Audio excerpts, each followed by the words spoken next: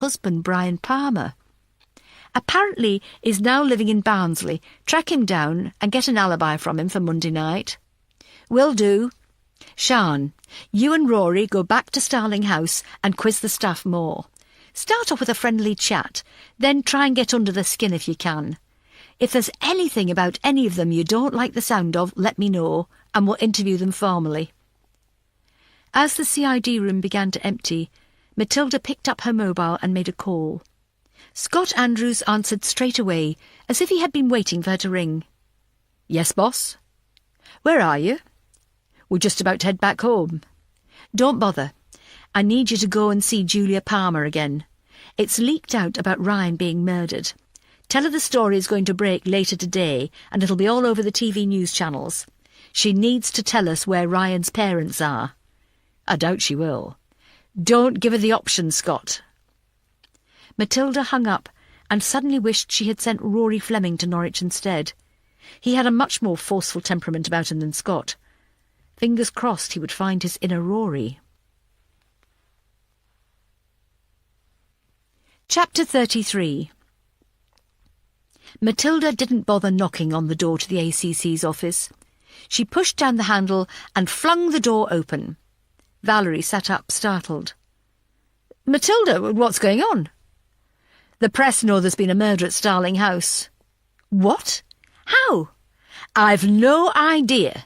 Matilda stormed to the desk and stood in front, hands on hips. She didn't bother taking a seat. She didn't plan on staying. I got a call from a crime reporter on the Star asking about it. What did you say? Valerie asked, looking nervous, probably remembering the last time Matilda had spoken to the press and landed herself and the force in a heap of trouble. Nothing. I didn't say anything, Matilda replied firmly. You'll need to give a statement, though. They're bound to print something in today's paper. Once it's out, we'll have press from all over the country descending, and not just the newspapers either. Yes, Matilda, I know, Valerie said, gripping the bridge of her nose. The tension and agony of worry was etched on her face. We don't need this right now. South Yorkshire Police has been in the news enough to last us a lifetime. Matilda's eyes fell on a book hidden beneath a file on Valerie's desk.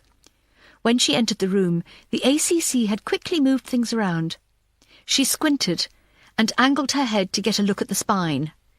She was reading Carl. Shit, it's out today. How's the investigation going? Valerie asked, following Matilda's gaze and clearly wanting to distract her. What? Oh, well, all the inmates and staff have been interviewed, but there are some I want to talk to again. Any in particular stand out? Not at the moment.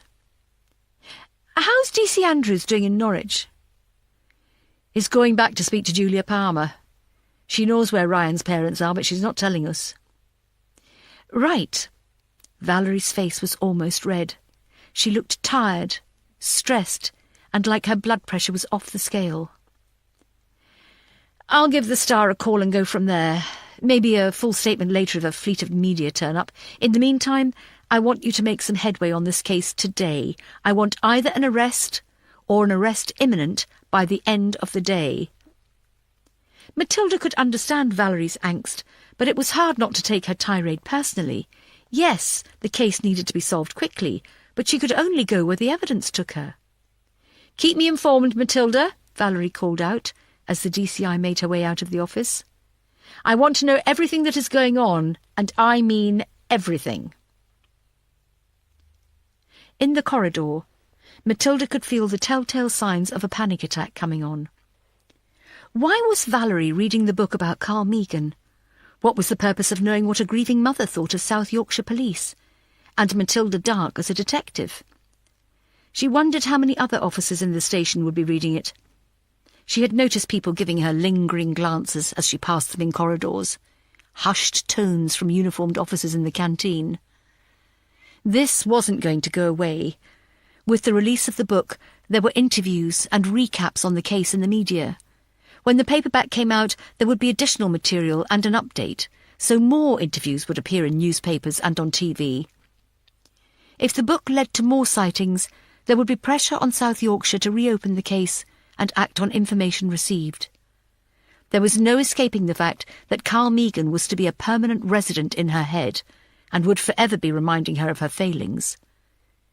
With nobody actively looking for him, it was highly unlikely he would be found. The 7-year-old would be a fixture alongside her husband. Carl, meet my husband, James. James, please take care of Carl. Chapter 34. Pat Campbell had stayed the night in Manchester, inviting herself back to her son's flat. She sent Anton back to Sheffield. He hadn't brought his medication with him, and the fish needed feeding anyway. Pat had spent the evening trying to get John to reveal more information about the Hartley case, but he made it obvious he didn't want to talk about it. Every time she brought up the subject, he had a look of faraway sadness, as if he was reliving the horror all over again. Eventually, she took the hint and probed him further about his relationship with Diane. The next morning, she cooked John a fry-up for breakfast, which brought back the smile she missed seeing on a regular basis. As they parted, she gave him a tight hug and told him to take care of himself. Pat had been in the police force her whole working life. She knew of the dangers her son faced on a daily basis. John had told her he would be fine, then warned her not to go kicking the hornet's nest while she played at being Jessica Fletcher. The taxi turned slowly onto a narrow road with cars lined on both sides. The road was built up of 2 rows of terrace properties, no front gardens, 1 window up and 1 window down. Pat looked closely at the dull front doors, once bright, vibrant colours, now faded from the year's worth of pollution and car fumes. She spotted the green door of number 27 and asked the driver to stop. He couldn't pull over as there were no spaces left, so he stopped in the middle of the street. She paid, told him to keep the change, and stepped out into the cool Manchester air. A stiff breeze blew around her. She pulled up the collar on her coat and gave a little shiver. She looked up at the dark sky. Heavy clouds were looming, and there was a rumble of thunder in the distance. Pat looked at her surroundings. There was nobody about. There were no lights on behind the grimy windows and dirty net curtains. The whole road seemed abandoned. She almost expected a bale of tumbleweed to pass by on the pavement. She knocked quietly on the door and waited. Eventually, it was opened by a frail-looking woman in her late 40s. She didn't open the door fully, just wide enough to test the tension on the security chain. She poked her head through the small gap, but didn't say anything. "Debbie Hartley?" "Yes." "My name is Pat Campbell. I'm a retired detective inspector with South Yorkshire Police. I'm currently back working on cold cases. Like new tricks?" Pat smiled. "Exactly like new tricks." She hated that programme, but was thankful to it for allowing her to gain Debbie Hartley's trust. "Would I be able to come in for a while, have a chat?" "I'm guessing this is about Thomas." "That's right." Debbie seemed to think for a while before closing the door. There was a rattling of the chain before the door opened fully.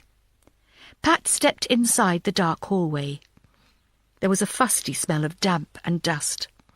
The inside of the house looked just as uncared for as the outside.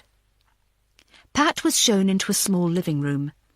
The thick, yellowed net curtains up at the window cast a gloomy shadow over the room. The carpet had once been an amalgam of vibrant colours, but had dulled over time. The sofa, a throwback to a time when wooden frames and green leather were in fashion, looked ready to be taken to the skip. There was nothing cheerful about this front room, nothing inviting. Pat guessed Debbie didn't have many guests. The lack of life in the room was mirrored in Debbie. Tall and painfully thin, she had shoulder-length dirty blonde hair, which hung lifeless around her frame. Her clothes were tatty and would have been rejected by a charity shop. Her face was gaunt, with prominent cheekbones and jawline. Her bulging eyes gave her a frightened and frightening appearance. "Would you like me to make you a cup of tea or coffee?" "I've got some hot chocolate if you'd prefer. I love a hot chocolate, don't you?" I'm fine, actually, thank you. OK. Well, if you change your mind, just say. Sometimes I must drink about a dozen cups of tea a day. I love it, it's so refreshing, even on a hot day. Do you mind if I sit down? Oh, God, I'm sorry, I should have said, shouldn't I? Please do, sit down, make yourself comfortable. Do you mind answering a few questions about your nephew? Was she mistaken, or did Pat see Debbie flinch at the mention of her nephew? No. What do you want to know? What did you think when you first heard your nephew had killed his parents and sister? Debbie's bottom lip began to wobble. Her eyes darted around the room. I couldn't believe it. Thomas was a good boy. Daniel and Laura loved him, and Ruby too. They loved them both, equally. They gave Thomas a lot of freedom. He was never in any trouble. Did you see much of your brother and his family? Yes. I saw them all the time. Their house wasn't far from here. I used to go over most days, or Daniel would come and visit me here after work. It's been sold now, obviously. A Chinese family lived there. Did Laura not mind you going round so often? No, she said I could. She worked funny hours, so I sometimes looked after Ruby. Thomas didn't need looking after, but Laura liked me being there when she wasn't. Just in case. Just in case. Well, if they needed anything. It was nice to be wanted, she said with a proud smile. Do you work? No. She looked to the floor. I'd like to, but I don't have... Oh. What is it when you're not clever enough? Qualifications. That's it. I don't have any of those, and bosses like you to have them. I've been on some courses, literacy and numeracy, but I found them quite hard. I do 3 days a week in the Age UK shop in town, and sometimes they ask me to go in on Saturday too when they're busy. I like that. Pat smiled.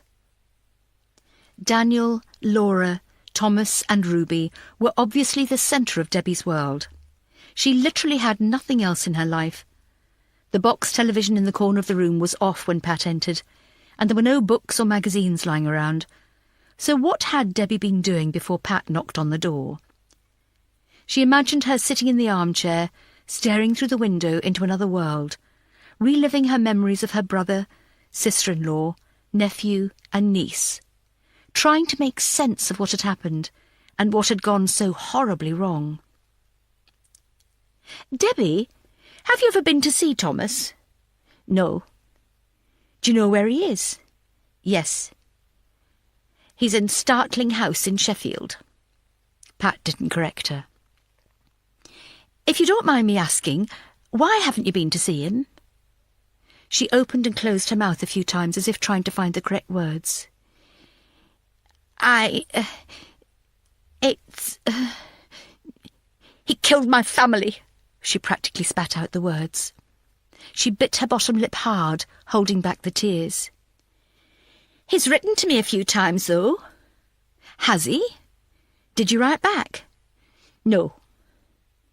Do you still have the letters? Yes. She smiled. I don't get many letters, so I like to keep the ones I do get. Would you like to see them? Yes, please. OK. They're upstairs. You'll wait here, won't you? Of course. Debbie shot out of the room and bounded up the stairs like an excited puppy. While she was gone, Pat took the opportunity to have a snoop around. There was an old veneer wall unit in the corner of the room. She opened one of the drawers, which was chock full of paperwork, bills mostly by the look of them. The next one down was an odds and ends drawer. The third one held more paperwork, this time more interesting. The headings on the letters were of a firm of solicitors based in Cornwall. Underneath them was an old passport. Pat looked inside at the photograph of a young girl. Her face was round, and her eyes were bright and sparkling. The passport had expired years ago and was in the name of Catherine Downey. The sound of Debbie charging down the stairs made Pat cease her search and quickly return to the sofa. Debbie entered, red-faced and flustered. Sorry I was a while. I couldn't remember where I put them.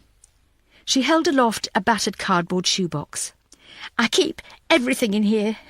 It's my treasure box. I've got postcards from Daniel and Laura when they went on holiday without me, and pebbles, and shells from the beach, and tickets from the cinema when I was first allowed to take Thomas and Ruby on my own. I love the Toy Story films, don't you? She asked, looking at the ticket stubs with wide eyes. Yes, I do, Pat replied, or she used to before she had to endure them over and over again with her grandchildren. I've had 4 letters from Thomas. Here you go. She handed them over carefully as if they were fragile objects. Thank you. Would it be possible to have that hot chocolate now? Pat asked. Debbie's eyes lit up. Oh, yes, of course you can. I'll join you if you don't mind. No, I don't mind. That's great. Debbie jumped up from the sofa. I'll go and make them then.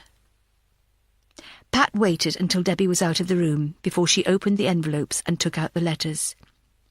Each one was only a single page long. She lined them up neatly on the coffee table and took out her iPhone. She selected the camera, turned on the flash as it was so gloomy in the living room, and began taking photos of each of the letters, front and back.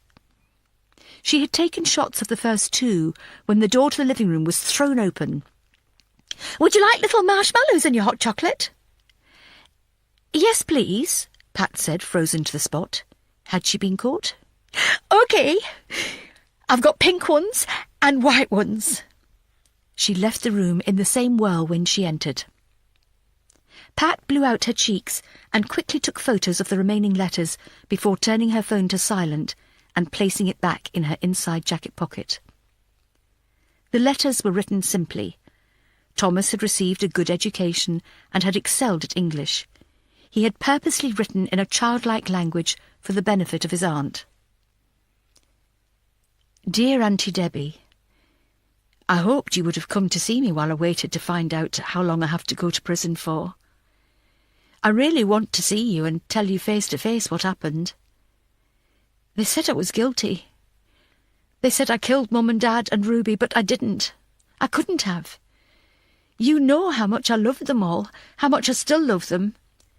I haven't done anything wrong, yet I'm going to be locked up in prison for a very long time. I want you to come and visit me, Auntie Debbie. I need someone to talk to, someone who knows me. And you're the only person left who really knows me. My solicitor says that when I'm sentenced, I will most likely be going to a place called Starling House in Sheffield. Sheffield isn't far from Manchester. It's only about an hour or so on the train. You could come and visit me there. I'm sorry you've been left on your own, but if we see each other, send letters, talk on the phone, then we won't be alone, will we? I hope you come and see me soon. Love, Thomas. Chapter 35. Matilda was alone in the boardroom of Stirling House. Most of the work to be done by the detectives could be done back at HQ, and Sian and Rory were around somewhere, having a more informal chat with the staff. Matilda was left with her thoughts. Never a good idea for Matilda. She looked out of the window at the grey sky. Both sets of security gates were closed, and there was no one around. News of Ryan Asher's death had obviously not been revealed yet, or the press would have arrived by now. Matilda was grateful for that, although slightly suspicious at their absence. Her mind kept returning to Thomas Hartley. She had sent a text message to Pat Campbell to see how she was getting on in Manchester, but hadn't received a reply. She knew she should be concentrating on the Asher case, but she couldn't. An innocent boy was living in this prison, and that was causing her great distress. She wondered where he was right now. The library? The gym? The dining room? Wherever he was with 6 other boys who had either admitted their violent crimes or accepted their fate. Thomas didn't fit into either of those categories. He was trapped in a building full of killers, and nobody seemed to care. Nobody except Matilda. Snap out of it, she told herself. She turned away from the window and went back to the desk she was working at. The file Kate Maloney had given her on Ellie Kane was open, and the woman in question was staring up at her with a blank expression. She was a strange-looking woman.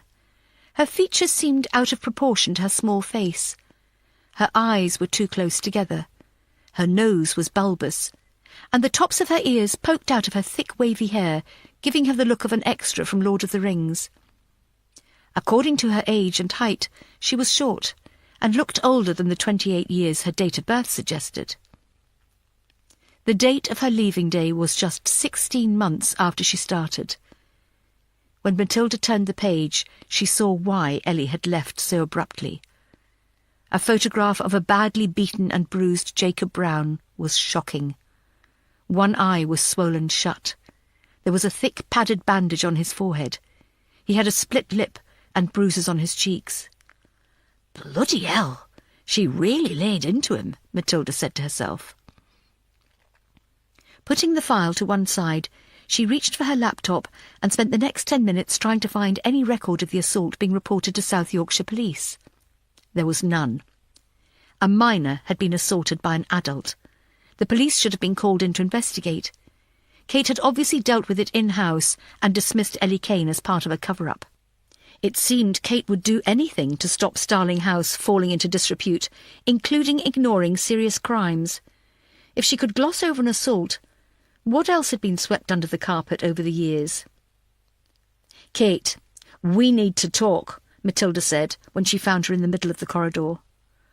"Of course," Kate said, leading the way to her office. "Take a seat. I won't say you've been lying to me, but you've certainly been holding things back." "What are you talking about?" "The extremely high staff turnover, Ellie Kane, and the reason she left." Kate swallowed hard. Despite being questioned about her staff and her running of the place, her Iron Maiden facade refused to drop. "Do you have any idea what it is like running this place? Nobody wants to work here. Not just people from Sheffield, but anywhere. You should see the dregs I get applying for jobs, and I have no option but to hire them, because they're the best I can get. When they start, and they see the boys staying here, the crimes they've committed, the way they're nonchalantly getting on with their lives, well, it's not easy to see, and some of the staff can't cope with it." For the first time since she'd met her, Matilda started to have empathy with Kate. She may seem cold and hard, but she had to be. The people of Sheffield were against her. The media were itching for her to fail so they could write a scathing exposé, and her staff were woefully underqualified. She was one woman fighting a bitter battle. "Tell me about Ellie Kane," Matilda said. "You've read the file, you know." Matilda sat in silence, arms folded. She had no intention of leaving this office without the full details. Kate took a deep breath. "Ellie didn't interview for the job. Her cousin works here, Richard Grover. He mentioned that she was looking for work, so I told him to get her to come in for a chat. We're always looking for staff here." "Did she have the experience and qualifications to work here?" "Of course she didn't," Kate admitted.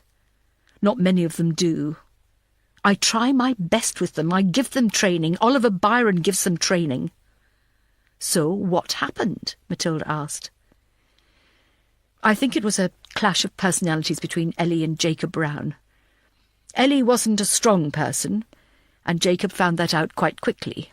He often played up when she was on duty. When she wasn't, he was a model inmate. They didn't get on. It really was that simple. I've seen the photograph of what she did to Jacob. That was a very brutal beating." Kate took a deep breath and swallowed hard as she conjured up the memory. "There was a football match on. Now we have rules that all inmates should be in bed for 9 o'clock, but they're not set in stone. During the Olympics and the Euros this year, for example, we allowed the inmates to stay up late. However, Ellie took the rules too far and demanded the television be turned off at 9 o'clock while the match was still going on. Jacob stood up to her. She wouldn't back down. An argument between the two broke out, and it ended up getting personal. Ellie just snapped." Was she in the room on her own with the boys? Yes. Was that normal? Yes, it was. It still is. The recreation room is their room to relax in. What happened when she snapped? She slapped him with the back of her hand. The other boys said she just lost it. It was a massive slap, and it almost knocked Jacob off his feet. Then he retaliated. He went for her, but he's only 15. Ellie is older, taller, and since working at Starling House, she had enlisted in a self-defence course, in case she ever needed to stand up for herself. She laid into him. Didn't the other inmates try to intervene? No. I believe they were taking bets. Fortunately, one of the other guards was walking past and heard the commotion. What injuries did Jacob have? It was mostly bruising and a few cuts. He had a bruised rib and a fractured wrist. He didn't need external hospitalisation, though. We have adequate medical care here. Why didn't you call the police? Once again, Kate looked down. She knew she was in the wrong for keeping this incident private. I didn't want the negative attention. Ellie Kane committed a serious assault on a minor. She should have been charged. She lost her job. Surely that was enough. Do you honestly believe that? After a beat, Kate said, Yes, I do. The lie was obvious.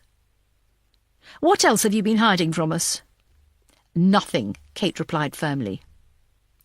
In the 20 years Starling House has been open, you're telling me there have been no serious incidents you've covered up? I haven't covered anything up, and I resent the accusation. I've dealt with everything internally. You're not answering my question. No, there have not been any other incidents here that I haven't told you about. I'm sorry, Kate, but I don't believe you at all. Kate shrugged. That's not my problem. It most certainly is, Matilda replied. Chapter 36. Scott Andrews reversed carefully into a tight spot on Julia Palmer's road.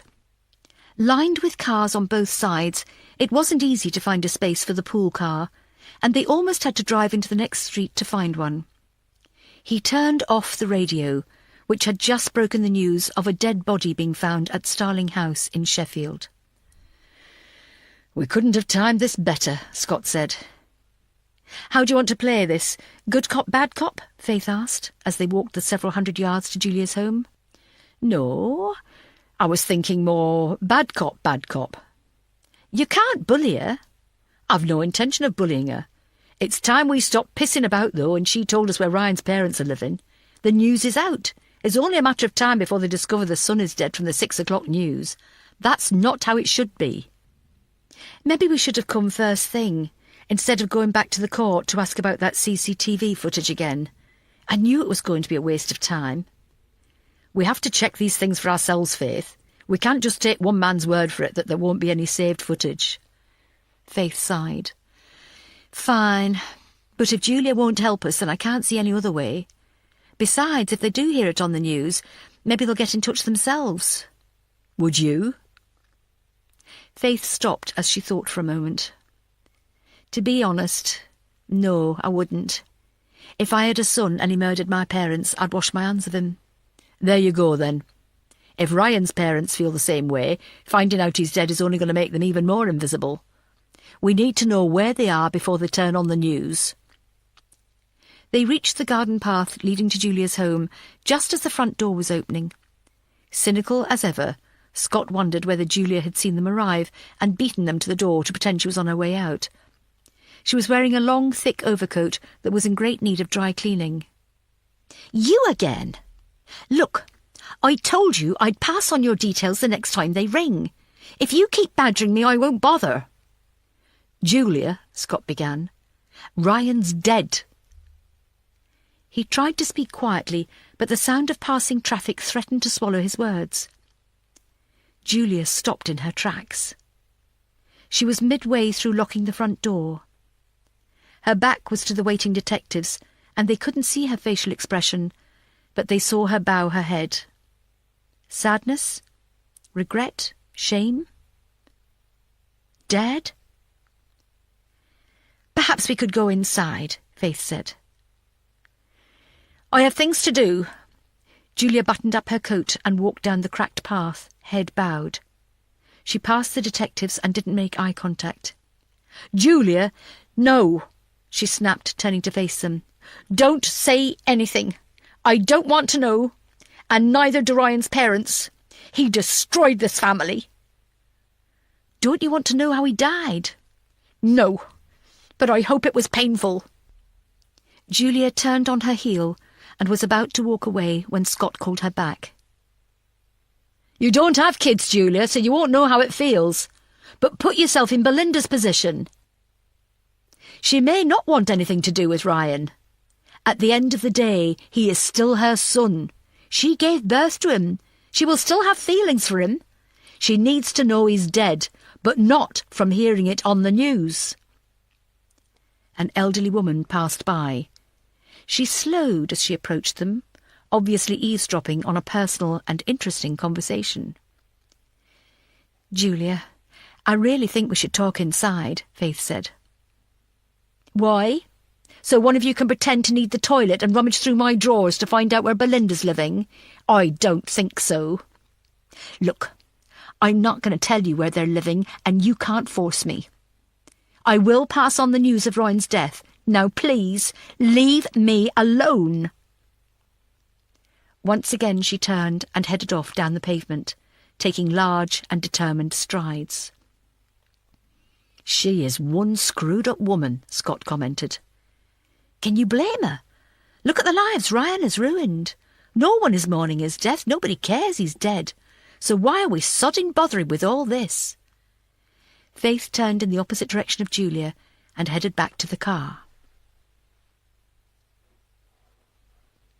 Chapter 37. By early evening the press had descended on Starling House. At first it was only the local media. Danny Hanson was first at the gates from the Sheffield Star. He had tried to get buzzed in, but his pleas fell on deaf ears. There was no way he was getting past security. He had taken a few photographs of the building and grabbed his binoculars from the glove box of his car to get a closer look, but it was futile. A BBC Radio Sheffield van pulled up close to the gates, and a young man and woman stepped out. Anything? Nothing so far. I can't see any movement at all, Danny said. He held out his hand to introduce himself. Glenys Bishop and Leroy Price. Nice to meet you. What do you know about Starling House? Absolutely nothing, Danny replied. I'd never heard about it until this afternoon. I had, but I'm Sheffield born and bred. I had to give Leroy here a quick history lesson on the way over. I had a look on the net while I was waiting, but there's not much information. There won't be. That building is the original mystery house. Frankenstein could be creating monsters in there, and we wouldn't know about it. Glenys smiled. After an hour of waiting for something to happen, and watching a building shrouded in silence and mystery, another news van pulled up. This time a man climbed out and unloaded his camera equipment from the back. A reporter from BBC Look North smartened herself up and prepared her piece to camera. By dusk, news vehicles from BBC National News, ITN and Sky had pulled up, blocking the entrance to Starling House. There was nothing more from the police, no statement from Starling House, and no sign of anything going on behind those thick stone walls. "How long do you plan on staying?" Glenys asked Danny. "Not much longer. It's going to piss it down tonight by all accounts, and I've no intention of catching pneumonia. You?" "We're heading off in a bit. I think if Starling House was going to give a statement, they'd have done it by now. Maybe they're waiting until the next of kin have been informed. It'll probably be tomorrow before we hear anything. I think I'll have a chat with a few of the television boys, then head back myself. I might give them my CV." He smiled. Inside, Kate Maloney was looking out of one of the barred windows in her office. She couldn't move from watching the country's press gather at the gates. She bit her bottom lip furiously, a nervous habit. There was a knock on the office door, and she almost screamed out as she jumped. "Come in," she called. Oliver Byron entered. He looked tired. His collar was unbuttoned and his tie askew. You've seen the press, then? Yes. I've had several emails and phone calls too, not that I've answered any. Are you going to give a statement? I've had a word with DCI Dark. They still haven't been able to locate Ryan Asher's parents. Until they do, she recommends we keep this to ourselves. But our shift's finished tomorrow afternoon. There will be new staff arriving and us leaving. We'll have to pass the press. They'll ask questions. And you'll ignore them, Oliver, Kate raised her voice. Look, I don't have time for this right now. The phone started ringing. Kate had to shout to drown out the sound. I have no intention of talking to the press yet, and I don't want anyone from here doing so either. Now you go and tell the rest of the staff to keep their mouths shut. Is everything okay, Kate? He asked. A worried frown etched on his face. Oliver, concentrate on your own work. Now get out. Go on. The phone stopped ringing, and Kate turned back to look out of the window, just in time to see yet another news van pull up. Shit, she said under her breath. She turned her back to the window and saw Oliver still standing in the doorway. What are you still doing here? I told you to leave, she shouted. Reluctantly, he left, closing the door firmly behind him. Kate returned to her desk and slumped into the chair. For years she had told herself she was calm, cool and composed during a crisis. Now one had actually happened, and she couldn't cope. She was clueless. The phone started ringing again. Kate jumped, picked it up, and threw it to the other side of the room with as much force as she could muster. It smashed against the wall and stopped ringing. She sat down in the leather seat and looked ahead. On the far wall was a framed photograph, an aerial shot of Starling House. She had always liked the picture, taken on a sunny day in midsummer. Now she looked at it with scorn. The realization dawned. She hated Starling House, and every single person in it. Chapter 38. Welcome back. Did you buy me a present? Rory asked when he saw Scott and Faith slink into CID. The drive back from Norwich had been a long and painfully slow one, as the motorway was reduced to just 2 lanes of traffic for several miles due to roadworks. Scott had tried to engage Faith in conversation and deliberate on whether Julia Palmer would contact Ryan's parents about his death, but Faith's replies were mere grunts, and she spent the majority of the journey rapidly texting on her phone. A present from Norwich? Hardly, Scott said, slumping down in his seat. Was it a productive visit? Sian asked. Not really. We don't know where Ryan's parents are, and the mysterious bloke at his trial is still a mystery. We've basically just had a night away in a dull hotel room, with a flavourless curry, and worn down 4 perfectly good tyres. You wouldn't recommend Norwich as a holiday destination, then? There were some lovely open areas to go walking, but we weren't there for that. Faith, Rory began with a twinkle in his eye that suggested he was about to be embarrassing. Was there a mix-up with the hotel rooms, and you had to spend the night with Scott? No. Did he accidentally open your door in the middle of the night, thinking it was the bathroom, and climb into bed with you? No, Rory, he didn't. Did he knock on your door and ask if you were lonely? He grinned. Oh, for goodness sake, not every bloke is a chancer like you, Rory. Bloody hell, Scott. Do you put bromide in your tea? What's wrong with you, man? Drop it, Rory, Sian spoke up as Matilda entered the room. The room fell silent while Matilda brought them all up to speed on the events of the day. The investigation was still no further forward, but Matilda believed Kate Maloney's recent outburst was a sign that all was not well at Starling House. It had convinced her that a member of staff was the killer of Ryan Asher rather than a fellow inmate. Aaron, tomorrow morning I want you to track down Ellie Kane, bring her in and formally interview her. I want to know where she was on Monday night. Run her through the computer too. I want to know if she's been in trouble in the past. Does she still keep in touch with any of the staff working at Starling House? Will do, he said, making a note on his pad. By the way, Julia Palmer's ex, Brian, has an alibi for Monday night. He's currently in Malta with his new wife. Oh, I'm beginning to wish I was in Malta, Matilda said. Scott, Faith, thank you for your efforts in Norwich, and I'm sorry they didn't amount to much. You never know, though. Ryan's parents may call in. Faith, take over from Rory and keep looking into the family's past. I still think there is something lurking in there that's led to him being killed. Maybe check in with his school teachers? I doubt we can afford to send you back to Norwich, but give them a call and send a local uniform round if you need to. OK. Sian, how did you get on talking to the other staff at Starling House this afternoon? Oh, they are a real mixed bunch. None of them seem to get on with each other. The atmosphere in the staff room was practically Arctic. They don't mingle, they don't chat, they don't joke. It's a very dark place to work. In what way dark?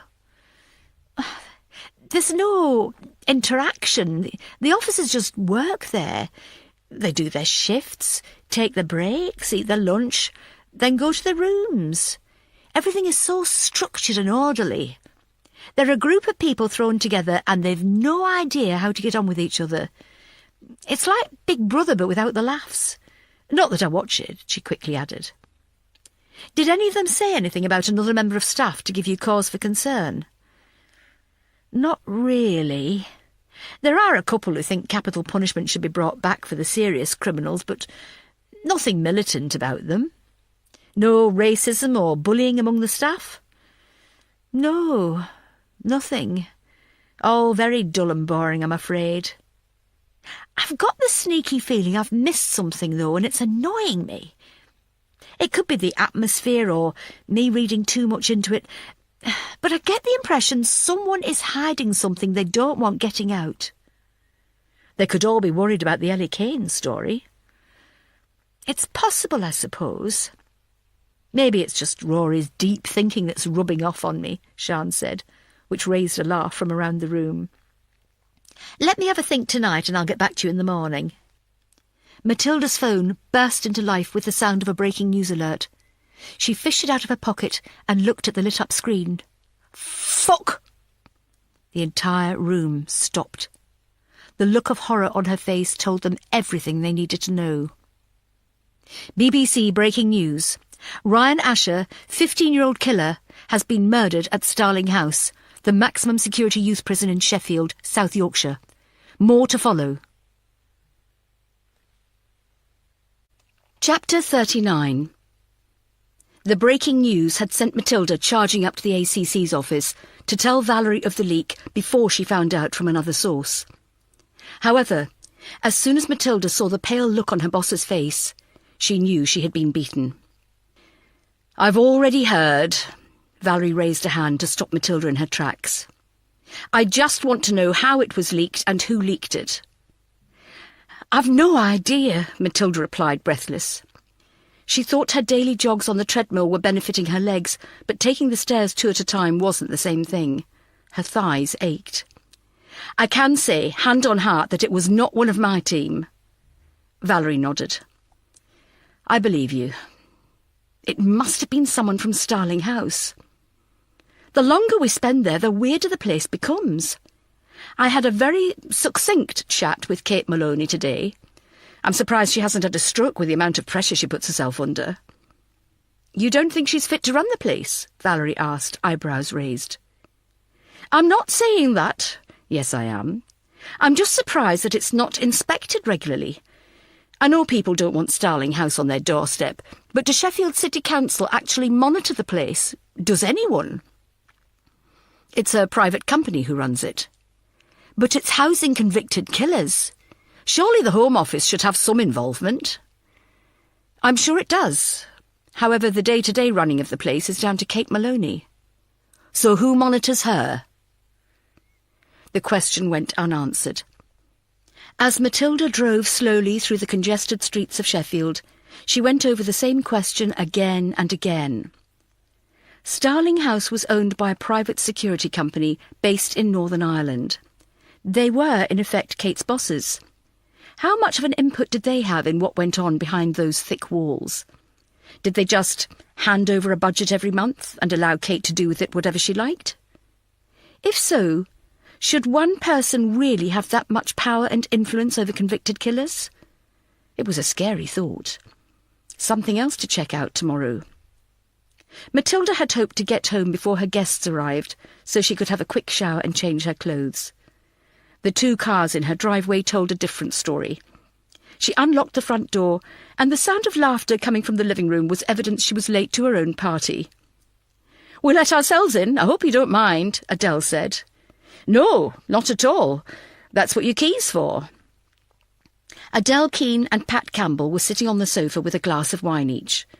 The log fire had been lit, and there was a cosy feeling about the place. Matilda couldn't remember the last time she'd lit the fire. There didn't seem much point in lighting a fire just for one. Whenever she was cold, she either put on one of James's big sweaters or went to bed early. "Adele gave me the guided tour. It's a gorgeous house, Matilda," Pat said, looking round the living room. "Thanks. I like it," she said, her smile wistful as she thought of the man who had built it. "Great library, too." "You want it?" "Anton would kill me. Thanks for the offer, though." "So, Matt, are you cooking up something wonderful, or are we having a takeaway?" Adele asked. "After the day I've had, I'm thinking of pizzas all round and a bottle of wine each." "Sounds like my kind of evening. I'll get the menus," Adele said, heading out into the kitchen. "I saw the breaking news on the way over. I'm guessing Ryan's name was leaked." "Yes. I wouldn't like to be at Starling House right now. The press will be all over the place." "Shouldn't you have someone guarding—" "Uniform are already there," Matilda said with a smile, guessing Pat's question. "Sorry, habit." "Do you miss the force?" Matilda asked, sitting down on the sofa next to her. She kicked off her shoes and settled back. She was beginning to relax in the warmth of the room and the friendliness of the company. "I didn't think I did, but I've really enjoyed these last couple of days." "Have you dug anything up?" "I may just have." Pat lifted her bag up off the floor and began rifling through it for her notebook. Adele returned with the pizza menus, another bottle of wine, and a spare glass for Matilda. She poured half a glass and handed it to her. Only Adele knew of Matilda's drinking problem and how she never drank alone, as it made her maudlin. A maudlin Matilda was a self-destructive Matilda. "Choose your pizza and I'll order online." They decided to hold off until the pizzas arrived before they began talking shop. While waiting the 20 minutes for them to turn up, they made small talk and caught up on each other's lives. Adele and Pat had crossed during the line of duty, and they knew the basics about each other. Pat was shocked to find Adele's son all grown up and on the cusp of a teaching career. In her mind, he was still a 5-year-old, giving Adele a headache while she juggled her work and tried to find a babysitter. Pat filled Adele in on what life was like for the retired.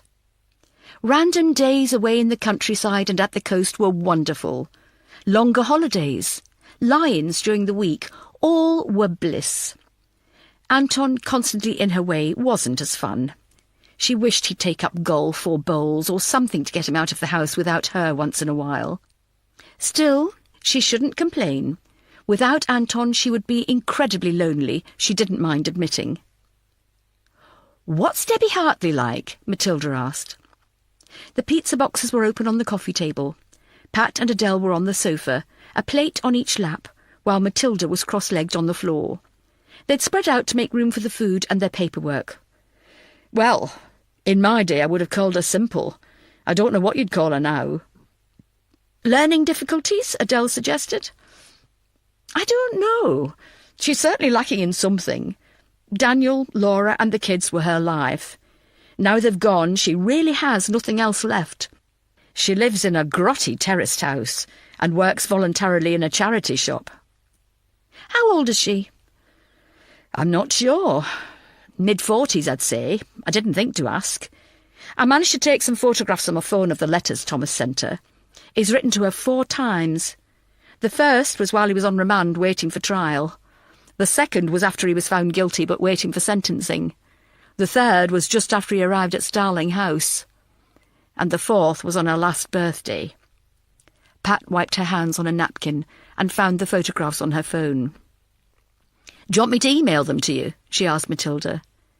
"Please, Pat, that's brilliant, thank you." She handed Matilda her phone. "Can you email them, as I've no idea how to do it from a phone?" "Where was Debbie at the time of the murders?" Adele asked. "Home alone. She spends every night at home on her own. No visitors, no friends." "No alibi either." "Exactly." "Could she have killed them?" Matilda asked. "I doubt it. I personally believe anyone has the capability to kill. It's all down to circumstance. What I don't believe is that Debbie Hartley has the mental capacity to frame Thomas and keep it to herself all these years. She's an incredibly lonely woman. She was thrilled when I arrived, as it meant she finally had someone to talk to. She made me a hot chocolate, and we spent over an hour talking. Well, she did most of the talking. I just sat there listening. I couldn't shut her up." "What was she talking about?" "Nothing. It was about her colleagues at the charity shop, walks she goes on, her favourite ice cream flavour. It was just jibber-jabber. I felt sorry for her." "Did she see Daniel often?" Matilda asked. "All the time." "Didn't Laura mind?" "She said not." Matilda thought aloud. "What is it?" Adele asked. "Put yourself in Laura's shoes. You're married. You have 2 kids. You and your husband both work, so your time in the evening as a family is precious. Do you really want your sister-in-law coming round every night?" "Well, I know I wouldn't," Pat said. "Anton's sister gets right on my nerves. If she's not trying to flog her own Avon, she's showing me her bunions." "Exactly." "So you think maybe Laura put her foot down and said Debbie shouldn't go round as often?" "It's a possibility." "But would Debbie resort to murder?" Adele asked. "Like I said, she's certainly lacking in something. Maybe she saw Laura as a threat to her happiness and decided to get rid of her," Pat mused. "But then why kill her brother and niece?" Adele asked, reaching across for another slice of pizza. "I've no idea. If she is, for want of a better word, simple, maybe her reality became blurred. Maybe she thought if Laura didn't want her around after all these years of welcoming her into their home, then Daniel and the kids felt the same way too." "Then why leave Thomas alive?" Adele asked. "That's what I have a problem with," Matilda said. "Whenever I think of who could have killed the Hartleys, I always ask why Thomas was left alive." "No, I'm sorry." Pat came back from her reverie. "I don't see Debbie as the killer. It doesn't fit." "Would you say she had the mind of a child?" Matilda asked. "Yes, I would. Why?" "Like an inmate of Starling House?" "Only this particular inmate is still free," Adele finished Matilda's thought. "Cup of coffee and chocolate? Ice cream and crushed-up cookies? Or continue with the wine?" Pat and Adele pondered for a brief second before answering in uniform, "Ice cream and crushed-up cookies." A few minutes later, Matilda returned with a tray carrying 3 bowls and spoons, a large tub of vanilla ice cream, and a packet of chocolate chip and hazelnut cookies. "Tell me about this passport you found," Matilda asked, as they all helped themselves to dessert. "I should have taken a photograph of it, but I didn't think at the time. It was out of date, and the photo showed a chubby girl. For the life of me, I can't remember the surname, but she was called Catherine." "Could it have belonged to Debbie and Daniel's mother?" "No, the dates didn't match. The date of birth was March 1977. "Making her 39, said Adele, as she shovelled ice cream into her already full bowl. "Could Debbie and Daniel have had another sister?" "Surname wasn't Hartley," Pat added, taking the ice cream from Adele. "It'll probably be something simple, like it was left behind by whoever had the house before Debbie," Matilda laughed. "No, I've got the feeling it's relevant. The chubby girl looked familiar. I just can't place her. It'll come to me, I know it will." "Adele, did you get the post-mortem and crime scene report I called you about earlier?" "No, I've just come for the free food and wine." I genuinely believe that, Matilda smirked. Cheeky cow. Yes, I have your reports. I was reading them when I was stood up at lunchtime, she said, a slight dig at Matilda having to cancel their lunch meet at the last minute. You can read a PM report while eating your lunch? Pat asked. Yes, why? I could never do anything like that. One mention of an enlarged liver and my stomach would turn right over. You don't seem to do too badly now, Adele remarked, as Pat opened her mouth wide for a spoon laden with ice cream and chunks of cookie. I'm retired. It's different now. Well, seeing as Pat is no longer squeamish, I shall keep in the gory details. Adele took the file from her bag and opened it on her lap. I've got the PM report, and a lovely crime scene manager in Manchester who I flirted with emailed me a CSI report on the Hartley house. It's not known how the killer gained access to the Hartley home, as all entrances and exits were locked from the inside. However, none of the ground floor windows had locks. They were of a design that was recalled because of their lack of safety features. There's a diagram in the crime scene file that shows how easy it is to pop the frames open from the outside. Had any of the windows been tampered with? There's no evidence of that, but there wouldn't have been anyway. So, the killer could have gained entry from any window on the ground floor, escaped through the same route, and the police wouldn't have been able to tell. That's about the size of it, yes. Bloody hell! The killer could be anyone then, Matilda groaned. What type of weapon was used? Pat asked. Something resembling a meat cleaver. You're joking. Bloody hell! Adele leaned over the side of the sofa and pulled an iPad out of her bag. She turned it on and tapped on it a few times. The lovely crime scene manager I spoke to emailed me over a few crime scene photos. As you're retired, Pat, you can have first look. Pat placed her bowl of ice cream on the coffee table and took the iPad from Adele. Oh, my God, Adele. She placed a hand to her mouth. This is just... Oh, God. She handed the iPad to Matilda. According to the PM report, Laura Hartley received 18 blows to her head, chest and neck. Her head was almost severed from her body. Daniel received 12 blows. They were mainly to the arms, which suggests he was awake and trying to protect himself. The blow that killed him was the one to his face. It split his skull wide open. Jesus Christ, Pat said. What about Ruby? Matilda was flicking through the photographs on the iPad, her screwed-up face evidence of how disturbing the images were. Ruby received more nicks from the blade than actual blows, which suggests she was caught in the crossfire when her mother and father were attacked. There were 10 marks on her body, mostly to her arms and body, which were either deflected off her parents or where the killer missed. She received 2 direct blows with the cleaver, each of which could have killed her. 18 blows for Laura, 12 each for both Daniel and Ruby, Pat said.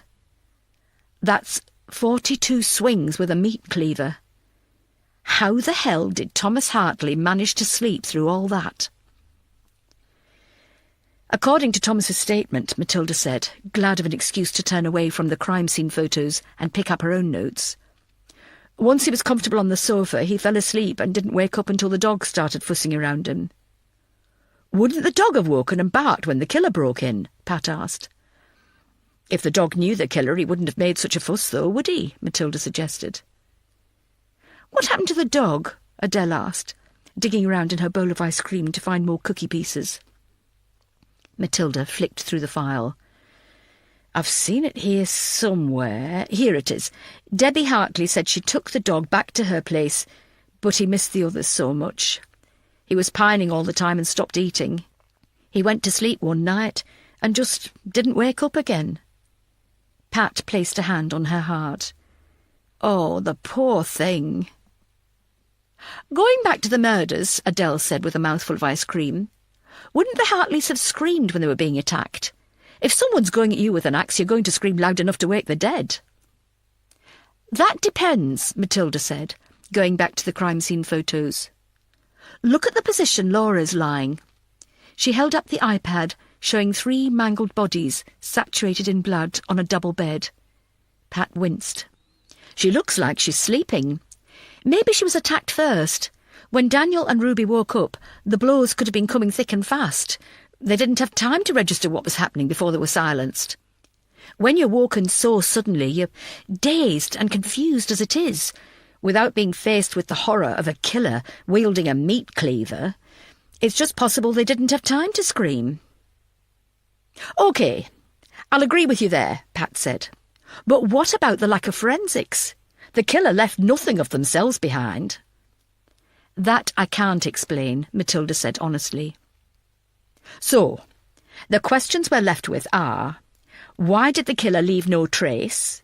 Why not kill Thomas? And, more importantly, why kill them in the first place? Pat said, counting the questions on her fingers.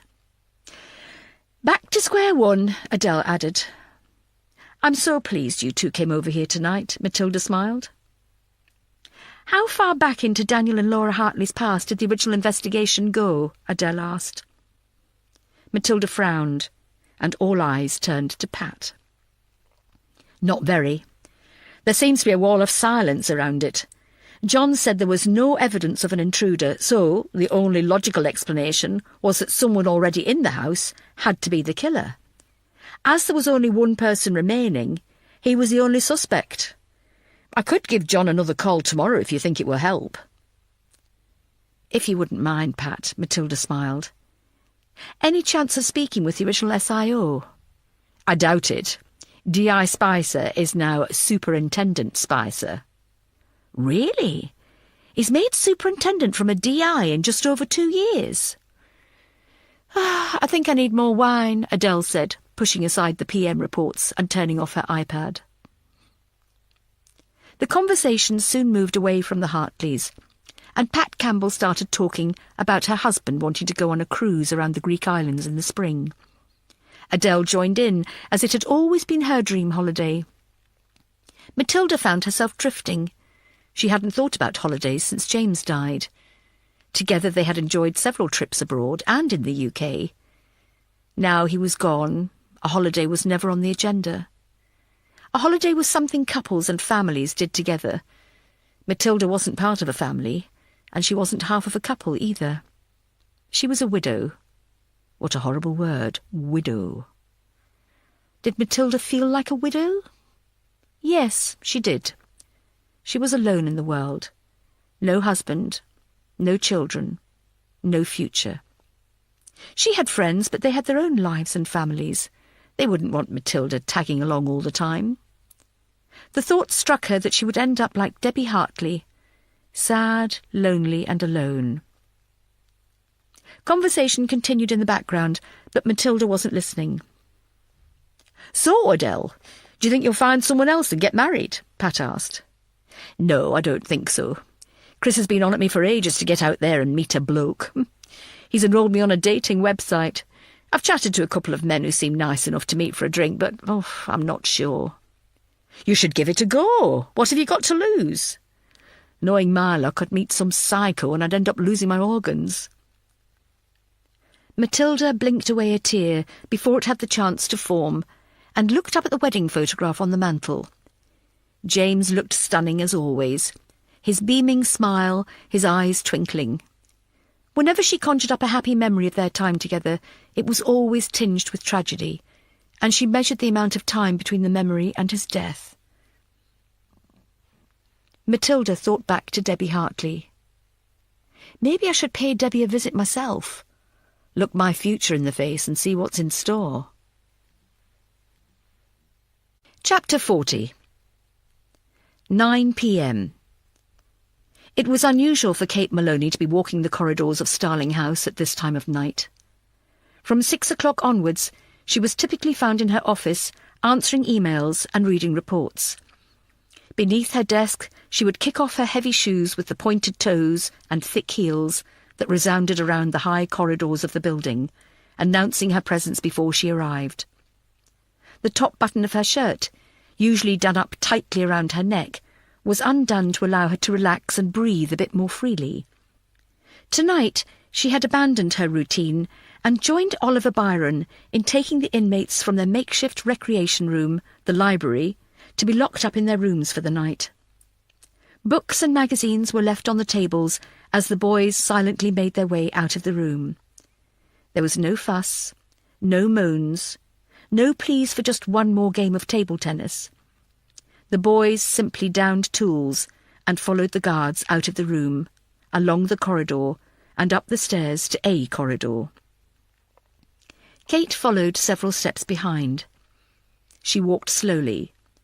The boys shuffled along, dragging their feet, the soles of their trainers barely making a sound. Kate's shoes were clack, clack, clacking from behind, a sinister metronome. Oliver Byron, Richard Grover, and Rebecca Childs led the boys to their rooms, locking them in, one by one. "Good night, Kate," Callum Nixon called out, giving her a flash of his cheeky smile. "Good night, Callum," she replied. "Good night, everyone. I hope you all make it to the morning," he said. Everyone froze at Callum's crass joke, if that's what it was, and turned to look at him. His grin was more of a sneer. What secret was lurking behind his deep eyes? Did he know more than he told the police about Ryan Ash's death? Or was he playing with them all, drawing attention to himself? "That'll do, Callum. In you go," Rebecca said. She was small compared to the inmates. At only 5'4", everyone else towered over her. However, she was strong and fit and made up for her lack of height with her no-nonsense attitude. "Sweet dreams, Rebecca," he said, lowering his voice. There was a flirtatious yet sinister edge to his voice. Kate kept her eyes on Callum until his door was closed and securely locked. She watched Rebecca turn the key and try the handle to make sure it was completely locked. It was. She watched carefully while all the doors were locked by either Richard or Rebecca, and then double-checked by Oliver. Satisfied, they all left the corridor, locking the gate behind them. Oliver and Richard were finished for the night and were to retire to their bedrooms. Rebecca, along with junior guard Peter McFly, was to remain on duty throughout the night should anything happen they may be needed for. Kate followed Rebecca back to the staff room where Peter was waiting for the kettle to boil. At 23, he was the youngest guard at Starling House. He was well over 6 foot and beanpole thin. An unruly mound of fiery ginger hair and pale skin gave him a fragile, almost petrified look. However, he had already wrestled Jacob Brown from Callum Nixon and jumped in without a second thought. Looks, in his case, were very deceiving. A new recruit of only 2 months, he seemed unfazed by the inmates and their crimes and didn't shy away from the night shifts. Kate believed him to be an ideal candidate for the job. But since Ryan's death, and Matilda planting the seed of suspicion in her mind, she was looking at everyone with an unnerving frown. Was one of her staff a killer? Oliver? No. He was good at his job and had a great deal of respect for her. Richard? No. He walked around Starling House as if in a daze. He didn't have the energy to commit murder. Rebecca? No. For one thing, she was a new mother. She had more things on her mind than planning a murder. Peter? He was very useful in a ruckus, but was he capable of starting one? Maybe. Gavin? As head of security, he knew where the black spots in Starling House were. He knew the weaknesses in the security system. Maybe. Kate shook the thoughts from her head. This was insane. She didn't care what Matilda said. None of her staff were murderers. There were 7 killers living here who had admitted their crimes. Of course it was one of them. "Are you two all right?" Kate asked Rebecca and Peter as they sat down with a cup of tea and a sandwich. "Yes, fine, thanks," Rebecca answered for them both. "Good." Kate's smile was forced and fake. "I doubt there'll be any problems tonight. I've just looked and all the press have gone. I never thought I'd be so happy to see a torrential downpour."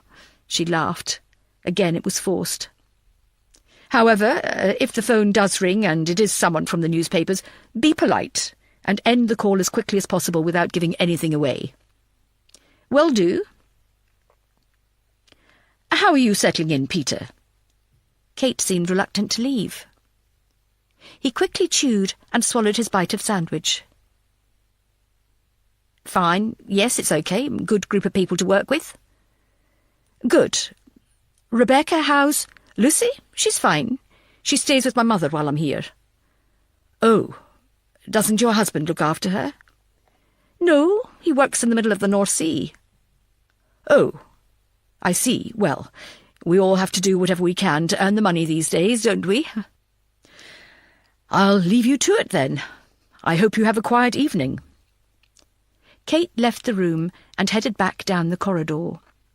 She walked slowly and tried to lessen the sound her heels made against a background of nothing, but it wasn't easy. She looked up at the high ceiling, at the intricate carvings in the corners, the ceiling roses, the cornicing, all covered with cobwebs. She really must find a feather duster with a long handle. At the end of the corridor she turned around and looked back. The lighting was soft and muted. A faint glow came from the room at the end, where Rebecca and Peter were currently enjoying their late evening snack. She heard their distant chatting and giggling. From this angle, taking in the framed prints and the solid oak wooden doors, Kate wondered why such a beautiful old building was being used to house such violent and evil boys. It didn't seem right. She unlocked the door behind her, went through and locked it. 2 floors up from A corridor, Kate sat at her dressing table, looking at her reflection in the mirror. She looked tired and worried. For the first time in her 20 years of working here, she questioned her role and her ability to carry it out. In the background, the theme tune to yet another episode of Friends began. It was really the only time she could relax at the moment, watching her favourite programme. She leaned back on her bed and watched as, in a candlelit apartment in New York, Chandler romantically proposed to Monica. This episode never failed to bring a tear to her eye. She smiled as the audience whooped and the rest of the friends entered the apartment for a group hug. Kate really was relaxed. If only she knew what was about to happen 2 floors below. Chapter 41. With the fire blazing in the living room for the first time since James's death, Matilda had decided to stay up beside the fire rather than go to bed early or sit in her library with a mug of tea and a packet of biscuits. She was glad she didn't have to go out any more tonight. When she opened the door for Pat and Adele to leave, the rain had intensified. They didn't linger on the doorstep. A quick goodbye before they ran to their cars. Matilda waited in the shelter of the doorway before they drove away. She closed the door on the foul weather and shivered. Adele and Pat had long since gone home, leaving Matilda alone in the living room with her thoughts on Thomas Hartley and the riddle that was Debbie Hartley. Thomas was obviously anxious to see his aunt, so why hadn't she visited? If she believed him to be guilty, then why not reply to his letters, asking him not to write any more? In fact, why had she kept the letters at all? "Oh, I'm going to drive myself insane with all this, aren't I?" she said aloud to James's photo on the mantelpiece. "What do you think? Is it Thomas? Or Debbie? Or someone else completely?" "I know what you'd tell me to do. Concentrate on the Ryan Asher case and move on." Matilda sighed and hoisted herself up from the sofa. The living room was warm and comfortable. It was homely and felt lived in. The heat from the fire and the presents left by 2 good friends made the house feel like a home for the first time in more than 18 months. She left the room and went into the kitchen to make herself a cup of tea. The kitchen was large, with more fitted cupboards than was necessary. A handmade oak breakfast table and chairs in the corner of the room had been a gift from one of James's friends when the house was complete. She flicked the kettle on and opened a cupboard for her mug. It wasn't technically her mug. It was James's, but she used it all the time. While waiting for the kettle to boil, she rested against the marble worktops. Again, this had been a dream of James's. She smiled at the memories. James may no longer be with her in person, but he was still in this house, and in her head. He was still looking after her. She could feel it. She was settled in the large sofa with her tea, a packet of biscuits, and the last 100 pages of a Val McDermott novel, when a loud knock on the front door frightened the life out of her. It was just after 11 o'clock. Who called at this time of night? Quietly, she walked to the solid, windowless door and looked through the spy hole, and instantly relaxed when she saw her caller. She pulled back the bolts at the top and bottom of the door, took off the security chain, and unlocked the chub. "Dad, what the hell are you doing here at this time of night?" "I've come to see you," he smiled. "You're soaked." "That'll be due to the rain. I'll probably dry off if you let me in." "Oh, God, sorry." She stepped to one side. "Come on in, I'll get you a towel. Is Mum with you?" "No. I dropped her off at her sister's this lunchtime in Kettering. I thought I'd call in on my way home and see how my favourite daughter is doing." "Don't let Harriet hear you say that," Matilda said, handing him a towel she'd fetched from the kitchen. "Go through to the living room, the fire's on. I'll make you a cup of tea." Harriet? She hadn't thought of her sister in a while. She couldn't remember the last time she'd spoken to her. Didn't one of her nephews have a birthday coming up?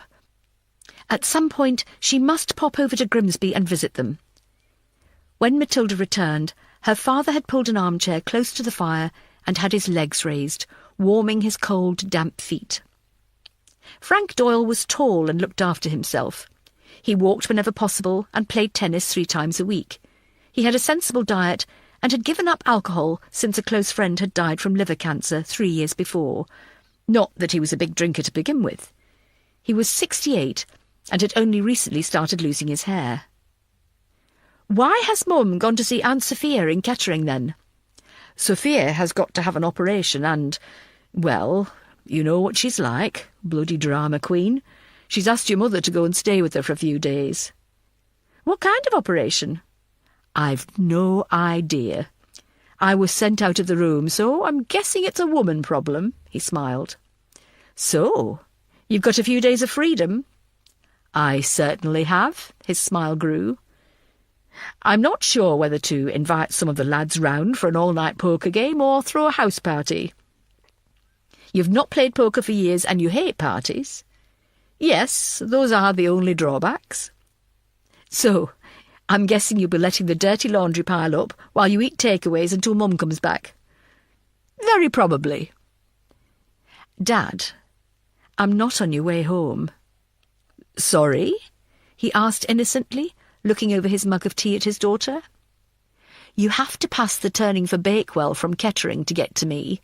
In fact, I'm quite a distance out of your way, and at this time of night, in these conditions, you've obviously come for a reason.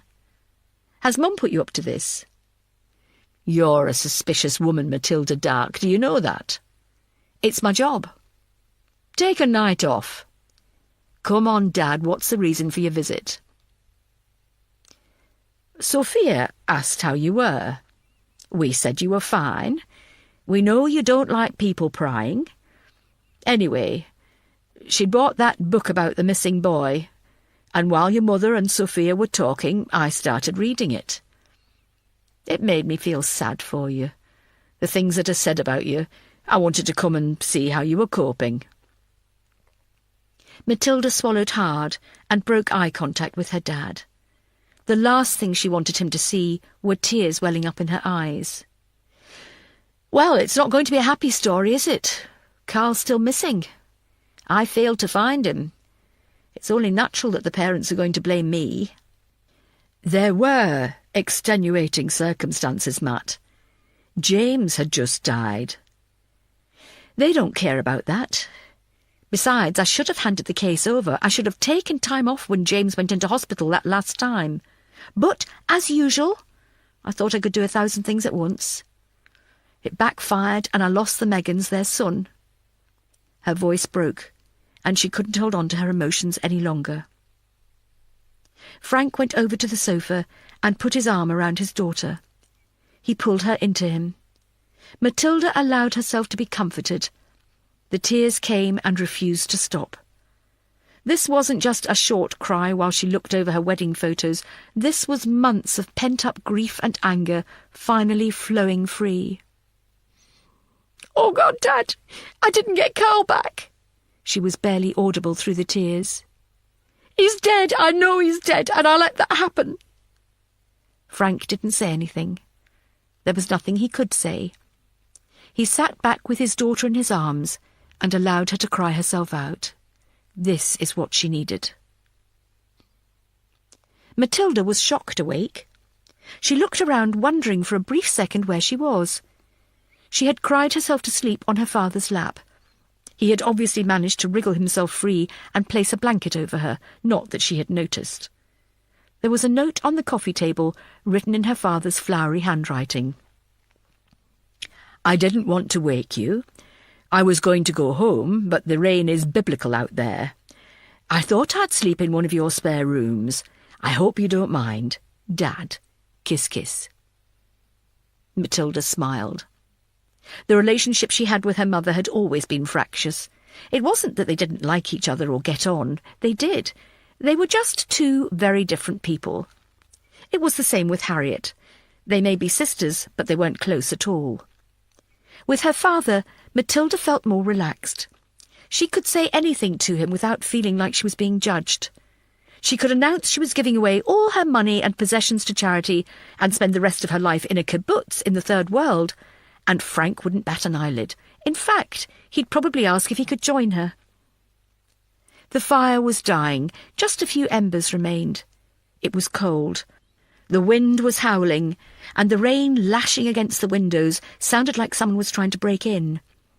She felt safe knowing her father was asleep upstairs, although how he could sleep through what seemed like the end of the world was beyond her. She pulled the heavy curtains back and looked out. The road was a torrent of fast-flowing water. There was bound to be flooding in some parts of the city. She cast her mind back to the floods in June 2007 and tried to remember which parts of Sheffield had succumbed to the elements of a freak summer storm. Meadowhall had been closed for days. The River Don burst its banks. Healy and parts of Millhouses Park flooded too. Hadn't someone died at Millhouses? Her mobile phone burst into life on the coffee table. She looked at her watch. It wasn't quite 3 o'clock yet. The screen informed her Rory Fleming was calling, and she'd missed 5 calls from him already. So it wasn't the weather that had shocked her awake. "Rory, what's wrong?" "Mum, I'm on my way over to yours." Rory was screaming down the phone over the sound of the weather that was obviously buffeting his car. Matilda could hear the windscreen wipers thrashing loudly in the background. "Why? What's happened?" "Jacob Brown has escaped from Starling House." Chapter 42. While waiting for Rory to arrive, Matilda scribbled a quick note to her father and ran upstairs to make herself look more presentable. A quick wash, a comb dragged through her hair to untangle the knots, and a pair of waterproof trousers, and she was ready. She ran downstairs as the doorbell chimed. "I think you're going to need something better than those," a soaked Rory Fleming said, looking down at Matilda's walking boots. "Don't you have any wellies?" He was soaked, despite only being in the elements from the top of the drive to the front door. "I'm not sure. Come in, I'll have a look. What's happened, anyway?" "We had a call about half an hour ago. Kate Maloney was frantic. She said an alarm had gone off. At first she thought it was the weather. She went around the building with the 2 night guards. Jacob Brown's door was wide open, and a window in the recreation room had been smashed from the inside." "Shit." "That's what I thought." Matilda was in the cupboard under the stairs, looking for something, anything, that would protect her in the harsh weather outside. "Anyone on site yet?" "Apart from a couple of PCs parked outside. D.I. Brady's going to wake up a few DCs and meet us there. He's organising a full search of the house and grounds, and he's going to try and scramble SY-99, though in this weather I'm not sure it'll be safe enough to take off." "Probably not," Matilda said from inside the cupboard. Jesus! How could the uniforms have missed this? They were parked at the front. Everything happened around the back. "Matilda? What's going on down there?" Frank Doyle stood at the top of the stairs, wearing only the white-toweled dressing gown that had been on the back of the door in the spare bedroom he'd gone to sleep in. "Oh, Jesus, sorry," Rory said, turning away in embarrassment. "Well, I didn't realise you had, that you were—" Matilda scoffed. "Oh, for God's sake, Rory, he's my dad." "Dad, this is DC Rory Fleming. Rory, my dad, Frank Doyle." Rory's red face turned almost purple as he fluttered with embarrassment. "Sorry, I didn't mean to. It's nice to meet you, sir." "You too. What's happening, Matt?" "Long story, Dad. Go back to bed. I'm not sure when I'll be back, but help yourself to anything in the fridge." She had found some Wellington boots and was quickly pulling them on. Time was of the essence. "Drive carefully," was the last thing she heard as she slammed the door shut behind them both. "I'm really sorry, Ma'am. I had no idea you had a dad," Rory said, driving as fast as he was able through the treacherous conditions. "Of course I have a dad. How do you think I got here? Trust me, my mother was no Virgin Mary." "No, I just meant I'd never thought of your dad as—" "What? Being still alive? How old do you think I am, Rory?" "Don't answer that." Matilda looked out of the window as Rory drove the police Land Rover towards the outskirts of Sheffield and Starling House. Drains at the edges of the road were already overflowing because the torrent of rain was too much for them to cope with. Abbeydale Road was, thankfully, empty of traffic as it was so early in the morning. However, it was flooded and impassable. Rory took the side roads, which were on a slight incline. In the distance, there were blue flashing lights from a fire engine heading in their direction. "This is worse than 2007, Matilda said to herself as she looked up at the dark sky. The rain continued to fall, and the windscreen wipers were useless. Driving down Ecclesall Road South, once past the houses, Matilda looked at the fields submerged under water. Rory turned into Lim Lane and immediately slammed on the brakes. Up ahead was a similar police Land Rover. D.I. Christian Brady was outside talking loudly to another officer. Both were in thick waterproofs. Matilda jumped out. "Christian, what's going on?" She had to shout over the noise of the rain. "We can't get through, the road's flooded." Matilda looked round the front of the car. Water from the saturated farmland to the right of the lane was pouring through the gaps in the dry stone wall. The whole of Lim Lane was cut off by a deep pool of dirty water. "Is there another way to get to Starling House?" she shouted. "No, this is the only road in." "Can't we risk driving through?" "It'll flood the engine." "What about SY99? Can't they fly us closer to the building?" "I've just got off the phone to HQ, Ma'am," Scott Andrews said, who had been talking to D.I. Brady when Matilda joined them. "It's too windy for them to take off." "What are we going to do? We can't just stand here." "We can walk across the field, Ma'am," Rory said, pointing through the trees to Starling House in the distance. "The fields are saturated, it's not safe," Christian said. "We don't have much choice. Jacob Brown is missing. He's an escaped killer. He could be anywhere." "In this?" Christian looked up at the sky. "I doubt he'll be wearing waterproofs and wellies. If he has escaped, he'll be hiding somewhere, waiting for all this to die down." "What do you mean by if?" "We don't know he's escaped. We've only got Kate Maloney's word for it. He could still be in there somewhere. We need to search the house before we put any officers at risk searching in this weather." "All the more reason for us to get there as soon as possible. Christian, there's no alternative. We'll have to walk." Rory helped Matilda over the dry stone wall. Together, the four of them set off through the squelching field to Starling House. "Kate, it's DCI dark," Matilda shouted into her mobile phone. She was surprised it was still working, as it had been floating around in a puddle of water in her pocket. "We can't get to you by car. We're walking across the field. Can you make sure the gates are open for us?" "Of course. Jacob's escaped. I don't know how or what or... This is a nightmare," she broke down. "Kate, I can't hear you very well because of the weather. Just have the gates open for us, and a few towels would be great too. Matilda disconnected the call before Kate could reply. You should have asked her to put the kettle on, Rory said. After turning onto Lim Lane, the drive to Starling House should take less than 3 minutes. On foot, it would probably take about 7. Crossing a flooded field in darkness in a gale-force wind took Matilda, Christian, Rory and Scott more than 20 minutes. By the time they arrived at the front door, they were freezing cold and soaking wet. They stood in the foyer and removed their Wellington boots and waterproof coats. Kate handed them each a towel and told them Rebecca Childs was making tea and coffee for them all, which put a smile on Rory's face. "Kate, what happened?" Matilda asked. I was in bed, asleep. I was woken by the sound of the alarm going off. By the time I was downstairs, Peter and Rebecca were already at the recreation room. That's where the alarm was coming from. The windows in the patio doors had been smashed.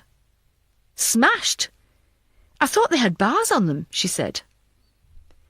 It's supposed to be toughened glass. The security company who fitted the doors said we didn't need bars. Matilda rolled her eyes. "What did you do then?" We all went up to A corridor to check on the inmates. As soon as we went onto the corridor, we saw one of the doors was open. Jacob Brown's? That's right. Had the door been forced? No. It had been unlocked. And they can't be unlocked from the inside, can they? Matilda asked, double-checking what she already knew. No. Kate shook her head and looked down. The weight of the situation was hanging around her shoulders. Matilda felt a great deal of sympathy for her. She was suffering from the collective guilt of everything that had happened here, just like Matilda did with the collapse of the Carl Meagan case. "Right. Who's on duty tonight?" Peter McFly and Rebecca Childs. Matilda turned to Rory. "Were they interviewed?" Rebecca was, but Peter wasn't. He'd worked a long night shift and was sleeping. Matilda gave him an annoyed look. They were investigating the murder of a convicted killer in a youth prison, and Rory didn't want to interview one of the guards because he was sleeping. Typical. "Get Rebecca and Peter isolated. I'll interview them myself. Christian, you and Scott give this entire building a going over. See if Jacob Brown is still on the premises. Kate, get all the other guards to join the search too." "What about the other inmates?" "Keep them locked in the rooms. Nobody is to unlock those doors without my say-so." Everyone left to conduct their duties. Matilda went over to a window and looked out. Thankfully, the heavy rain had washed the press away. There were no cars, news van, or waiting journalists. The 2 uniformed officers were standing at the gates with their torches aloft. She didn't blame them for not noticing the escape. She fished out her phone and searched for a number. It was several rings before it was answered by a groggy greeting. "Ma'am, it's DCI Dark.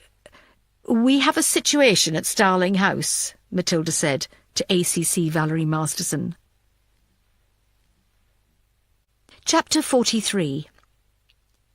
It took over an hour for every single room, cupboard, nook and cranny in Starling House to be searched. There was no sign of Jacob Brown anywhere. The rain had stopped, and Matilda had called for a fire engine to pump out the water on Lim Lane so a search team could get through and begin a search of the grounds and surrounding fields at first light. There was nothing the ACC could do. She told Matilda to keep her informed, and as soon as she was able, she wanted a meeting to be told what the fuck was going on at that bastard place, as she so beautifully put it. Matilda had spoken separately with Rebecca Childs and Peter McFly. Their stories were identical. Kate had left them in the staff room just before 9:30 last night. It was quiet from then until an alarm sounded over 4 hours later. "I don't understand this," Kate said for the 100th time.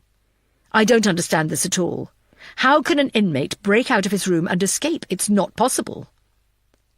Kate and Matilda were sitting in Kate's office. They were trapped by the localised flooding on Lim Lane. There was nothing they could do. Although Matilda felt a degree of sympathy towards Kate, she was beginning to tire with regards to how blind she was towards her own staff. Kate, I think it's time you realised that one of your staff is a killer, and for reasons unknown, helped Jacob Brown to escape. Kate shook her head. No. I'm sorry, no, that's not... No. What do you know of your staff? What do you mean? She asked, fiddling with the collar on her shirt. We've searched their rooms as well, you know. Did you know Richard Grover has a stack of pornography magazines under his bed? Some of them you can't even buy in this country due to their content. The colour drained from Kate's face. Oh, God, it's not kids, is it? Let's just say, if they're not kids, they're extremely close to the legal age limit. But that has no bearing on this case. Ryan Asher wasn't interfered with in that way, was he? My God, you're still defending your staff, Matilda yelled. Does one of them need to walk in here carrying a bloody knife and dragging a corpse behind them before you realise they're not saints? With shaking hands, Kate swept away a tear before it had time to fall down her face. I know they're not saints, she said quietly. I also know they're not qualified. Not a single bloody one of them. Why would anyone want to work here? These inmates, these boys, these murdering scum, she spat out her words. Nobody wants to be surrounded by the most evil children in Britain. I have to hire anyone who applies for the job, whether they're capable or not. I have no choice. Kate's entire body was shaking with anger. For all I know, any one of them could be a killer or a rapist or part of a paedophile ring. You want to arrest them? Go ahead. Take them all. Close us down. I don't fucking care anymore. Kate stormed out of the office and slammed the door firmly behind her, leaving Matilda sitting in silence. She was more shocked by the outburst than the language Kate used. She wasn't surprised Kate was beginning to unravel. It had been a long time coming by the look of it. By the time it was light, a fire engine was parked at the gates of Starling House, draining away the water to allow access. It would be a long process. The field opposite was saturated, and the water had to go somewhere. The water seeping through the cracks in the dry stone wall onto the road was slowing down, but not by much. Matilda looked out of the window, watching the scene, wondering how far Jacob Brown had got during the storm overnight. He could be anywhere by now. I've got some news, but you're not going to like it, Rory said as he entered Kate's office. It's been so long since I've had some good news, Rory, that I don't think it exists anymore. Let's have it. I've just got off the phone with Sian. By the way, her house flooded last night. She's fuming. Oh, God. I'll give her a call. There's no reason for her to be at work. She said she'd rather be here than at home. Her husband's dealing with it all, apparently. Anyway, Sian's been doing some digging into the staff here, and the tutor, Fred Percival, has a record. Of course he has, Matilda said, not surprised any more by anything that happened in Starling House. What's he done? In 1999, he was questioned for sexually assaulting a boy in Leicester. It went to trial and he was found not guilty. In 2002, he was found guilty of sex with a minor and sentenced to 2 years. He was out in 9 months. In 2006, he was questioned for having sex with a boy under the age of 16. It didn't get to court. Didn't he say he was married with kids, though? Yes, he did. And he was, at the time. What he didn't tell us is that his kids are now over 18 and have disowned him. His wife committed suicide in 2010. Jesus. Surely Kate knew all about this when she hired him. I've been looking through the files again while we've been trapped here. They're very meticulous until around 2005. Then she stopped requesting references and DBS checks. What's DBS? Disclosure and Barring Service. It's what we now call CRB. Oh, yes, of course. But Kate told us she vigorously checks all staff before they're given a job here. She told us that on our first meeting with her. She was obviously telling porkies. I'm beginning to think Starling House is built on lies. Chapter 44. It was time to take off the kid gloves.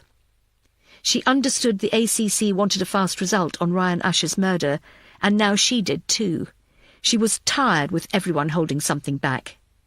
It seemed strange how the convicted killers seemed to be telling the truth, while the supposed honest, law-abiding staff kept wrong-footing the investigation at every turn.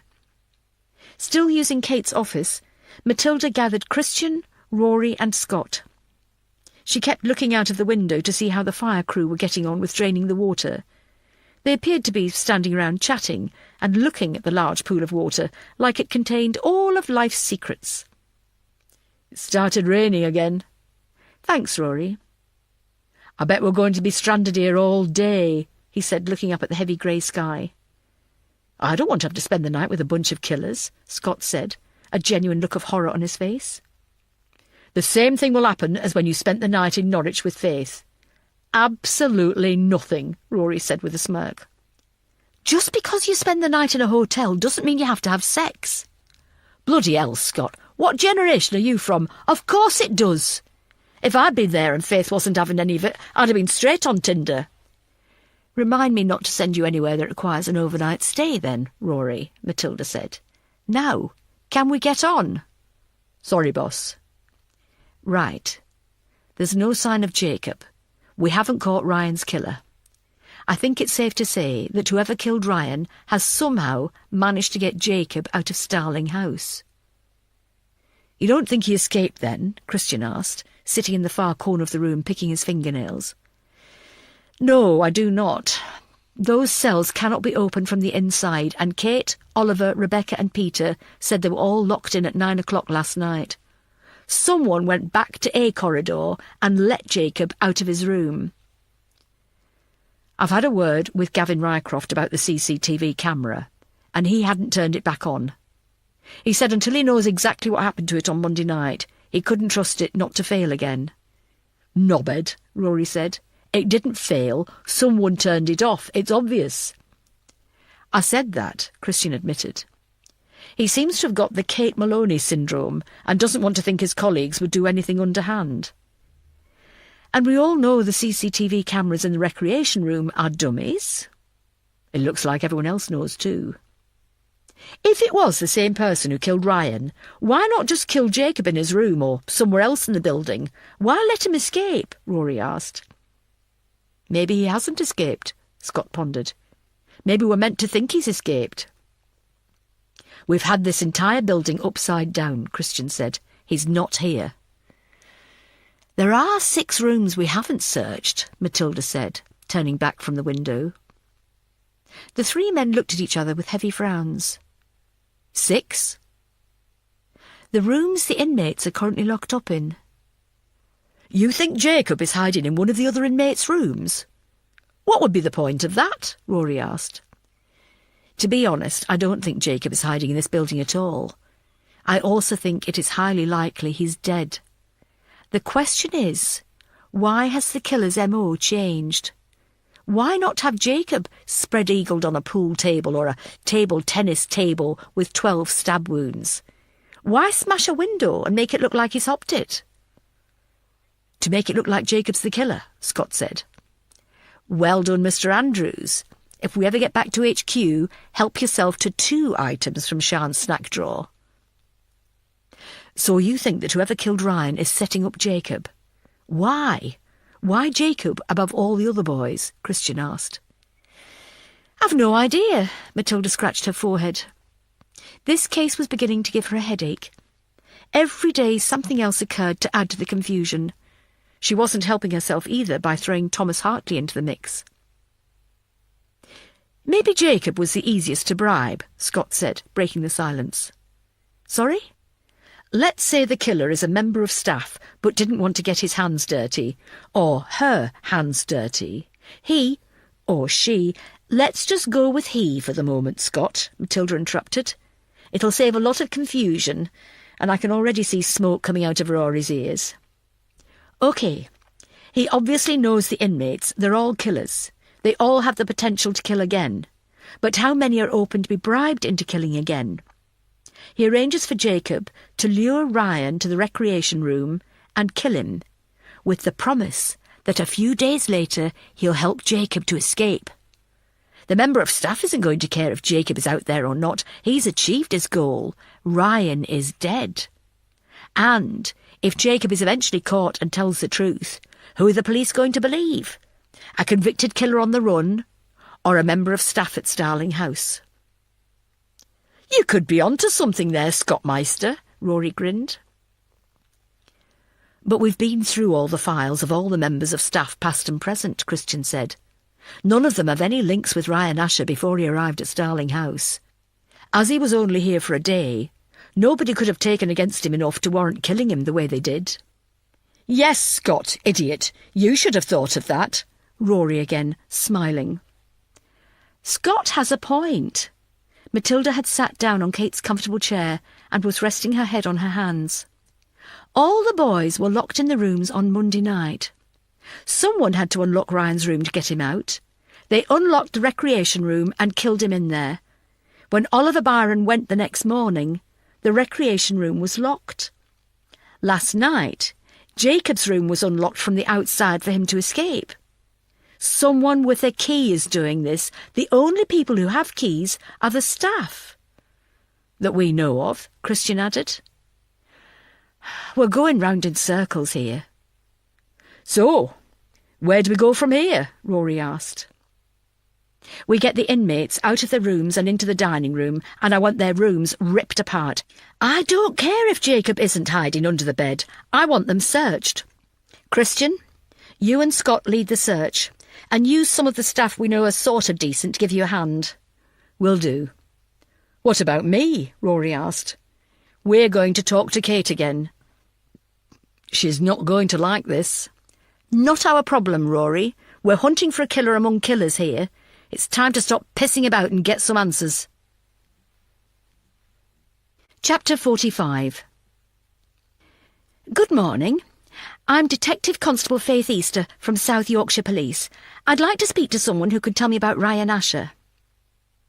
The open-plan CID seemed quiet without Matilda, Christian, Scott and Rory. Scott was always quiet, but the exuberant Rory Fleming more than made up for it with his puppy-like demeanour. Faith liked working with what used to be the murder squad again. She enjoyed Scott's company. They seemed to have a similar work ethic. Rory she could tolerate. Yes, he was handsome, but he knew it, and that overconfidence could sometimes get on her nerves. Unfortunately for her, he was funny, and she couldn't help laughing at his jokes, which seemed to encourage him. He was harmless enough, though. Sian she loved. She respected Sian and looked up to her. Although their careers were going on different paths, Sian was a DS and was happy to stay that way until retirement, Faith had ambition. She would like a family, maybe one day, but at the moment she was concentrating on her career. She liked the idea of having DCI in front of her name at some point. It hadn't taken Faith long to discover which school Ryan Asher went to in Norwich. Unfortunately, it took her longer to find a member of staff willing to talk to her. Helston High School predominantly served pupils in the northwest area of Norwich, and currently held around 1,300 students. While Faith was waiting for someone to answer her call, she perused the school's website and found out more than she needed to know about the school and the extracurricular activities it offered. It seemed like a very impressive school. If she did ever marry and have a child, Norwich was a possibility as a place to raise a family. DC Easter?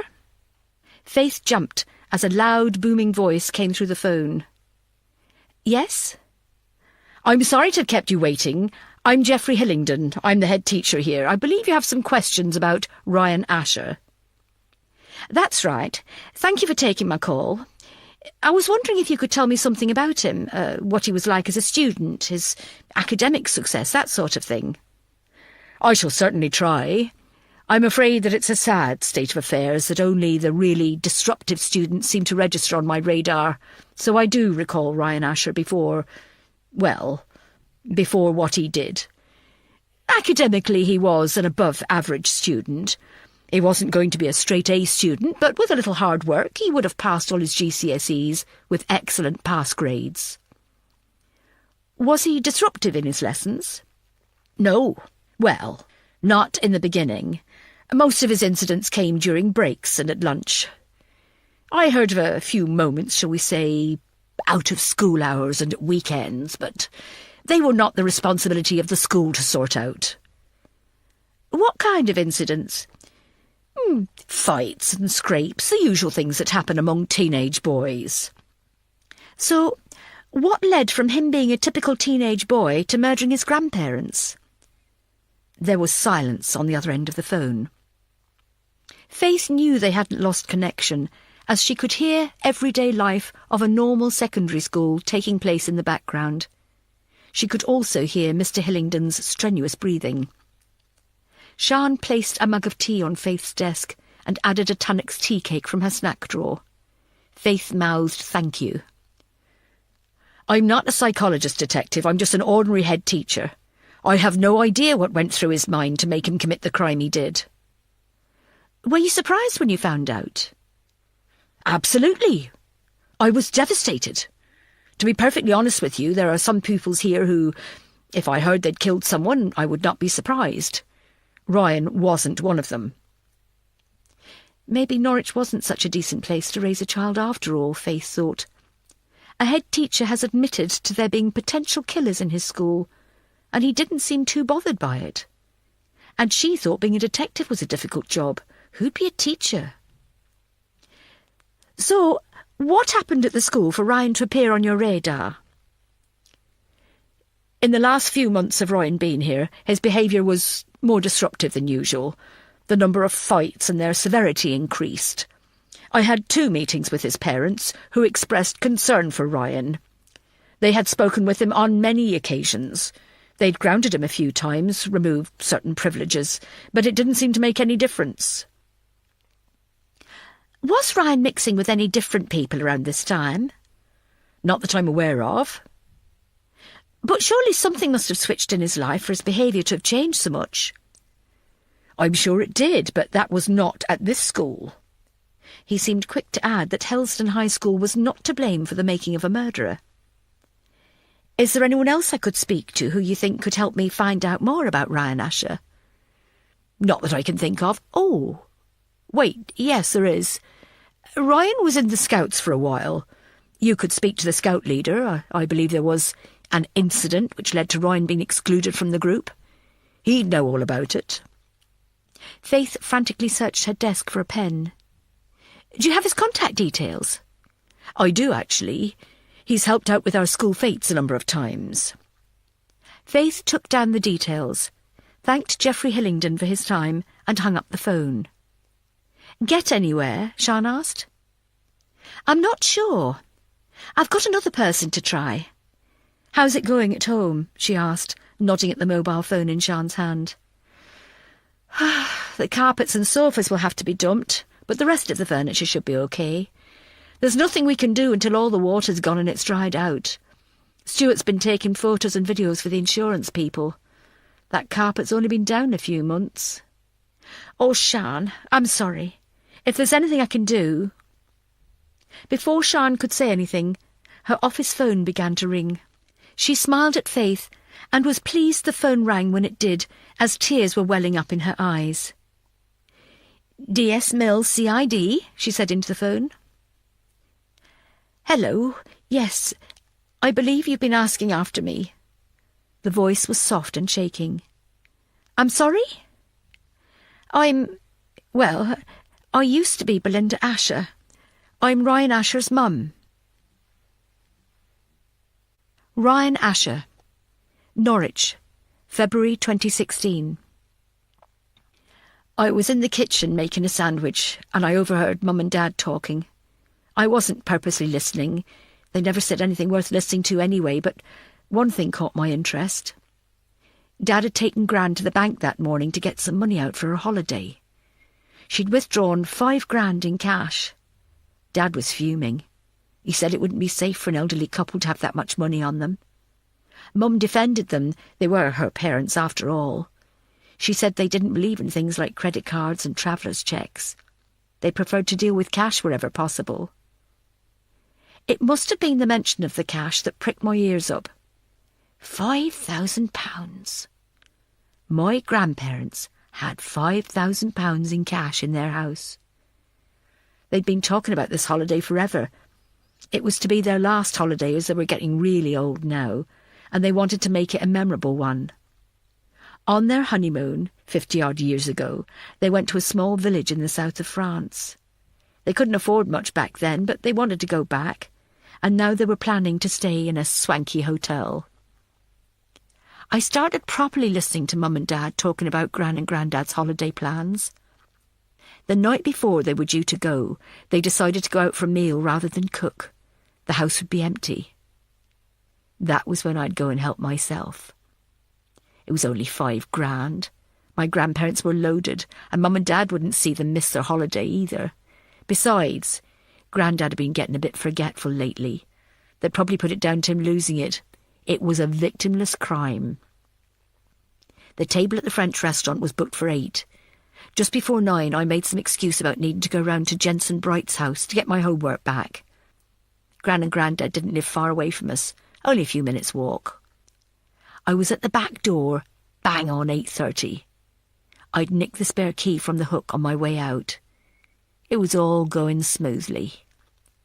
I pulled the balaclava out of my back pocket and pulled it over my head. I wasn't going to bother wearing one, but then wondered about someone seeing me run away. I had every angle covered.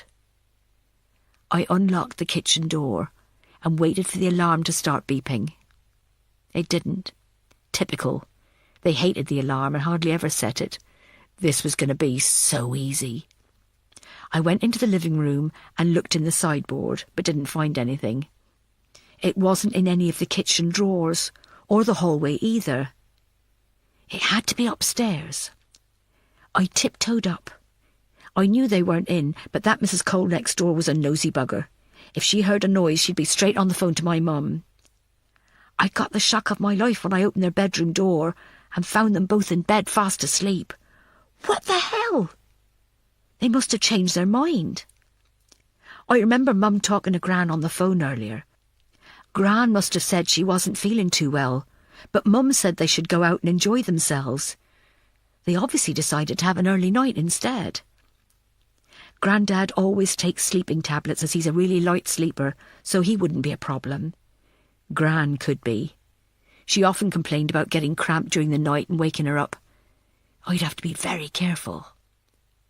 I went into the bedroom and slowly opened the drawers. I couldn't see much as it was dark, but I had a feel. There was nothing that felt like £5,000. There was only one place left to try. The bedside cabinets. I'd come this far. It would be daft to leave now. Grandad was snoring loudly. He was obviously in a deep sleep. I ducked down and crawled to the bedside cabinet. I eased the drawer open just wide enough to get my hand inside. I felt around and touched an envelope. It was full. It had to be the money. I was touching it. I was actually holding 5,000 quid in my hand.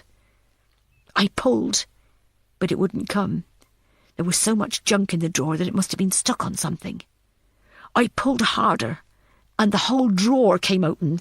The cabinet wobbled, and a pen fell off a puzzle book, rolled to the edge of the table and dropped onto the floor. Shit! I closed my eyes.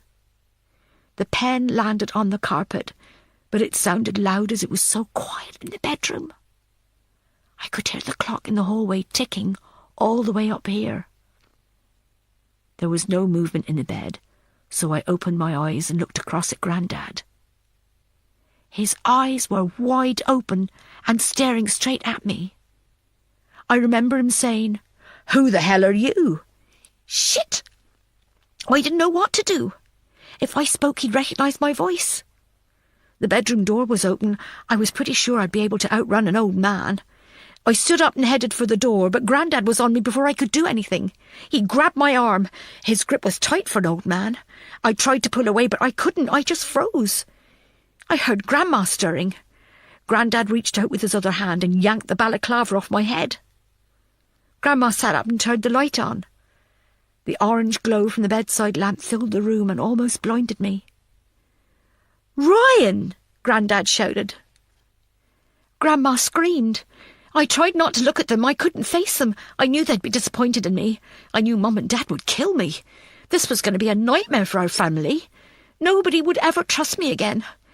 I tried to run, but Grandad's grip was really tight on my arm.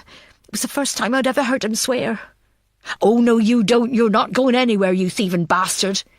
He told Gran to call my mum. I reached out for something and swung it at Grandad. I looked at the bed and saw him laid out there with a massive gash on his head where I'd hit him with the green glass paperweight in my hand. Blood was pouring from his head. Grandma looked and started to scream. She had her mobile phone in her hand. I ran over to her and hit her too, not as hard, just hard enough to stop her from calling Mum and screaming and waking the whole neighbourhood. The room was suddenly quiet again. Standing in the doorway, I looked back. This wasn't how it was supposed to happen. They should have been out. I would have been back home by now, sitting on my bed with the door locked. I was just about to leave when I realised my fingerprints would be all over the bedroom. I'd be caught in no time. If Mum and Dad found out what I'd done, they'd disown me. I know they would. I ran downstairs and out to the garage where Grandad kept a plastic can of petrol for the lawnmower. I went back into the kitchen, grabbed a box of matches from the side and took them up to the bedroom. I sloshed the petrol all over the bed and my grandparents. I tried not to think about it. I really did love my grandparents, but there was no other way out of this mess. I lit a match and threw it onto the bed. The fire took hold straight away. I stood back for a few seconds, but the heat was intense, so I left. I was halfway down the stairs when I remembered I'd left the money in the bedside cabinet. It had probably burnt to ashes by now. All this had been for nothing. Chapter 46. "We've found these in 2 of the boys' rooms," Christian Brady said, upon entering Kate Maloney's office, holding up 5 pornography magazines. "Which boys?" "Craig Hodge and Lewis Chapman." "Oh, my God." Kate slumped into her chair. The gradual falling apart of Starling House was having an adverse effect on her. Her hair, usually tied back in a severe ponytail, was a tangled mess, and she hadn't put any makeup on this morning. Matilda had been in conversation with Kate when Christian interrupted. "Where did they get them?" "I asked them both separately, and they said Richard Grover sold them to them." "He sold them?" Kate again. "How was he paid?" Christian looked down at his feet. The answer must be difficult if even Christian Brady struggled to find the words. "Ma'am, do you think I could talk to you alone?" he asked Matilda. Matilda nodded to Rory to remain in the room with Kate. She led Christian out of the room and into the small office next door. "Come on, then. Out with it," she said, after taking a deep breath, preparing herself. Christian was obviously uncomfortable. "Richard has been supplying Craig and Lewis with pornography magazines, and in return they've been allowing him to perform oral sex on them." "What?" "He's really been abusing his position here, ma'am." "Jesus! And they'll let him?" The look on her face changed to one of disgust. "At the end of the day, they were getting something out of it too. They were getting porno mags and they were being, sucked off."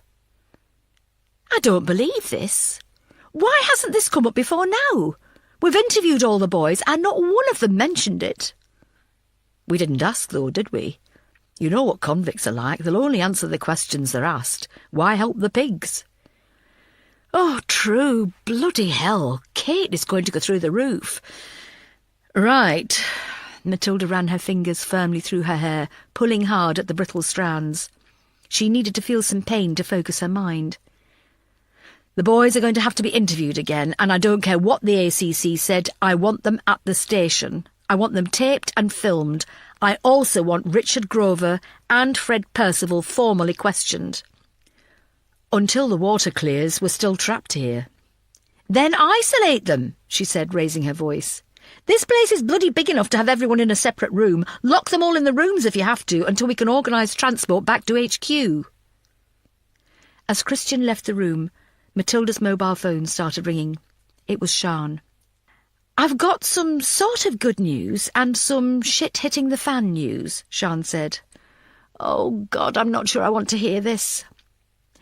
The sort of good news is that Ryan Asher's mother has called. She'd like to speak to you. Matilda visibly relaxed. That's not sort of good news. That's brilliant news. Thank you, Sian. Text me her details and I'll give her... You may want to hold off on that until you hear the bad news. Oh. The ACC is on the warpath. She's ready to explode. She wants to talk to you about why the Thomas Hartley case has seemingly been reopened. Bugger! Matilda quickly ended the call to Sian. She had been dreading this happening and hoping she could look into the Thomas Hartley case without it registering with anyone in a position of power. Obviously that hadn't happened. It was all rapidly falling apart. Chapter 47.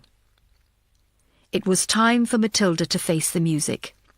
She needed to speak to the ACC, and this was a conversation she could not have over the phone. Her coat was still wet from trudging through the saturated field next to Starling House in the early hours of the morning. She put it on and immediately felt cold. The rain was starting to fall again, but only lightly. With her hood up and head down, she took large strides down the long driveway to the security gates. "Hello? Who's in charge?"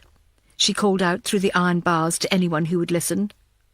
"Boss," shouted the nearest fire officer, "you're wanted." Jerry Markham was in his 50s, and judging by the size of his waist, he did very little in the way of rescuing people by throwing them over his shoulders and carrying them from burning buildings. "Yes?" "I'm DCI Matilda Dark," she flashed her ID. "My car is somewhere on the other side of this pool, and I need to get back to HQ. I'm investigating a murder and something's come up. Is there any way you can get me to my car?" "Oh, my God. You have got to see this. Scott, pass my mobile," Rory said. "What's going on?" Scott asked, handing Rory his iPhone. "Matilda is being given a piggyback through the water to her car," he said, trying but failing to hide his laughter. "You're joking." "Nope." Rory lifted his phone up and started filming through the window in Kate's office as his boss held on for dear life to a firefighter who waded thigh-deep through the murky water. "This is gold. This is pure gold." "Let me see," Scott said as he tried to get a better view out of the window. Rory zoomed in. Matilda's arms were wrapped firmly around the young fireman's neck. The rest of the crew watched on as he sunk lower into the water. "£10 says she goes in," Rory said. "No, he'll get her to the other side." "Oh, my God, it's up to his waist now. I'm so pleased I'm filming this." "If she finds out, she'll kill you." They watched in silence as the fireman slowed down. The water was gradually lowering. He was more than halfway.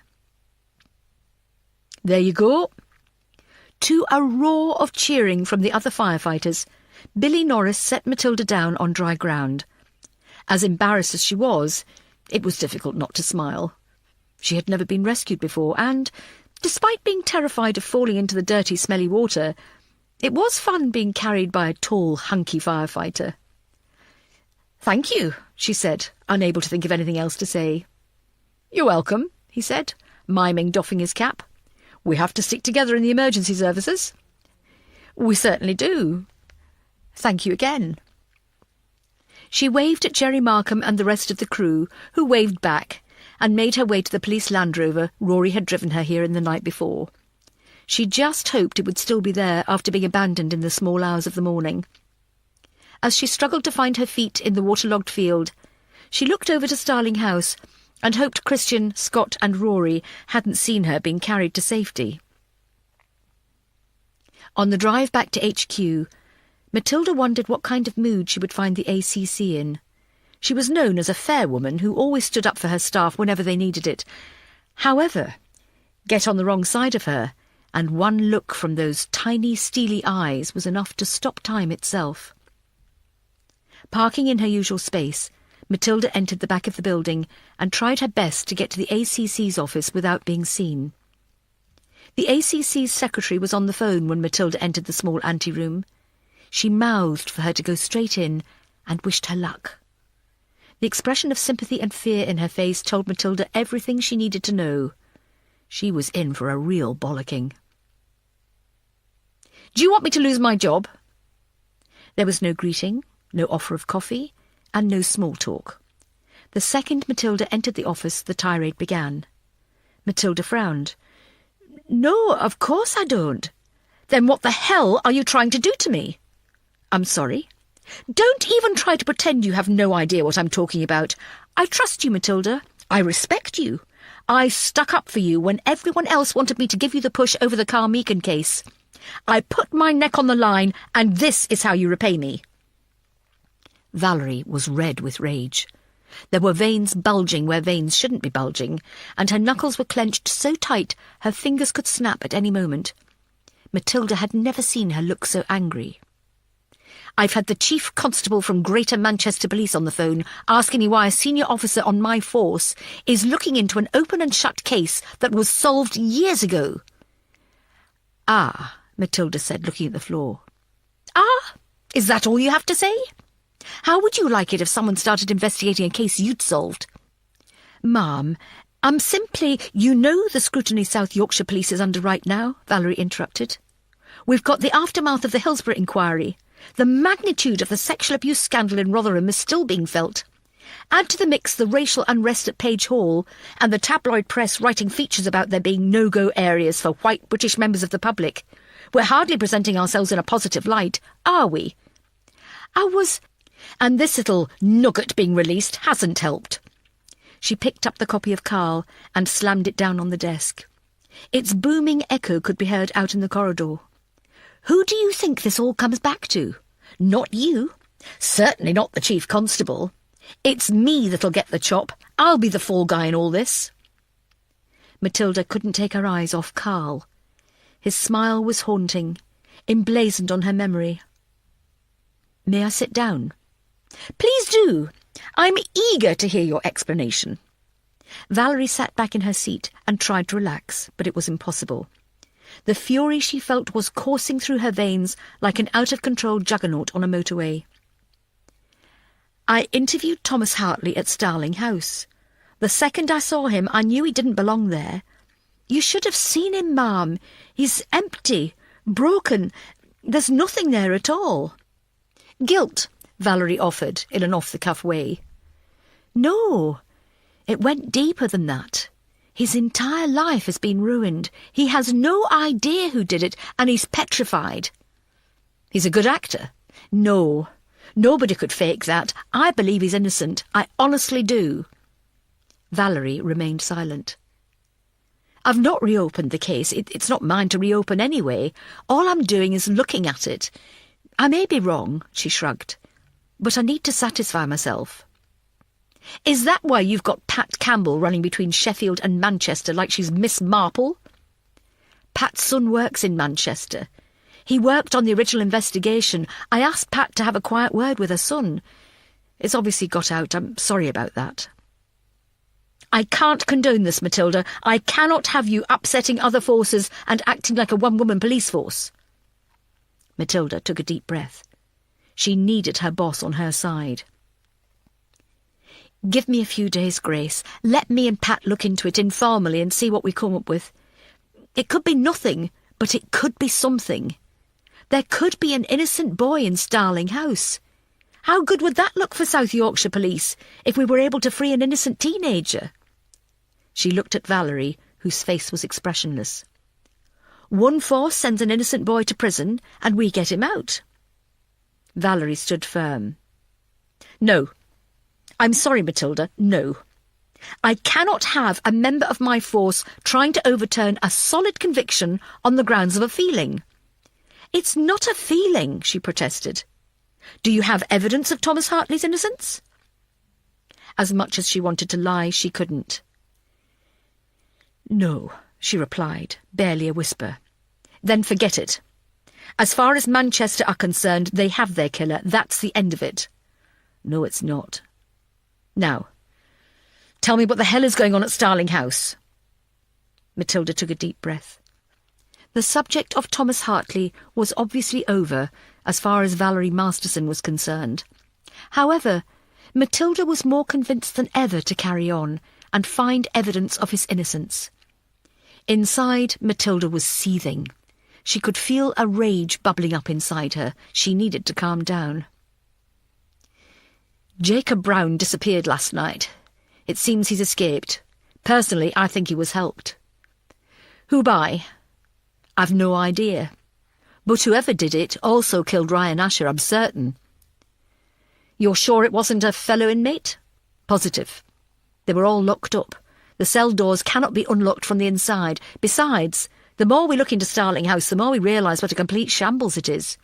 Kate Maloney's falling apart before our eyes, and the staff should be locked up themselves." "So what's the next step?" "As soon as the floodwater recedes, I'm having a search team go in to find Jacob Brown. Christian, Rory and Scott are already on site and will begin as soon as possible. I'm also having all the inmates and staff brought here so they can be interviewed under formal conditions." Logistically, that sounds like a massive task. "It is, but it'll be worth it. We need to get the staff and the inmates out of their comfort zone." "I really hope you know what you're doing, Matilda." "You're not the only one." Chapter 48. Matilda needed to get out of the police station. She had been blasted for allowing an inmate to escape while officers from South Yorkshire Police were supposedly guarding Starling House, but managed to come out of it with very few bruises. However, when it came to the Thomas Hartley case, she was skating on thin ice with heated blades. She could feel the walls closing in as she made her way down the stairs and towards the back of the building where she was parked. She hoped nobody would stop her and try to talk. The message from Sian that Belinda Asher had been in touch was racing around her head. She should really call her back, but she wasn't in the right frame of mind to do so. 1 hour, all she wanted was an hour to herself. Turning left out of the car park, she passed the pack of rain-drenched journalists from all over the country who were eager to find out what was going on in Starling House. Let someone else deal with it. There were plenty of people within HQ who were more than capable of handling questions from the press. The ACC could release another statement, or DS Sian Mills could talk to the press. She would hate it, but if it was her job, then she would bite the bullet and do it. Matilda pressed her foot to the floor and headed, without realising it, for home. She needed familiarity. She needed somewhere she could fully relax.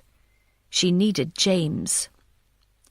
Following James's death, one of the things Matilda hated more than anything else was coming back to an empty house. As a freelance architect, James often worked from home, and whenever she stumbled in, James was either working in the office with music blaring or watching some ridiculous sport on television and shouting mercilessly at the officials. Now, when she entered the house, she was presented with a heavy silence. The ticking clocks drove her mad. And was the fridge supposed to be that loud, or was it on the verge of breaking down? Leaving the Land Rover in the drive, she threw open the front door and slammed it behind her. She needed noise. She needed to hear activity. She felt James's presence everywhere in the house, but couldn't hear him and couldn't see him. "Hello? Hello? James, it's me, I'm home," she called out.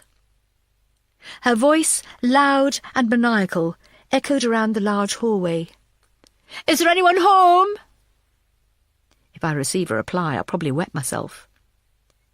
She suddenly remembered that when she left the house in the early hours of the morning, her father was there. If he was still here and heard her calling for James, he would think she'd completely lost it. Maybe she had. There was a note held down by an ugly ornament on the hall table. Matilda picked it up and smiled at her father's handwriting.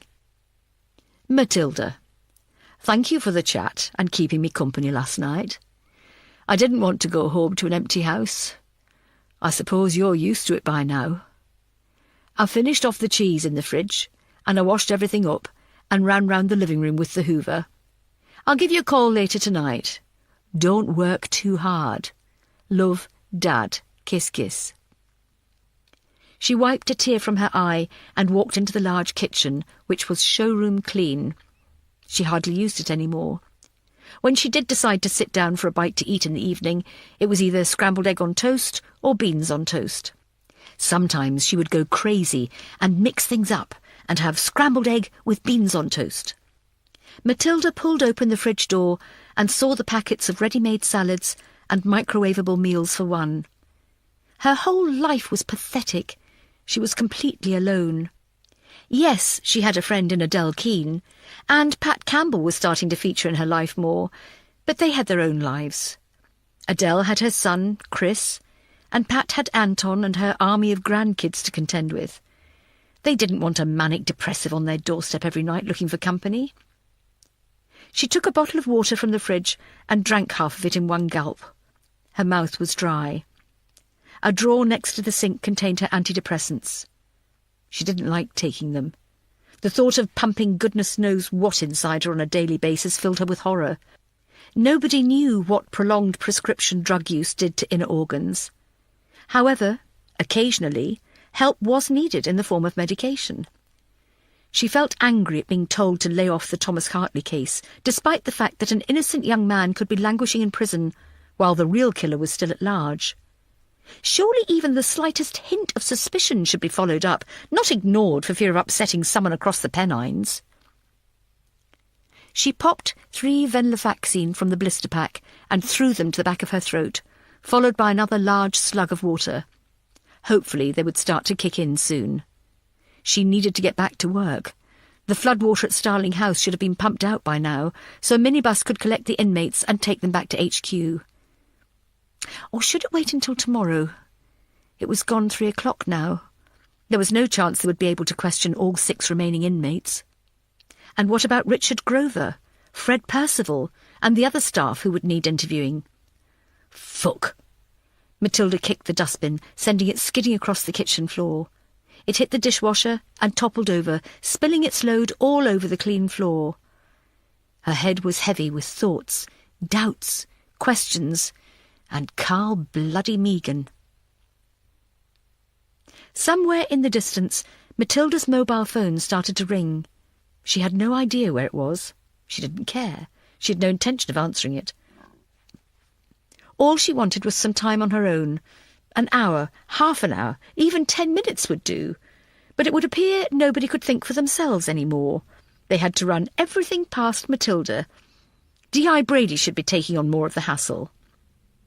The phone stopped ringing and then started again almost immediately.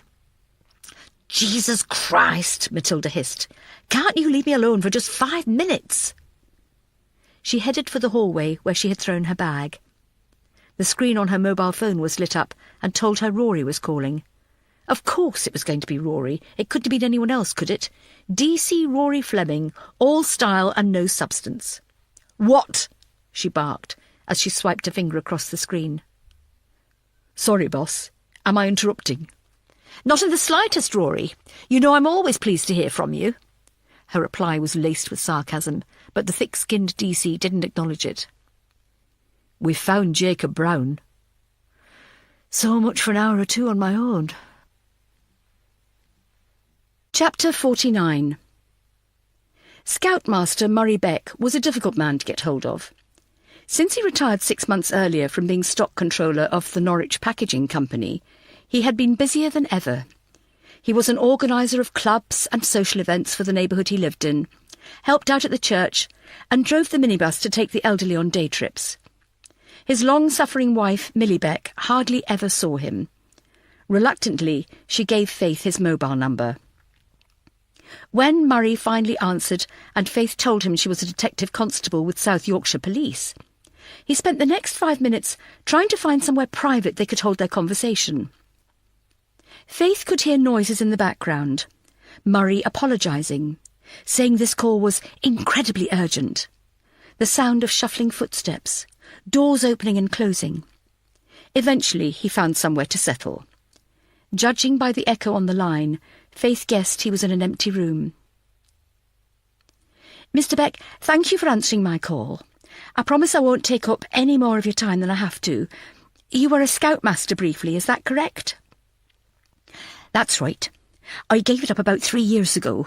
I'm not as young as I was, and I can't keep up with the energetic pace some of these boys have. It's my nephew who's taken over. If it's a scout-related matter, then I'm sure he'll be able to help you. He's a bit wet behind the ears, but he's a willing lad. No, Mr. Beck, it's you I need to speak to. It's concerning Ryan Asher. I believe you knew him when he was in the Scouts?" "Ah." "Is there a problem, Mr. Beck?" "Call me Murray, please. "There's not a problem as such, no. I just don't like to talk ill of people." Faith found that hard to believe. A man who spent so much of his time within the community and had rebuked his own nephew probably enjoyed a gossip more than most. He was relishing the attention of a detective needing information and wanted it coaxed out of him. Faith had no intention of stroking his ego. "Mr. Beck, I am investigating the murder of a teenager, and I need to find out as much as I can about the victim so I can find his killer. Time really is of the essence here."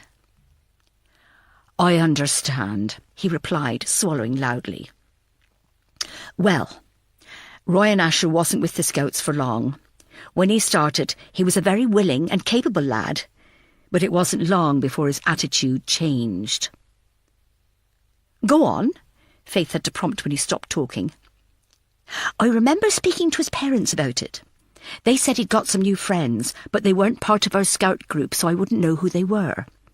Anyway, his whole personality seemed to change. He wasn't as helpful. He slouched. He became cheeky and lackadaisical. And then he became violent." "Violent?" Faith's eyes lit up. "In what way?" "He'd purposely pick fights with the other boys. He'd try and find their weaknesses and bully them into a reaction. I couldn't have that among the other Scouts. I gave him a warning. I even told his parents I might have to exclude him. Eventually, I had no choice." "How did he take it?" "I don't think he was bothered. When I told him he was no longer welcome, he just shrugged. As he walked out of our meeting hall, he kicked over a few things and smashed a window in the door. But to be honest, I was just glad to be rid of him. He'd become frightening." "Do you think he may have started taking drugs?" "I did think that, yes. I even mentioned it to his father, but he said Ryan wasn't involved in that sort of thing." "Did you hear of any other incidents Ryan may have been involved in?" He scoffed. "Plenty. I'm assuming you know all about the Malcolm Preston incident." Faith had a copy of Ryan's file from Norwich Police Force on her untidy desk. She quickly flicked through it. The name sounded familiar. "No, I don't believe I do," she said. "Oh, well, you should look him up. I don't like to say this about another person, especially a boy, but Ryan Asher was no victim. He was an evil and sadistic child. When it came on the news about him killing his grandparents, I told my Millie that I wasn't completely surprised. I had a feeling he'd commit murder one day. I just didn't expect it to be so soon." "You knew he'd commit murder?" Faith was shocked. A community man like Murray Beck, a churchgoer, a scoutmaster. Should he really be seeing evil in others? "Some people are rotten to the core. I'm not saying he was born evil. His parents tried their best for him, I know they did, but he got mixed up with some very dodgy young boys. Boys who probably were born evil. Look up Malcolm Preston on that internet thing.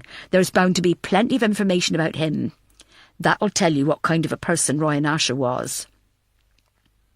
Faith thanked Murray Beck for taking the time to talk to her and hung up the phone. While he had given her more of an insight into what kind of a child Ryan was, Faith found she had more questions than answers. Clearing a space on her desk, she pulled her keyboard towards her and typed Malcolm Preston Norwich into a search engine. 3 years in limbo. John Preston spends every single day by his son's bed. He reads to him from books, newspapers and magazines. His conversations are one-sided, but he believes his son can hear every word he is saying. It will be 3 years next Tuesday since Malcolm Preston, then aged 12, was attacked, robbed and left for dead in woodland surrounding Eaton Park, Norwich. It was broad daylight and Malcolm was out riding his bike. It was something every normal 12-year-old boy does. There was nothing for me or his mum to worry about. He was a sensible boy, and we just assumed he would come home when he was ready for his tea. John continues, when he didn't come home, his mother tried his mobile phone. It was answered, but the person on the other end quickly hung up. She carried on trying, but then whoever answered kept laughing at her down the phone. She knew something had happened. She knew there was something wrong. On the 6th call, she asked where Malcolm was, and a young voice said that as far as he knew, Malcolm was lying dead somewhere. My Pauline was frantic. I couldn't calm her down. I had a neighbour come round and sit with her while I went to find Malcolm. I sort of knew where he liked to cycle, so I went on his route. I found his bike before I found him. The front wheel had been badly damaged, and when I saw Malcolm's leg sticking out from behind a tree, I thought he'd had an accident. Doctors later described Malcolm's injuries to be the most severe they had ever seen on a person to have survived. He had been kicked, punched, stamped on, been run over with his own bike, spat and urinated on. His trainers and mobile phone had been stolen. Malcolm underwent 4 operations to relieve the swelling on his brain and to stop internal bleeding. He was placed in an induced coma where he has remained ever since. Malcolm is breathing on his own, John said tearfully from his only son's bedside. He has regular brain scans to check it is functioning correctly, but he just won't wake up. At the time of the attack on Malcolm, rumours were rife over who the culprit was. However, with no witnesses and poorly stored forensic evidence, nobody was ever caught. Malcolm is not the only victim in this senseless crime. A year after the attack, Malcolm's mother, Pauline, was diagnosed with breast cancer. Despite extensive chemotherapy, she lost her battle just 3 months later, never able to say goodbye to her son. I still have hope. I have to have hope, otherwise there would be no point in me being here. Malcolm will wake up again one day, and he will tell me who did this to him, and then we will have the proof we need to get a conviction. I don't care how long that will take. Norwich Evening News, Friday the 5th of August, 2016. Chapter 50. The water had been drained from Lim Lane, and the fire crew had left, much to Matilda's disappointment. Being carried over the pool of dirty water had been the first contact she had had with a man since James had died. It helped that he was young and good-looking too. Matilda cursed herself. How could she allow herself to think about being with another man? It had only been 18 months since James's death. Maybe because she missed him so much. His touch, his body, his smell, his hands, his long fingers. That she just wanted to feel another body close to hers, even if it was a man young enough to be her son, carrying her over dirty, smelly water. She saw Starling House in the distance, but didn't turn left down the dirt track. Instead, she followed Rory's directions and continued a mile up the road and turned right. The smooth tarmac gave way to a bumpy road of loose gravel. Matilda wished she'd returned in the Land Rover rather than her aged Ford Focus. Ahead she saw Rory, still in his wet weather gear. He flagged her down and directed her to a safe parking space. He opened the car door for her. "I'm absolutely pissing freezing," he moaned. "Well, that's not the worst greeting I've received today," she said, remembering the tirade the ACC burst into when she'd first entered her office. Don't people say hello anymore? "My coat's wet, my trousers are wet, my shoes are squelching. If I end up with pneumonia—" "Rory, go back to the station," she said calmly. "What?" "Go back to the station and get changed." "But just go." "Oh, there's a police Land Rover outside my house that needs picking up too." Rory stood, mouth agape, as Matilda made her way over to where Christian and Scott were talking in hushed tones. "Give me the bad news." Christian smiled and led the way through a thicket of bare trees to a small opening. He didn't need to say anything. Hanging from the thick branch of a gnarled oak tree swung the lifeless body of Jacob Brown. He was several feet from the ground, and he swayed gently in the stiff autumnal breeze. Matilda stepped forward and looked up at the teenager. She tilted her head as she queried what she was seeing. The rope was expertly tied around the bough of the tree in a knot that would never come loose. Around his purple neck, the noose was perfectly drawn. "Why would he escape just to hang himself?" Scott asked. "He didn't," Matilda said. "Sorry? This is another staged death. Call a forensics team and get Adele Keane down here. Jacob Brown was murdered." It was early evening before the full forensic team was in place and floodlights had been drafted in. Heavy clouds were once again looming, and, according to the BBC weather app on Matilda's phone, it wouldn't be long before another downpour arrived. They needed to move fast before darkness fell, and Matilda wanted Jacob cut down as soon as possible. A large plastic sheet was placed directly below Jacob in case any evidence came loose from the body. Matilda, Christian, Adele, and scene-of-crime officers were dressed in white forensic suits. Scott had been sent back to HQ to change into warm, dry clothes, though he was reluctant to do so. Sian was on her way to relieve him. A step-ladder was placed next to Jacob's hanging body, and Adele made her way cautiously up the steel rungs. Christian held onto the ladder as it was on rough ground. "What first made you think of murder, Matt?" Adele said, always keen to see how other people's minds worked. "His fingernails. They're broken. There's either blood or mud or fibres beneath them. He was very clean when I saw him last at Starling House. He's obviously been in a struggle, and it obviously happened outside." "Anything else?" "His clothes are torn. Again, he was a neat and tidy lad while in Starling House. If he'd escaped and climbed over the fence, he might have got caught on barbed wire, but that wouldn't have torn his clothes to this extent." "Anything else?" Adele asked, trying to suppress a smile. Matilda looked to Christian and rolled her eyes. It was like being back in training. "Well, I'm not an expert on tree climbing, but looking at the trunk, there's no way he could climb that without a ladder. As there isn't one around, and Jacob is dangling several feet from the ground, I'm guessing someone killed him, then strung him up." "Well done, DCI Dark. You can join my department any day." "Oh, that's handy to know."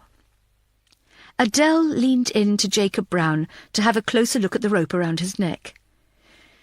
"There is bruising, but it's not sufficient with the type of rope used, and with the drop.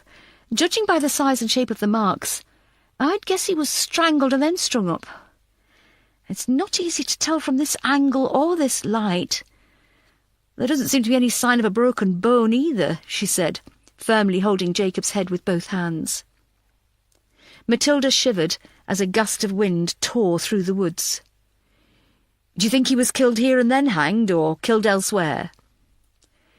"It's difficult to tell," Adele said, looking down at the mud. "The ground is very soft due to the amount of rain we've had.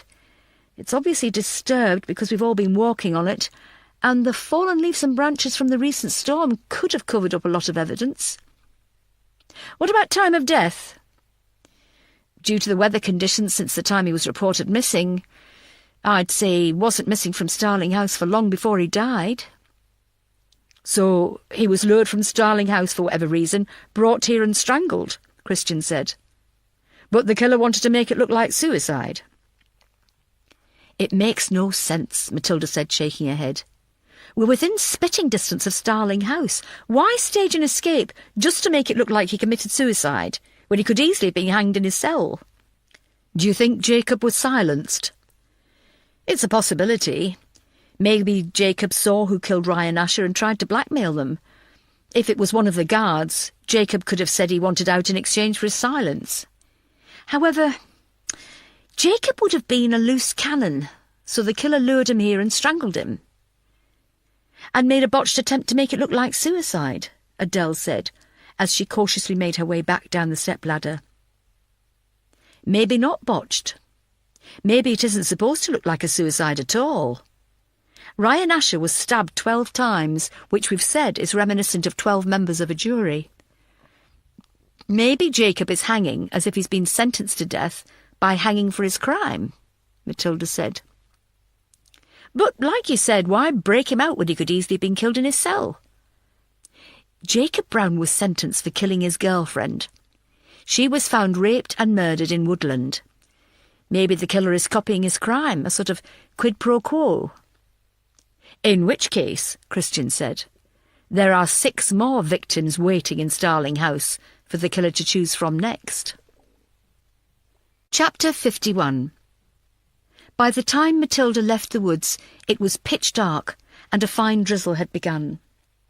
Between them, she and Christian had decided not to interview the inmates and staff of Starling House that night, but to leave them until the morning. In the meantime, uniformed officers were posted inside the building overnight to make sure another inmate or member of staff didn't flee or wasn't murdered. Once Adele had finished examining Jacob Brown in the woods, he was carefully cut down and taken to the mortuary, where Adele would carry out a post-mortem first thing in the morning. That left Matilda with nothing to do but go home and lick her wounds. She had only been at home a few minutes when her phone beeped an incoming text message. My son has just told me his bosses have found out about us looking into the Hartley case. He's been suspended. Not sure how it leaked out. I'll phone you tomorrow, Pat. Matilda didn't bother replying. It hadn't been the best day in either investigation. Ideally, she would like an evening off and to think of nothing work-related. She knew that wouldn't happen. Her mind wouldn't allow it. She should have a bath. A long, soothing soak in the tub. But the thought of lying in warm water with her own filth floating around her didn't sound too relaxing, so she settled on a shower instead. She turned the temperature up to as hot as she could stand it and stood under the cascade of scalding needles. When she stepped out, her face was bright red from the heat, but she felt cleansed. She needed to feel the pain in order to begin to relax. With James's dressing gown almost burying her, she slipped her feet into novelty slippers, made herself a mug of tea, and went into the living room. Starling House had been allowed to operate almost behind closed doors for 20 years. Kate had covered up every incident, from minor ones to the biggies like Ellie Kane assaulting Jacob Brown. She hadn't wanted the adverse publicity, that was understandable. But she must have realised one day it would all disintegrate around her ears. That day had arrived, and Kate had to be held accountable. She was struggling with these cases. Whatever was going on at Starling House was frightening, and Matilda was starting to worry she was in over her head. Kate Maloney was obviously a loose cannon. It was shocking to see how such a together, stern person when she first met her was now beginning to fall apart. Kate reminded her of herself. Matilda presented herself as a ball-buster at work who stood for no nonsense. Would she eventually implode and allow her emotions to get the better of her? Then there was Thomas Hartley. Matilda couldn't help but feel sympathy for the teenager trapped in Starling House with those murderers, the abusive staff, and goodness knows what else went on that was being kept hidden from Matilda and her team. The evidence that had led him to being locked up was purely circumstantial, so why had he been jailed for life? What had been uncovered or not uncovered during the investigation that had implicated Thomas Hartley as the most likely suspect? Did nobody think to question his motive? If Thomas was innocent, there must have been a massive cover-up at Greater Manchester Police. But who was involved? How high did this go? And what the hell was Matilda getting herself into? Chapter 52. Kate Maloney had hardly slept. She had still been awake at 2 o'clock, her mind awhirl with everything that had occurred over the past few days. Ryan Asher's murder, Now Jacob Brown being killed. Her staff all seemed to be hiding something dark in their past, and she was dreading what tomorrow would bring. Tomorrow was now here. Kate was back in her office, hair uncombed, no makeup, no bright red lipstick, no killer heels. There was a large and very strong black coffee on her desk in front of her, but it hadn't been touched. She had no drive or motivation to do anything. An image out of the window caught her attention, and she looked up to see a fleet of cars and police vans heading down the drive. What fresh hell was about to descend upon Starling House? She opened the cupboard in the corner of the room and took out a black jacket. She pulled her hair back into a tight ponytail and looked at her reflection in the full-length mirror on the back of the door. She looked a mess. She looked tired. She looked as if she had given up. However, she would have to do for now. "DCI Dark, how can I help you?" she asked, as she exited her office and saw Matilda lead the way with a troop of uniformed and plain-clothed officers behind her. "We're here to take all of the inmates back to South Yorkshire Police and formally interview them." "What? You can't do that?" "I think you'll find I can. I'll also be doing the same with your staff, including you." "This is outrageous." "What's outrageous is the fact Starling House has been allowed to operate without being supervised for so long." Kate tried to say something, but was too taken aback to speak. There was nothing she could do as a team of officers filed into the building and headed for the stairs to collect the inmates. This would definitely mark the final nail in the coffin for Starling House. Within half an hour of them arriving, Matilda and her team had secured all 6 remaining inmates in marked police vehicles and were heading to HQ. There, they would be held in separate cells and interviewed individually. By the end of the day, hopefully, they would have a clear picture of just what had been going on in Starling House. Kate stood in the doorway and watched as the fleet of police cars disappeared through the iron gates, turned left and headed for Sheffield city centre. When she turned around, she saw Matilda in the foyer talking to some of the staff. "Richard Grover, I am arresting you for causing a child to engage in sexual activity and aggravated assault by abusing a position of trust. You do not have to say anything, but it may harm your defence if you do not mention when questioned something which you later rely on in court. Anything you do say may be given in evidence. Do you understand?" "What the hell?" Kate almost screamed. "This is too much. Abusing a position of trust. Richard is one of the most dedicated and hard-working members of staff I've ever employed." Matilda ignored Kate and moved on to Fred Percival. "Mr. Percival, I'd like you to go with my officers to be formally interviewed back at the station. I believe you know what this is about." Fred didn't reply. His face said it all. Gone was the annoying smile and the air of superiority, replaced by a hangdog look of regret. Sian Mills led him out of the building by the elbow to a waiting unmarked car. "Are you going to tell me what's going on?" Kate said, blocking Matilda from leaving. "Fred Percival has a record of underage sex among young boys. Richard Grover has been engaging in sexual activity with some of the inmates here. God only knows what the others have been up to," she said, looking at the remaining staff over her shoulder. "I have put steps in place to have Starling House temporarily closed down while you can be replaced and a new team of staff can be employed. I'm waiting to hear from BB Security, Sheffield City Council and the Home Office." "You're closing us down?" "Temporarily." "No," Kate said. Despite the fact she knew it was all over for her, she couldn't quite let go. "No, I won't have it. I'm not leaving. I've been here for 20 years. You know what it's like. I've told you. You've seen." She started panicking. A rage had taken over her, and her entire body was shaking with adrenaline as she started to lose grip on her emotions and reality. "I want you to leave. Until I'm told otherwise, I'm still in charge of Starling House. I want you out. I want you and your team out of this building right now," she screamed in Matilda's face. "We will leave, but we will be back. And if you attempt to stop us gaining access, I will have you arrested for obstructing a murder investigation. I'm going to be leaving police officers here too. I'm sorry, Kate, but I can't trust you or your staff anymore." With the last word, Matilda turned and left the building with her team following. Kate and the remaining staff looked on with horror-struck expressions. Everything was falling apart. Chapter 53. DC Faith Easter was late arriving to work. The clear-up from the storm had caused delays on the roads, as felled trees had blocked roads, and the heavy rain had caused such damage to the tarmac that driving was no longer safe. Faith wasn't surprised. Sheffield City Council was famous for patching up when it should be fully repairing damaged roads. The open-plan office of the CID was virtually empty. The odd, plain-clothed detective here and there, but the main players in the Ryan Asher case were absent.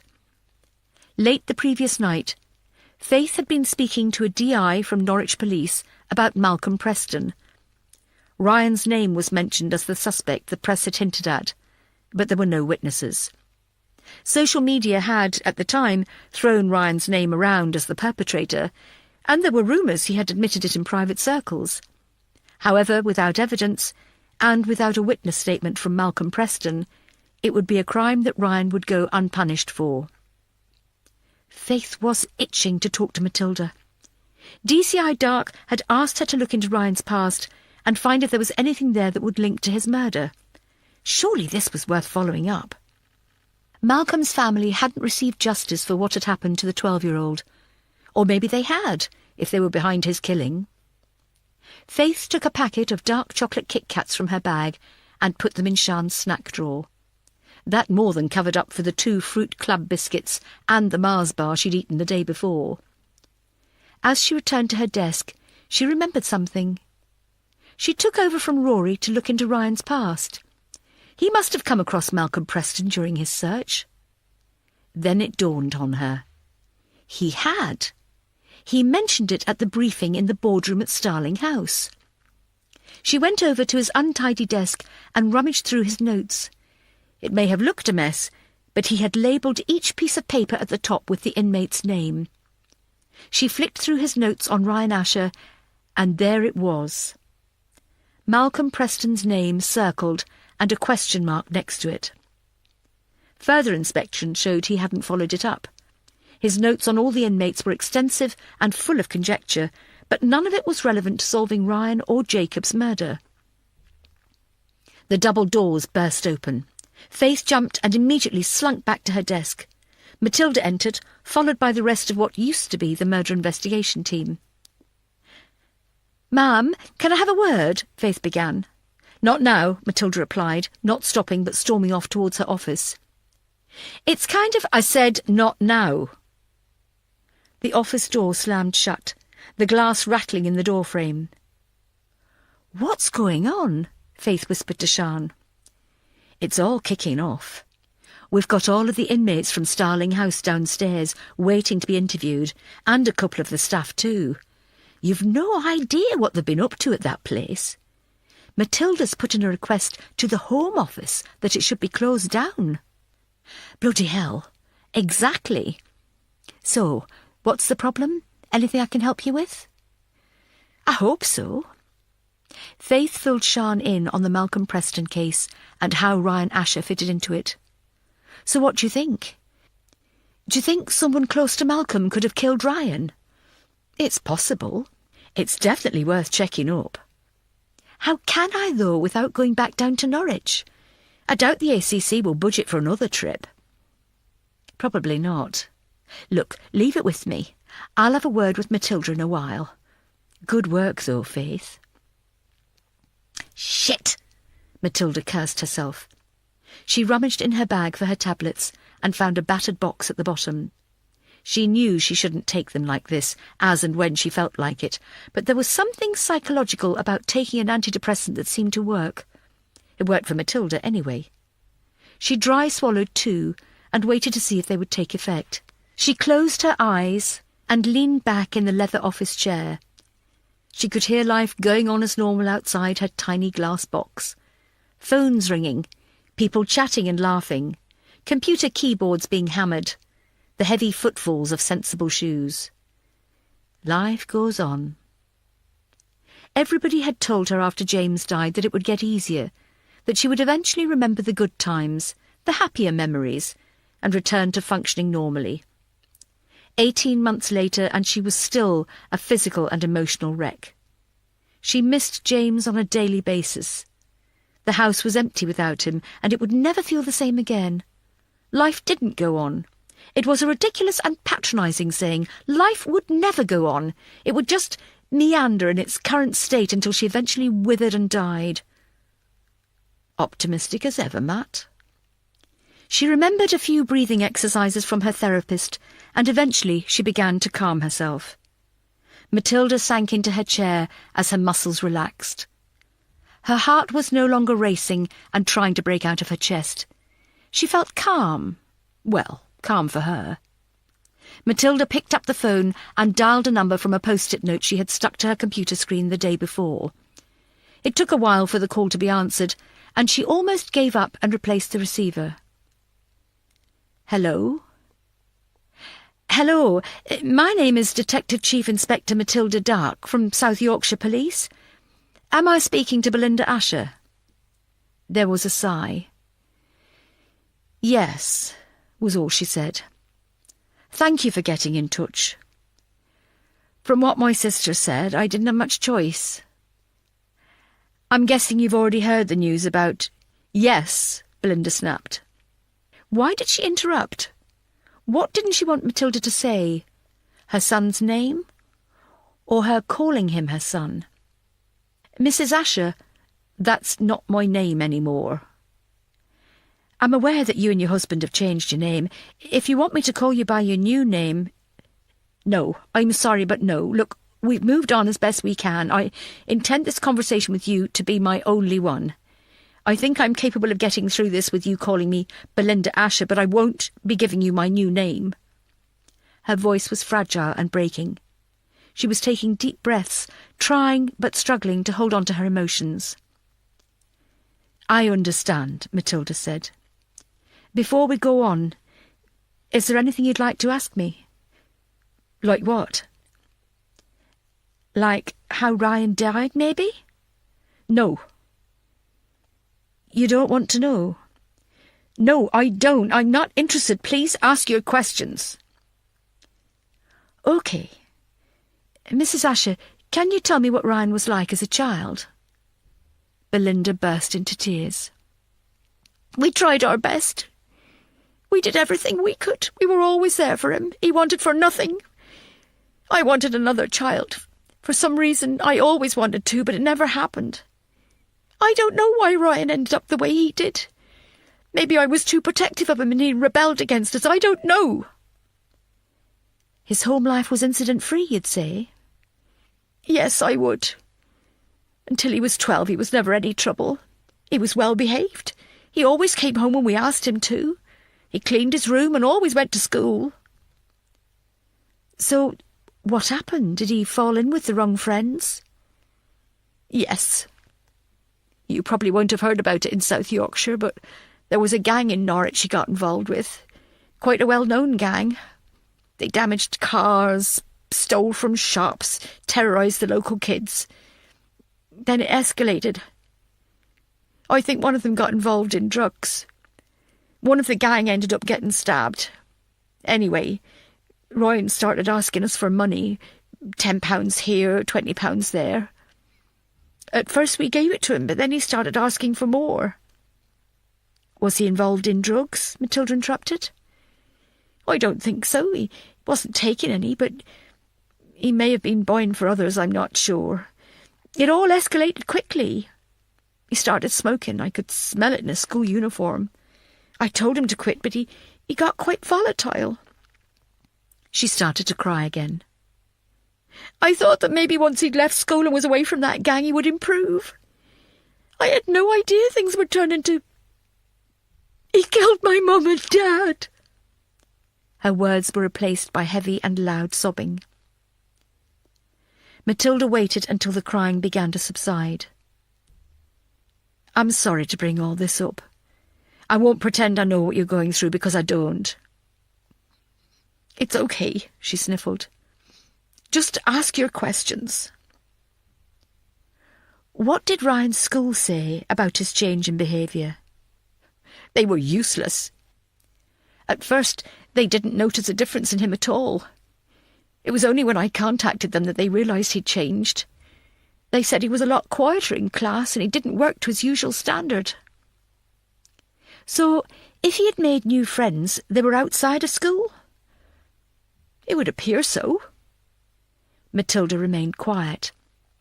She wanted to ask more, but also wanted Belinda to take the lead and offer the information.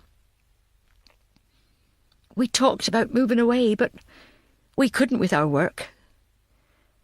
Then the Malcolm Preston incident happened. Matilda hadn't heard of Malcolm Preston, but felt she should have done. She quickly scribbled his name down on a notepad, but didn't say anything. She waited for Belinda to elaborate. I often search the internet for Malcolm's name to see if there's any news, but he's still in a coma. The police, the school, even Malcolm's parents, they all knew it was Ryan who attacked him, but there was no evidence. She took a deep breath. We knew it too. How did you know? He withdrew completely. He went to his room as soon as he came home and was out the next morning before we both got up. We hardly saw him. It must have made your home life very difficult. It did. Stu, Paul and I were arguing. He wanted to send him away. There are special schools that deal with disruptive children, but I didn't want to. Ryan was my son. I wanted to be able to help him myself, but I couldn't. I tried everything. I failed him. The tears came thick and fast, and she struggled to breathe. I should have listened to Paul. If I had, my parents would still be alive. Matilda waited for Belinda to regain control, but she was in for a long wait.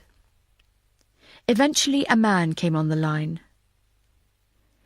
My name is Paul Asher. I'm sorry, but I don't think you should continue with this conversation. I don't see what use it will be to your investigation. Mr. Asher, I'm very sorry to have upset your wife, but at the end of the day, Ryan Asher is your son. No, he snapped. He stopped being my son when he burned his grandparents to death. I want nothing more to do with him. Mr. Asher, eventually, Ryan's body will be released by the coroner for burial. Do what you want with him. We don't want him back. Now, I would appreciate it if you didn't call this number again. Thank you. Before Matilda could say anything, she found herself listening to the dial tone. She wasn't surprised by the result of the conversation. She typed the area code 01806 into Google and found Paul and Belinda Asher were now living in Shetland. They really had wanted a complete change when they left Norwich. She couldn't blame them. Chapter 54. Craig Hodge was sitting in an interview room in South Yorkshire Police HQ. He never thought he would be back in a room like this, answering questions, after spending so long in Starling House. He thought his questioning days were over. Sitting opposite him were DS Sian Mills and DC Scott Andrews. Sian had informed Craig of his rights and told him the interview was being recorded and videoed. He'd looked up to the camera in the corner of the room and smiled at whoever was watching him. Sitting to his right was an appropriate adult, a woman brought in to monitor the interview to make sure Craig was dealt with fairly by the police, not put under any unnecessary duress, and treated with respect. Craig, I want you to tell us what's been going on with Richard Grover, Sian said, starting the proceedings. Why? Because we need to know. He gets us things. What kind of things? Anything we want. Food, chocolate, magazines. What kind of magazines? You've seen what kind of magazines, he replied, nodding and smiling. Pornography. Yep. He leaned back and folded his arms. How long has this been going on? For as long as I've been there. Sian looked at her notes. And you've been there for just over a year? That's right. We only found magazines in your room and Lee Marriott's room. Does he get things for all the boys? Sometimes the soul needs silence between the words. Let this peaceful melody give you that space, and thank you for joining us for this free audiobook.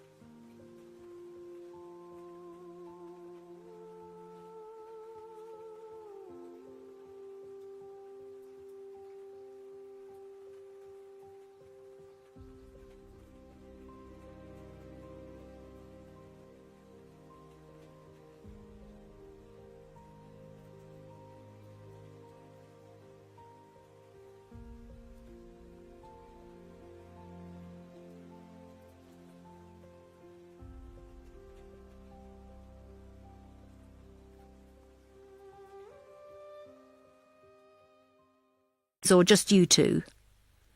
All of us. We hand the mags round, although you have to make sure Callum Nixon doesn't get to them first, as he rips the best pics out.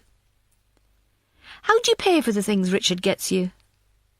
He flashed a knowing smile. Looking up at Sian out of the top of his eyes made him look sinister. You know what he does, or you wouldn't be asking. We need you to tell us, Craig. What's in it for me? I'm sorry. What do I get for telling you all the gory details? Will I get time off my sentence? No? Then there's no reason for me to talk, is there? There's every reason for you to talk, Craig. Scott spoke for the first time. Things like cooperation go down on your file. When you get moved to an adult prison and the guards see how you've behaved, they'll treat you accordingly.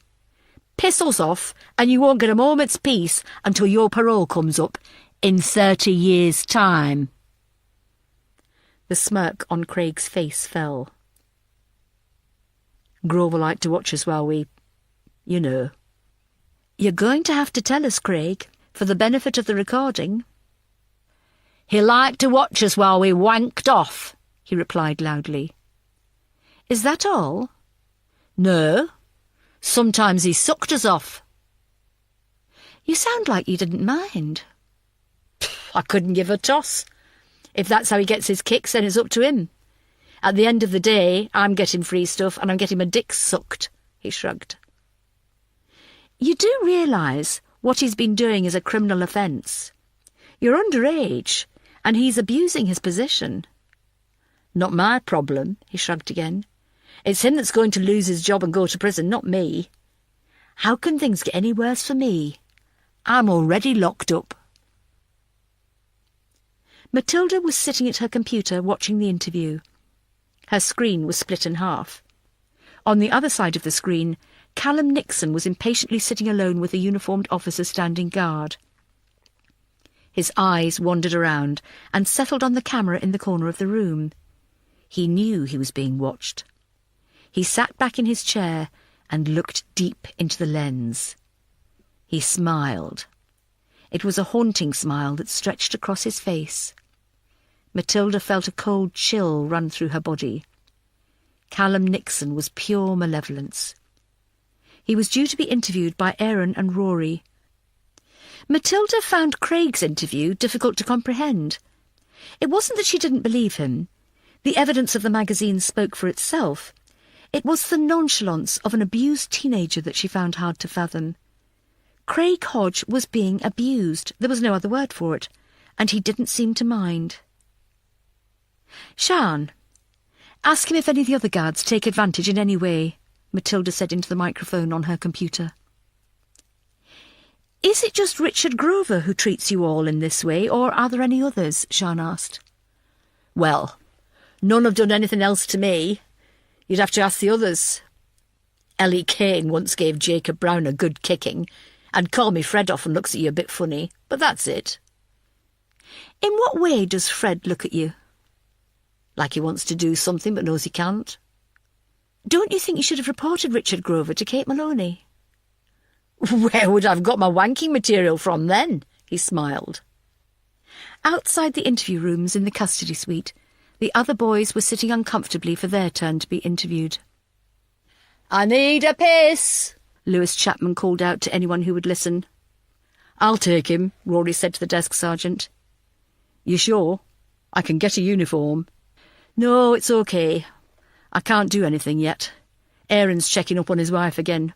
If you ever hear me mentioning getting married, you have my permission to give me a good hiding. Lewis wasn't handcuffed, but he couldn't be allowed to go to the toilet on his own. This wasn't Starling House. When they entered, Lewis looked underneath all the cubicles to see if anyone was in them before going over to the urinals. What did you do that for? Rory asked. In Scream, the killer is waiting for Sydney in the cubicles and then attacks her. Rory remembered Lewis's crime. He killed his younger brother while dressed as the killer from the Scream films. Do you always check under the doors in the toilets? Always, he replied, looking over his shoulder and smiling at Rory. Are you allowed to watch horror films in prison? Sure. What's your favourite scary movie? Lewis started laughing. You're supposed to say that in a deep, menacing voice like Ghostface. Sorry, Rory said, not getting the reference to the Scream films. It doesn't matter. I don't have a favourite. I love them all. You can't beat Hannibal Lecter as the ultimate bad guy, though. Why did you do it? What? Kill my little brother? Lewis asked, washing his hands. He shrugged. I don't know. Just wanted to, I guess. Had he done something to upset you? No. Was it revenge or to get back at someone, your parents maybe? No, and no. I just wanted to kill someone. He dried his hands on his trousers and walked up close to Rory, backing him up against a wall. It's scarier when there's no motive, isn't it? He smiled. Rory swallowed hard. Are you finished? He asked quietly. With Craig's interview over, Matilda sat up in her chair when she saw Thomas Hartley being brought in. She was keen to hear his version of events about the goings-on at Starling House. For some reason, she felt she could believe him more over the other inmates. She hoped Richard Grover had kept his fat, grubby hands off him too. He was a disgrace. Thomas, did Richard Grover ever bring in things from the outside for you? Sian asked. Yes, he replied. His head was down, facing the table, his hands folded between his legs, and his voice was barely above a whisper. What did he bring you? Chocolate and sweets mostly. You'll need to speak up, Thomas, for the recording. What did Richard Grover want in return? Thomas closed his eyes tight and squeezed out a tear. Do I have to? Yes, Thomas, you do. He liked to watch us play with ourselves. He shook his head, embarrassed at what he had been forced to endure. His interview was a complete contrast to Craig Hodges. How many times did he watch you? I don't know. I can't remember. Were you always on your own, or with the other boys? On my own. When did this take place? Scott asked. He'd sometimes come to our rooms at night, or when he had stuff to give one of us, he'd give the signal and meet us in the toilets, he replied, disgusted he had taken part. Did Richard Grover touch you or the others at all? He didn't touch me. I heard he, sucked off Craig and Lee and Mark sometimes. Why those three? They're blonde. He liked them because they were blonde. Did anything else happen? Tears fell from Thomas's eyes. The appropriate adult handed him a tissue from her jacket pocket, which he thanked her for. Thomas, Scott leaned forward on the table. Richard has been arrested and is in custody. He's not going to get away with this, and he won't be able to hurt you again. You can tell us. He used Lee. In what way? Sian asked. You've seen Lee. He's very blonde and slim, and he used him as if he belonged to him. What did he make him do? Do I have to? It would help, Thomas. Lee said he sometimes had sex with him.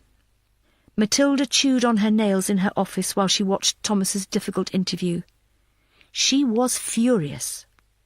Richard Grover had been working at Starling House for more than 4 years. How many boys had he abused in that time? A.C.C. Masterson didn't knock on Matilda's door. She just pushed down the handle and stormed in. "This station is in chaos," Valerie began, but was silenced as Matilda put up a hand to stop her. Richard Grover has been abusing the boys at Starling House. "What?" Valerie moved around to Matilda's side of the desk and watched the interview on the computer. "Who's that?" Matilda swallowed hard. "Thomas Hartley." "So that's Thomas Hartley. Nice to put a face to the name. Please tell me you have this Richard Grover in custody." "We certainly do. He's not going anywhere." Jesus! As if we haven't got enough on our plate with the abuse scandal in Rotherham, now we've got it in Sheffield too. How many victims are we talking about? Matilda shook her head. "I've no idea. We've got 6 downstairs that we know of. We need to look at the inmates who've been at Starling House during Richard Grover's time there. We could be looking at dozens." "Oh, my God!" Valerie stepped away from the computer. The worried look on her face said it all. It wasn't the abuse of power or the disturbing stories she couldn't stomach. It was what was going to happen to her and her career. Could this Richard have killed Ryan Asher? I don't know. If Ryan had been at Starling House for longer than 48 hours, I would have said it was a possibility. But Richard would have needed to get to know Ryan, understand what kind of boy he was dealing with. After all, these are convicted killers. They're not your usual timid boys you can warp. You will be questioning him about Ryan's death, though? Of course. Matilda, I want some order brought to the station. You're not the only detective investigating a case here. Have you seen how disruptive these boys are being downstairs? Matilda pushed herself out from her chair and followed Valerie out of the office. The computer was still playing the interview with Thomas Hartley. On the other half of the screen, the interview with Callum Nixon was about to begin, with Erin and Rory leading. Matilda really should have been watching that interview. Chapter 55. There were 4 inmates from Starling House in the custody suite, and they were all being purposely difficult. They knew the abuse that went on at the hands of Richard Grover, but none of them ever talked about it. Now it was out in the open. They wanted the gory details from each other. "It's Lee he fancied the most," Mark said, nudging Lee and winking. "He knew he could mould you and get you to do anything he wanted." "Piss off, Mark," Lee said. There was no force behind his warning. The timid boy sat in the corner, shoulders shrugged, head down, looking like he wanted to cry but couldn't. "You know why you like Lee best, don't you?" Lewis teased. "Because he was good at it. He's been sucking cocks all his life." "You can piss off as well," Lee said.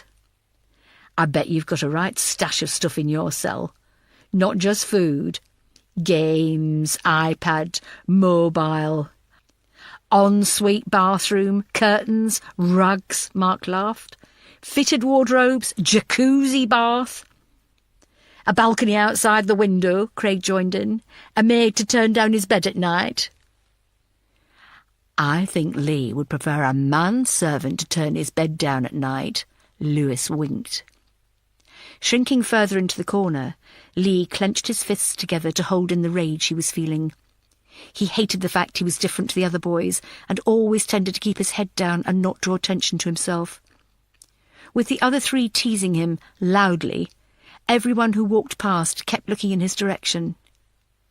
"Come on, Lee, give us the details. What else did Groper Grover do to you? Leave me alone. Did he make love to you?" "Oh, God! Can you imagine his sex face? Craig laughed. I bet he looked like he was having a heart attack. While he was screwing you, did he ask you to call him Daddy? Did he pretend you were a girl? Lee snapped. He raised his fists and punched Lewis in the face so hard he was knocked off balance. Lee took the opportunity to pounce. It was at that moment Matilda and Valerie entered the custody suite. 2 boys were brawling on the floor. The other 2 were jeering them on, and there wasn't a single uniformed officer in sight. Aaron, there's a phone call for you. It's Katrina. Again. Shit! I'm going to have to take it. Do you mind? Aaron asked. The look of worry was back on his face. No, go on. We haven't started yet, Rory said. Am I all right to pop to the toilet then before we start? The appropriate adult asked. Of course. Turn left just before the double doors, and it's your second on your right. Thank you. Rory closed the interview room door behind him and looked at Callum Nixon sitting at the table. They were alone. Can I ask you a question? Rory asked, sitting down. Don't you need to wait for the others to come back? This isn't part of the interview. I just want to get something clear in my head. Shoot, Callum replied, sitting back and relaxing. I've looked at your file, read about what you did to end up at Starling House. I want to know why you did what you did, basically. You mean why I killed those teachers? Yes. Why? I'm interested.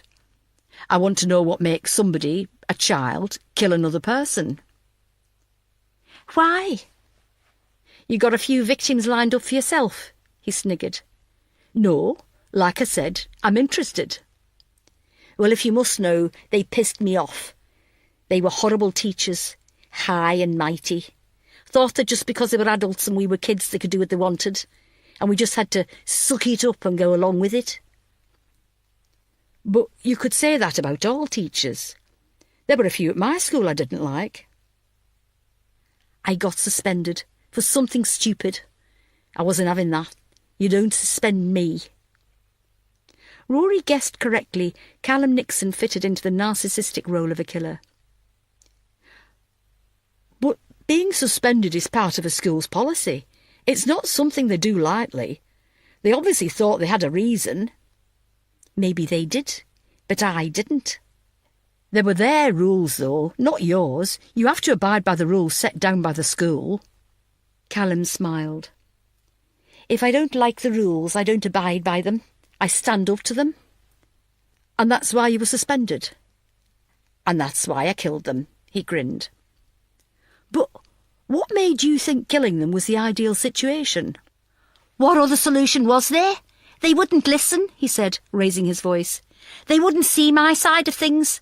I was always the bad guy, so if they wanted me to be the bad guy, then I was going to be the best bad guy ever.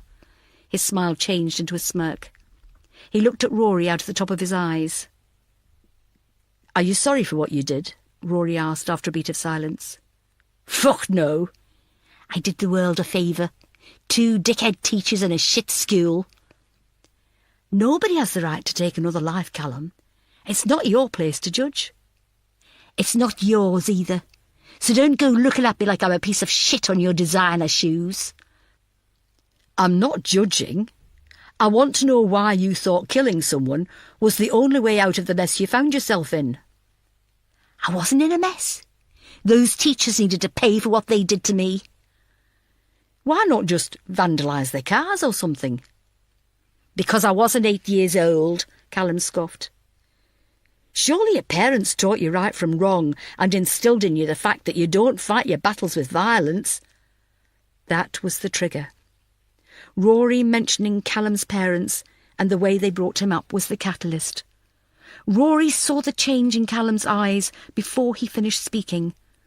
What happened next was a complete blur as Callum leapt from his seat and jumped over the table. Chapter 56. I will not have that kind of behaviour in my station, Valerie shouted at the boys of Starling House once the fight was broken up. And where were you lot? She asked the uniform officers who'd come running into the custody suite once they heard the commotion. There was nothing they could say.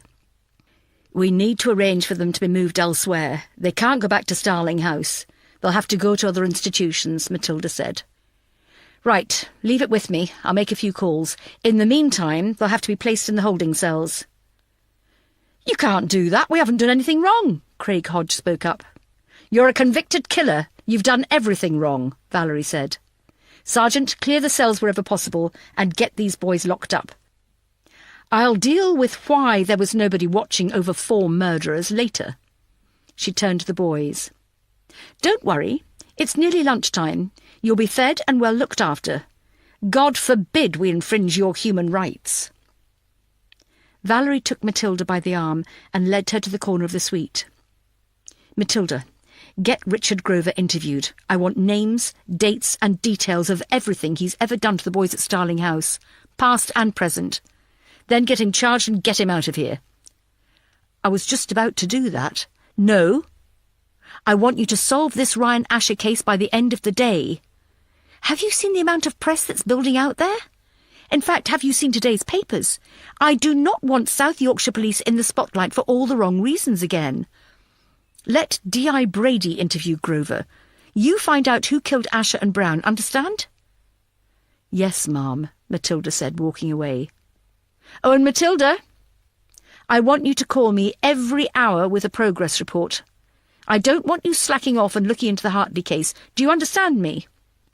Matilda took a deep breath and bit down hard on the inside of her mouth. Loud and clear. Valerie was about to add another warning. Her finger came up to point at the DCI, but an alarm sounded that caused everyone to stop dead in their tracks. "Interview room 2, shouted a sergeant behind the custody desk, looking down at his monitor. Matilda and Valerie led the way, with uniform backing them up. Matilda pulled open the door to the corridor and saw the red bulb flashing above the second interview room.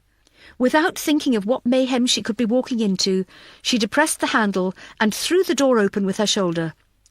Rory Fleming was on the floor, with Callum straddling him, raining down blow after blow with each fist.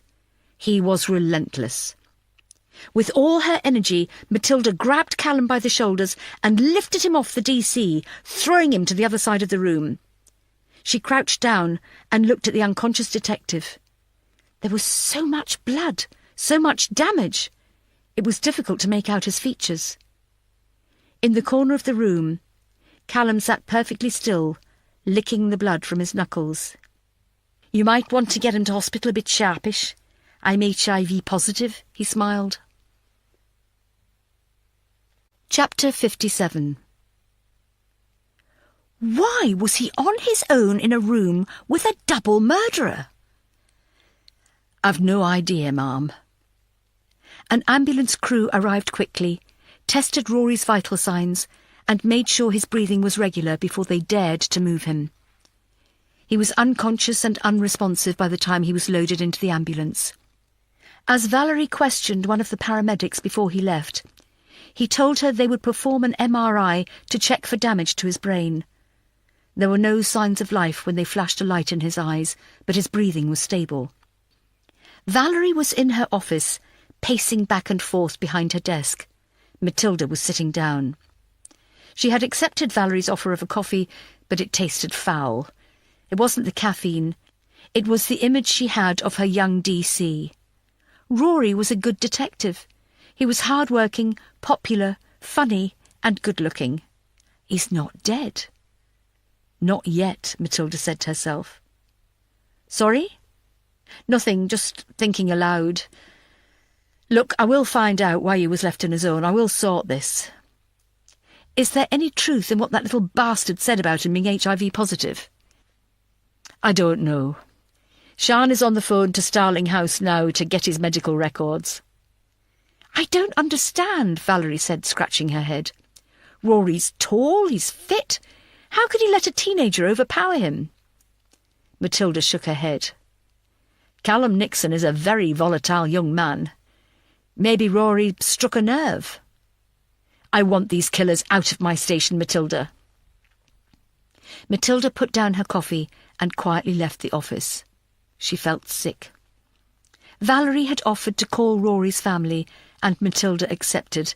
It wasn't a conversation she relished. On her way back to CID, Matilda was asked by almost everyone she met how Rory was doing. She didn't reply to any of them. "Are you all right?" Sian asked from the doorway of Matilda's office. No. She was sitting in her chair, head in hands, praying and hoping to anyone who would listen that Rory would be all right. "What did they say at Starling House?" "Callum is not HIV positive. He was playing with us." "Bastard! It's horrible to say this about a teenager, but I could happily smash his face in and not think I'd done anything wrong," Matilda said, struggling to keep her emotions in check. "You can't blame yourself for bringing them all here. They needed to be formally interviewed." "Why was he on his own, Sian? That's what I want to know." "Ah," she said, looking out of the window. Just before the interview was due to begin, Aaron received a phone call from Katrina. Rory told him to go and they'd start the interview afterwards. Fortunately, the cameras were switched on and we've caught what happened in the interview room on video. Rory was asking him about his crimes when he killed those teachers. It sounds like he wanted to understand why he became a killer. "What about the attack?" Callum snapped the second Rory mentioned his family. He was like a man possessed. Rory didn't stand a chance. "Oh, God, Rory. He wouldn't let it drop, would he?" He was desperate to find out how a child can kill. He saw his opportunity to interview Callum on his own and went for it. Everyone is asking if there's any news.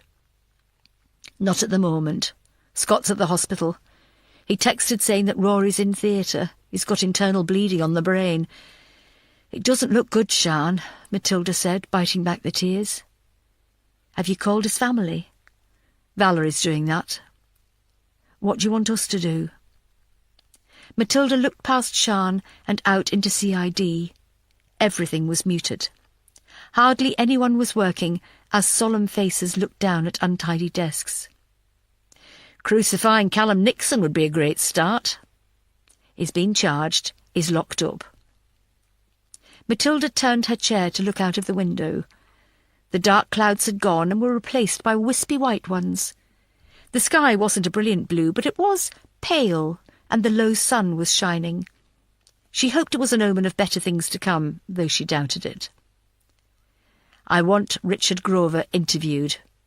I want to know the full extent of his abuse over the years. I don't think he killed Ryan or Jacob, but we need to know. Also, I want Fred Percival interviewed too. Again, I don't think he's the killer, but he has a history of inappropriate behaviour towards young boys. He should not have been working at Starling House. What the hell was Kate Maloney thinking when she hired these people?" "Well, leave Richard and Fred to me and Christian. We'll interview them. Why don't you go for a coffee or something? Or maybe go and see Adele?" As she came down from the adrenaline rush of the emergency, Matilda's emotions raced to the surface and tears started to fall. "I don't want to be on my own," she cried. Like everybody else, Matilda was human and had the same emotions. However, she saw it as a sign of weakness if she showed those emotions in front of her detectives. She was their leader, and as their leader she had to be stoic and strong in the face of adversity. When everything else was crumbling around them, Matilda had to rally them into some semblance of order. When she started to cry, Sian quickly closed the door behind her and stood in front of her so nobody outside could see. She had known Matilda long enough to understand she wouldn't want her weaknesses made public. When the tears stopped, she dried her eyes and walked out of the room with her head down, not making eye contact with anyone. She managed to make it to the car park without being accosted and drove away before the swarm of press could notice. Adele looked up as the swinging doors to the mortuary opened. She saw Matilda and went back to putting a lifeless body in one of the fridges. She closed the door with an echoing slam. "Matilda! Excellent timing! I was just about to call—" "What's wrong?" She saw the pale look of anguish on her best friend's face. "Rory's been beaten. It doesn't look good," she replied, barely audible through the tears. "Oh, God, no." Adele loved Rory. He was the adorable member of Matilda's team who was always there with a joke or sarcastic comment. It was never annoying. It helped that he was gorgeous too. What happened? Matilda filled Adele in over a strong coffee and a packet of jammy Dodgers. "I know Starling House has always been shrouded in secrecy, but I never expected abuse and bullying," Adele said. "I bet Val's kicked off, hasn't she?" "She certainly has. Once this gets out, she's going to be in serious trouble for allowing it to go unnoticed all this time. I doubt she'll be here by Christmas." "That's not fair. Like Val, she's been a good ACC. She's put up with a lot from me. Anyone else and I'd have been out when I screwed up the Carl Meagan case. Look, if you can solve the murder case and get Thomas Hartley out, then that'll go for you and for Val. Imagine the story when it's revealed there was an innocent man sentenced to a crime he didn't commit, and you and Valerie, against all the odds, managed to get him released." "That's all hit the fan too. Val found out I was looking into the Hartley case and warned me off. She doesn't want an argument between forces." "But if he's innocent, if is the right word. There's only me who thinks so, and I don't have proof." "Then get proof." "How, when I'm not allowed anywhere near the bloody case?" "Since when has that stopped you?" "Adele, I've let Thomas Hartley distract me from what I'm supposed to be doing. If I hadn't, then Callum fucking Nixon would not have beaten Rory half to death." "You don't know that. For Christ's sake, Matilda, you can't be responsible for everything that happens in that station. Rory is a grown man. He knew he was alone with a double killer. He made that decision, not you. Now, I'm sorry he's been hurt, and I really hope he makes a full recovery. But I'm not going to sit here while you go all maudlin again over something out of your control." "I'm not being maudlin," she said. "Yes, you are. You're feeling sorry for yourself. I love you to pieces, Matilda, you know that. But you need to stop this. Look at me." Matilda continued to look into her empty coffee cup. "I said, look at me." Reluctantly, Matilda looked up. Her eyes were full of tears. There were white lines down her face and dark circles around her eyes. She looked as if she had aged 10 years since entering the mortuary. "First of all, you look like shit." "Thanks." "You're welcome. Secondly, stop whining and do something." "What?" "Well, for a start, you can listen to my report on Jacob Brown, seeing as nobody could be bothered to turn up for the post-mortem this morning, like you said they would. Then after that, you and I are going to have something to eat. I couldn't stomach anything. Well, I could, and you're bloody going to eat for a change. Then I'm going to phone Pat Campbell, and all three of us are going to Manchester to find out who killed Thomas Hartley's sodding family. That's not going to happen. I could lose my job. Do you think, hand on heart, that Thomas Hartley is innocent?" "Yes," Matilda replied quietly. He hesitated. "Are you sure?" "I'm not sure about anything anymore, Adele." "Jesus. OK. I know you're not going to rest until you know the truth one way or another, are you?" "No." "Well then, if you're going to lose your job, wouldn't you rather lose it knowing you've done everything in your power to free a potentially innocent man?" "Yes." "There you go then." Adele handed Matilda a box of tissues. "Now dry your eyes and blow your nose." "Jacob Brown did not die from hanging," Adele began. She was now sitting at her desk with a fresh cup of coffee and a file balanced on her lap. "He was strangled first with a different kind of rope before being hanged. It was obviously made to look like suicide, but it was so sloppy a Boy Scout could have noticed." "Maybe it was rushed," Matilda said. She too had a fresh cup of coffee. She also had a balled-up tissue in her hand, which she kept dabbing at her nose. "I think it was. He was strangled from behind. The rope was thrown over his head and around his neck. There is evidence under Jacob's fingernails that he tried to grab the rope. There's fibres and skin cells under his nails." "His own skin?" "Yes." "How can you tell he was strangled from behind?" "Because of the direction of the indentations in his neck from his own nails. He seemed to put up a struggle too, as there are plenty of burn marks and abrasions around the front of his neck caused by the rope. Jacob wasn't a short lad, so are we looking for someone taller than him? Not necessarily. If you look at his clothing, the knees on his trousers were badly stained with mud and they were torn. All the killer needed to do was surprise him from behind, maybe a swift kick to the back of the knees to bring him down, then go at him with the rope.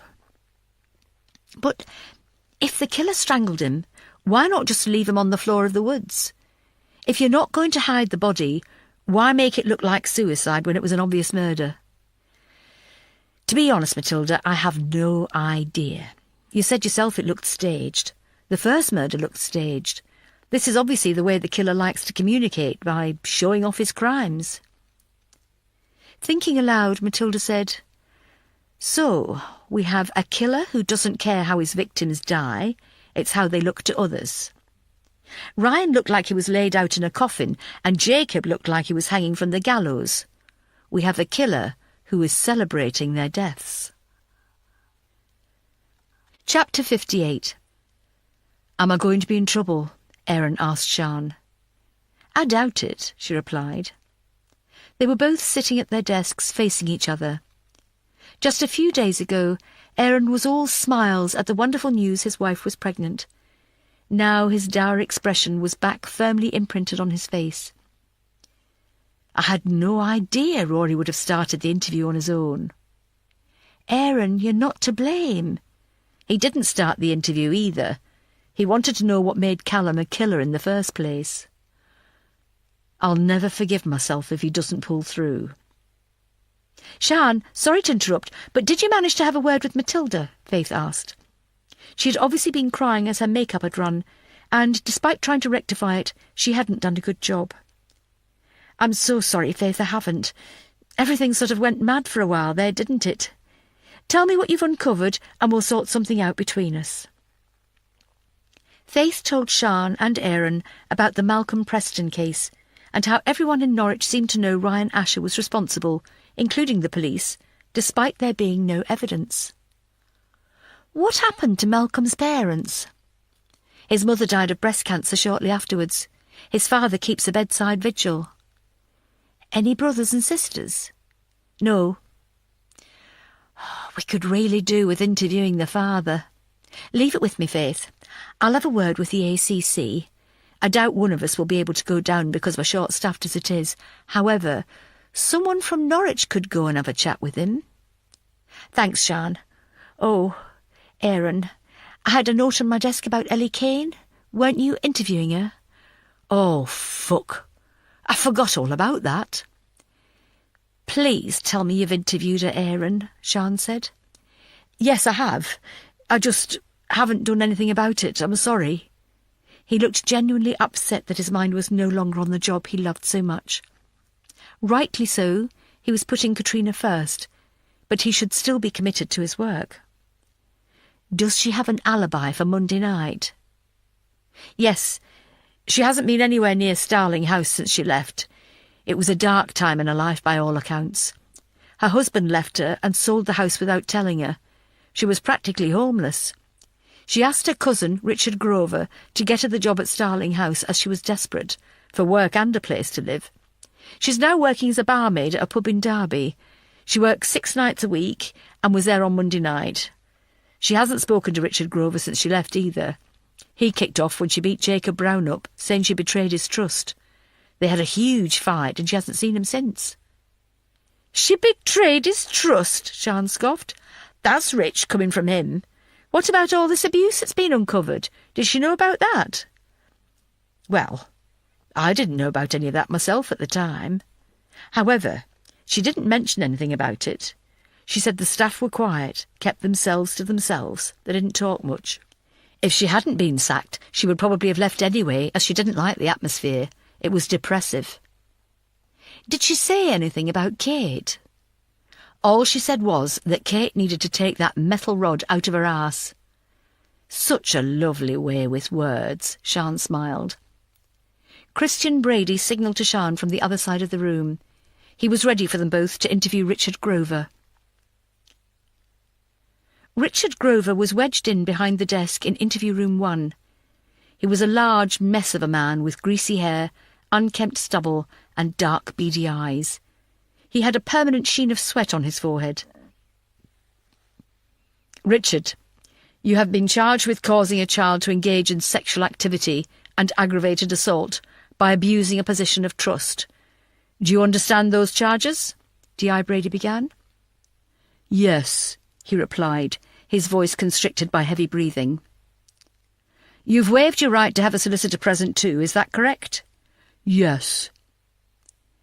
Do you deny the charges? No. So you admit abusing Craig Hodge, Lee Marriott, Lewis Chapman, Mark Parker, Callum Nixon, Thomas Hartley, and Jacob Brown? Yes. Are there others? Yes. Going back how long? I started at Starling House in 2012. So you've been abusing boys in your care for more than 4 years?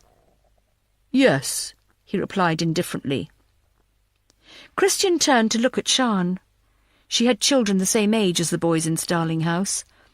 The look of disgust on her face showed how difficult it was to hear of a man admitting his grotesque crimes in such a cool and calm way. If we get a list together of all the boys who were at Starling House while you worked there, would you be able to tell us which ones you abused? Yes. You brought things from the outside for the inmates in return for sexual favours, is that correct? Yes. What did you bring them? Chocolate, magazines, games, anything they wanted. Why did you do it? Sian asked.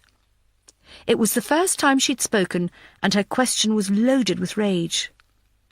Because I was able to, he replied calmly, as if anybody would have taken advantage of the position he was in. Is that it? What do you want me to say? Would you like me to tell you I was abused as a child? That I was bullied at school? That I've always struggled to meet women? Sorry, can't help you there. I had a wonderful childhood. I was the school bully, and I've been married once and had 3 serious relationships with women since my divorce. If you're looking for some psychological reason why I did it, you're out of luck. So you abused them just because they were in your care? You keep using the word abuse like I'm some kind of pedo. I'm not. They consented. Yes, I bought them things, but I didn't force them to do anything. Consented? Did Lee Marriott consent to you having sex with him? Sian asked, the look of disgust on her face. As a matter of fact, yes, he did, Richard sniggered. Why? What did you bribe him with, and why only Lee? You've seen him. He's timid, frightened of his own shadow. I could have asked him to do anything. You're disgusting, Christian said, allowing his feelings to get the better of him. Sian jumped in. Lee Marriott was a vulnerable... Vulnerable? Richard laughed. You're joking, surely. They're killers. Each and every one of them have committed murder. Their victims were vulnerable. They're pure evil. They're manipulative, lying, deceitful bastards. I was just giving them a taste of their own medicine. Did that also include murdering them? Sian asked. What? Did you kill Ryan Asher and Jacob Brown? No, of course not. Why, of course? You said yourself you were giving them a taste of their own medicine. Jacob Brown was found hanging in the woods. He raped and murdered his girlfriend in the woods. Wouldn't it be justice if he was killed in similar circumstances? Christian asked, leaning forward on the table. Richard Grover was visibly sweating. The cocky grin on his face as he defended his actions had fallen, to be replaced by angst and worry. I didn't kill them, honest. Why should we believe you? Sian asked. You've readily admitted on record that you've abused boys in your care since you started work at Starling House in 2012. That's 4 years of abuse. You've lied, betrayed and manipulated for 4 years. Do you honestly expect us to believe you didn't kill them too? But I didn't. The panic in his voice was evident. Richard was almost out of his chair. His sweaty hands were clenched tight as the anger raged through his body. What do you think, Sian? Christian asked. For 4 years he's lied, abused, manipulated, betrayed. Isn't murder the next step? I'd have thought so, she agreed. No! Look, I'll put my hand up to the abuse. I've already told you. I'll give you names and everything, but I'm not a killer. You have my word. Your word means nothing, Richard. Interview terminated 14:27, Christian said, turning off the recording and standing up. What happens to me now? You'll be locked up and thrown to the wolves, Christian said. The arrogant Richard Grover, who had strutted into the interview room, was now a shell of a man as he sat back in his chair and thought about what he'd done. Lady, he called out to Sian as she was halfway through the door. Sian turned to look at him. Have you got kids? Don't answer him, Christian replied quickly. Sian mused over the question. Richard Grover didn't frighten her. He was a pathetic waste of space. Yes, I've got 4. I'll get off. The jury will believe me over 6 convicted killers. When I do, I'll come and find you and your kids. I'll enjoy fucking a copper's kid. You sick Sian lunged forward, but Christian grabbed her and pulled her out of the room, slamming the door behind him. I told you not to answer him. Bastard, Sian said, wiping the tears from her eyes. When he's locked up, I'm going to make sure everyone knows what he's done, and I hope they fucking crucify him. She walked away, head down, hiding the flow of tears. It took a great deal for Sian to get emotional, but any threat against her family, and nothing would stand in the way of her revenge. Chapter 59. Why do I have to sit in the back? Because it's my car and I'm driving. Why can't I sit in the front? Because I get sick if I sit in the back of a car.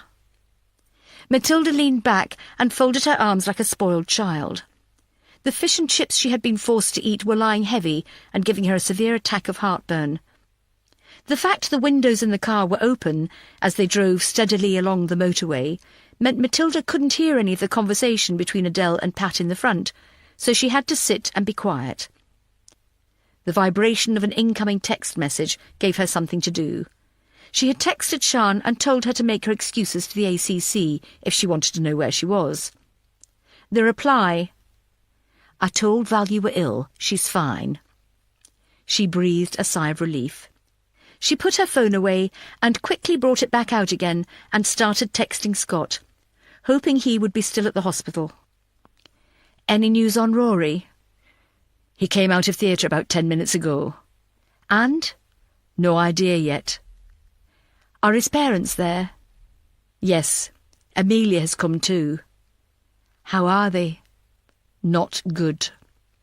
Keep me informed. Will do. Despite what Adele said to her in the mortuary, Matilda would blame herself if anything happened to Rory. He was a member of her team, and he had been injured whilst on duty. Therefore, by default, she was to blame, and no jammy Dodger therapy would change that. She closed her eyes and could see the stricken detective on the floor of the interview room. His once handsome face was a swollen mess of bruises and cuts where Callum's fists had struck. What had he done to deserve that? Nothing, apart from doing his job, which is exactly what the teachers had been doing when Callum callously murdered them. That boy was pure evil. "We're here," Pat said, turning around in the front passenger seat. "Where's here?" Matilda looked out of the window at the row of depressed-looking terrace houses. "We're seeing Debbie Hartley." "Oh, Yes, of course, Matilda replied, as if she had been in a daze for the whole journey, which wasn't far from the truth. You came back? That's great. I'm so pleased. Come on in, Debbie said. Her face lit up the second she opened the door and saw Pat Campbell standing on the doorstep. I've brought a couple of friends. I hope you don't mind. No, of course not. The more the merrier. I have a sofa and 2 armchairs. There's enough for us all to sit down. Debbie beckoned them all in and led the way into the living room. Again the television was off. It was as if she had been waiting for someone to arrive. Take a seat, wherever you want. Debbie, let me introduce you to my friends, Pat said. This is Adele, she's a doctor, and this is Matilda, she's a detective, the one I told you about. Oh, my God! You're Matilda, she asked, as if she had been introduced to an A-list celebrity. Are you the one who tried to find little Carl Megan?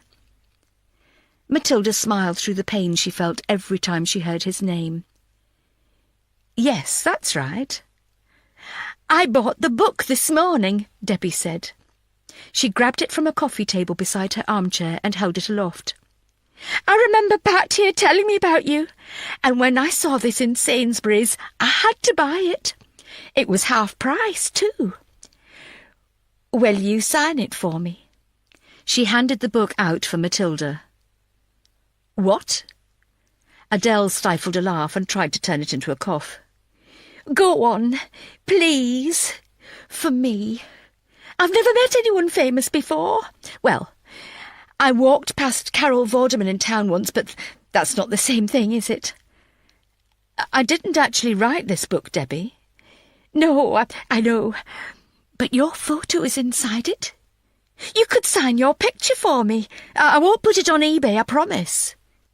Debbie began frantically flicking through the pages to the photos section.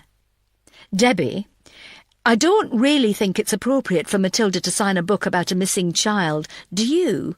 Pat said, leaping to Matilda's defence. Oh.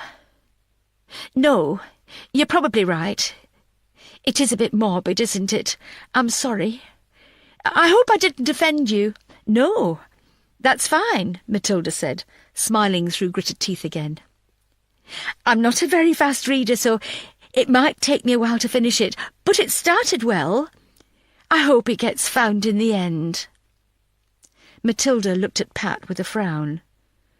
Could Debbie really be relied upon as a vital witness to get Thomas out of prison? Debbie, is there any chance we could have a drink? It's really cold outside. Oh, I'm so sorry, she replied. Where are my manners? You could tell I'm not used to having company, can't you? I'll make us all a nice hot chocolate. That'll warm you up. I've got plenty. Sit down and make yourselves comfortable. She ran out of the room like a child eager to please. Her heart's in the right place, Pat said quietly by way of an excuse. If the Hartley case gets reopened, she will get slaughtered on the witness stand, Matilda said. You should have seen your face when she asked you to sign the book, Adele laughed. It's not funny. It is.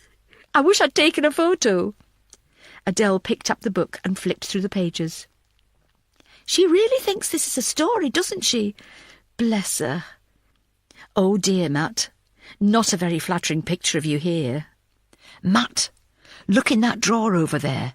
That's where the passport was in a different woman's name, Pat whispered. She went over to the door and kept a lookout for Debbie returning. Matilda opened the drawer. It was full of old bills and bank statements. "Next one down," Pat whispered loudly. The next drawer contained letters and receipts. At the bottom, she pulled out a passport. She opened it at the back and saw the name Catherine Downey written in block capitals.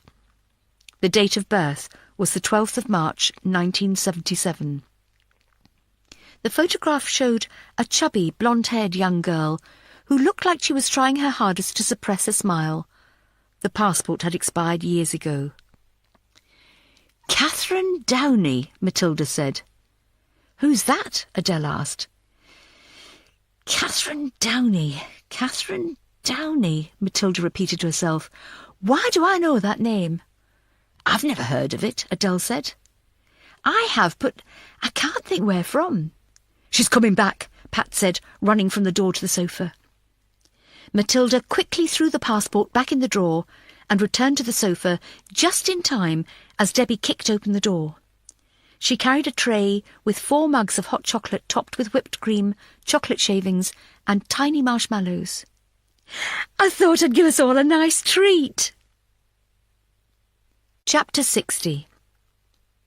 The sleuthing team of Matilda, Adele and Pat walked silently back to the car. Matilda didn't moan about having to sit in the back. As soon as they pulled away from Debbie's house, Matilda took out her phone and began scouring the internet. It didn't take her long to find what she was looking for. She told the others, and they asked her to read aloud. Identity of Myers killers finally revealed. The identity of the killers of 13-year-old Felix Myers can now be revealed after a judge lifted a reporting ban. Felix Myers was beaten, mugged and stabbed before his body was set on fire last June in an unprovoked attack which shocked the country. His killers were caught following an extensive search of CCTV footage within the area and painstaking work from police forensic officers at the scene of the murder. In a trial that lasted 6 weeks, the court heard how Felix was subjected to a prolonged and sustained abuse by 2 boys in his class at school. The trial was delayed on several occasions due to a juror fainting upon hearing the forensic evidence and the breakdown of the police officers giving evidence. The jury eventually took just 45 minutes to find the 2 schoolboys guilty. At the time, Mr. Justice Kent said identifying the killers was not in the public interest and would lead to their families receiving adverse publicity. However, the national press has lobbied for their names to be made public, arguing that people living locally already know the identity of the killers, and officially revealing them would stop the worldwide press from making the lives of locals difficult. After months of court wrangling, the boys can now be identified as Wesley Brigstone and Thomas Downey, both 13 at the time of the killing. From St Austell in Cornwall, they were well known in the local community as being bright and friendly boys. Their acts came as a complete shock to everyone. Brigstone and Downey were sentenced to life in prison to serve a minimum of 12 years. Cornish Guardian, Wednesday 4th of June 1986. Felix Myers' killers released early. The killers of 13-year-old Felix Myers have been released early from youth detention centres. As the release date of killers Wesley Brigstone and Thomas Downey approached, family members of Felix Myers called for their sentence to be increased, particularly in light of stories in the press about the luxury they lived while in prison. Earlier this year, we exclusively revealed that Thomas Downey, now aged 22, had received one-to-one tutoring, gained 4 A-star passes at A-level when he was 17, and received a first-class degree in English literature. The date that Brigstone and Downey were released has not been revealed, but it has been confirmed by the Home Office. Thomas Downey and Wesley Brigstone were released from detention earlier this year. They were sentenced to life in prison and will remain on licence for the rest of their lives. They will be closely monitored and will return to an adult prison to serve the remainder of their sentence, should they commit any further crime, a Home Office spokesperson said in a statement. A representative for Felix Myers' family said, "It is inconceivable they have been allowed an early release. We find it disgusting that we were not even informed of this decision. They have only served 9 years, and if the stories in the newspapers are true, they've hardly suffered for their crime in that time. We're still living in agony. Our lives have been ruined by those 2 evil boys." Wesley Brigstone and Thomas Downey have been given new identities upon release. However, there are strict instructions to which they must adhere. Neither of them are allowed to contact family and friends from their former lives. They are not to contact any member of Felix Myers' family, and must not return to St Austell in Cornwall, where both were originally from, and where they committed their crime. Brigstone and Downey are now free. Aged just 22, they can return to normality and rebuild their lives. The Myers family continue to suffer. The Sun, 10th of August 1995. Where is Catherine Downey? Mystery surrounds the disappearance of Catherine Downey, who has not been seen since July. Catherine Downey is the younger sister of Thomas Downey, who was released 3 years early from a 12-year prison sentence for the brutal killing of Felix Myers in 1986. When Thomas was convicted with Wesley Brigstone, the Downey family moved to Birmingham to be closer to their son. In the 9 years Thomas has been in prison, both of his parents have died. Father Robert died in 1988, aged 45, from lung cancer, and his wife Wendy died 3 years later from a heart attack, aged just 44. Catherine lived with friends until she was old enough to live alone. Gilly Sanders, a close friend to Catherine, said, Catherine lived for her brother and visited him as often as she could. She has been counting down the 12 years until his release. When she found out he was to be released early, she was over the moon. I've never seen her smile as much. She talked about Thomas being given a new identity. The thought of not seeing him again was very difficult for her. I last saw her on 15th of July. She was going into her flat and we spoke briefly. She seemed happy and everything was normal. West Midlands Police have said they have received no missing persons report for Catherine Downey and are not investigating her whereabouts. The Sun, August the 12th, 1995. Catherine seemed to have disappeared around the time her older brother was released from prison in 1995, Pat said. So, Debbie Hartley is really Catherine Downey? Adele asked. Yes, the photo in that passport is definitely of a young Debbie. You could see it in the eyes, Matilda said. So, her brother was Thomas Downey, who murdered Felix Myers, Pat said. It would appear so. And when he was released, he was given the new identity of Daniel Hartley. He killed an innocent little boy. His son, Thomas Hartley, killed too. Maybe some people can be born evil, Adele mused. We don't know Thomas is guilty, Matilda said, sounding less convinced now. So, Thomas Downey was given the new identity of Daniel Hartley. He broke the rules of his licence straight away. He left Birmingham and moved to Manchester and contacted his sister to join him. She changed her name to Debbie Hartley, and they continued as brother and sister. Pat summed everything up. What I don't understand, Adele said, is why Daniel Hartley then went on to get married and have kids and have a decent job, while Debbie continued to live in the shadows. Well, she's not exactly playing with a full deck of cards, is she? Pat said. It sounds like she needed a brother in order to function. Without her parents, she latched on to Daniel and spent her life waiting for him to be released. She must have thought all her Christmases had come at once when he came out 3 years early. Don't you think it's a bit sick that Daniel named his son after his previous identity?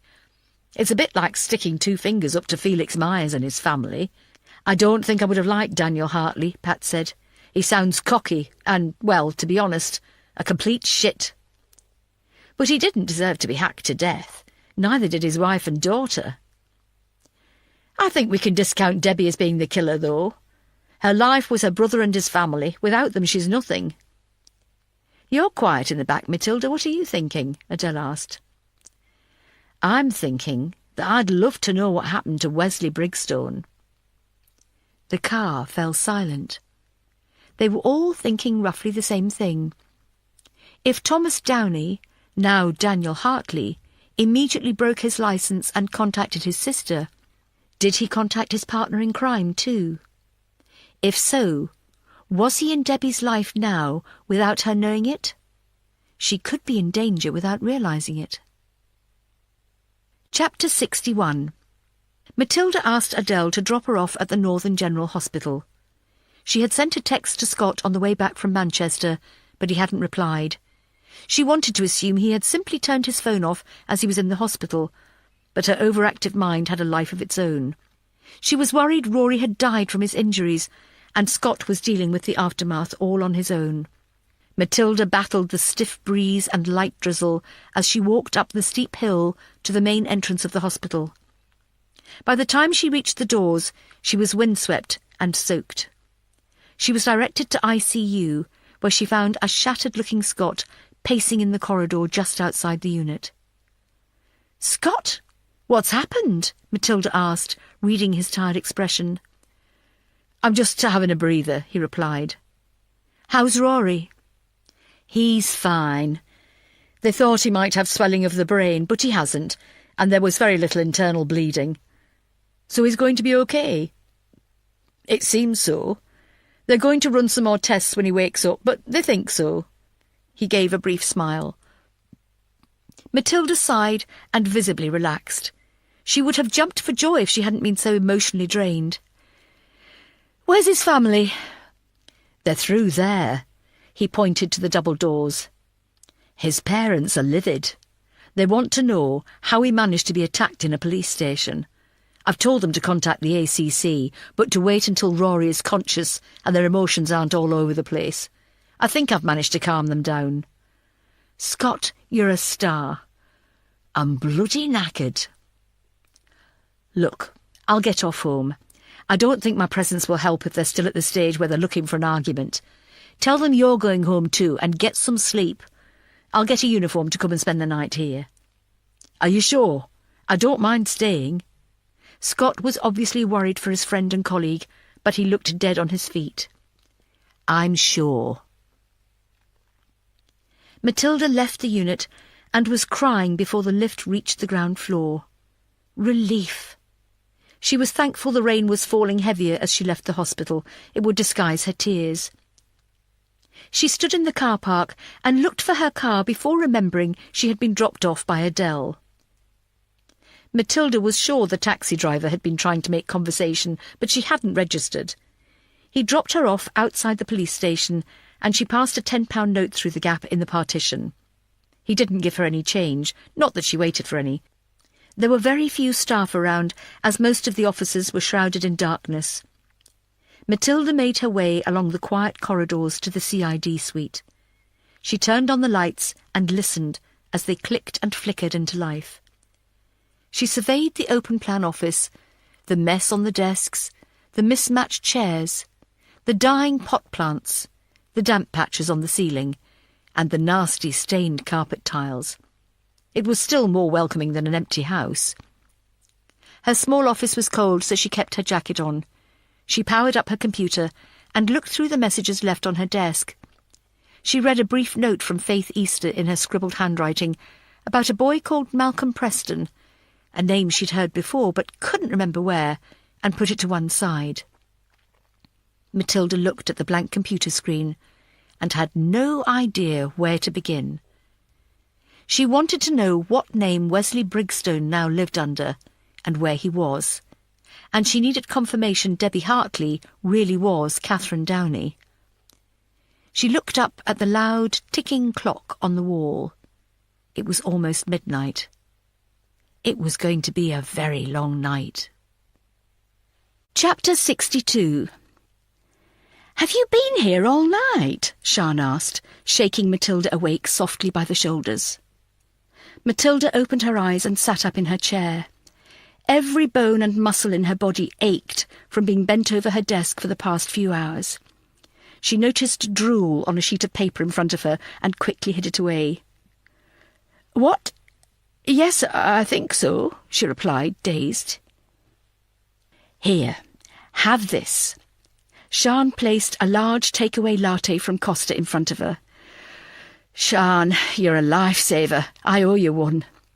She took off the lid and inhaled the creamy coffee. Ambrosia.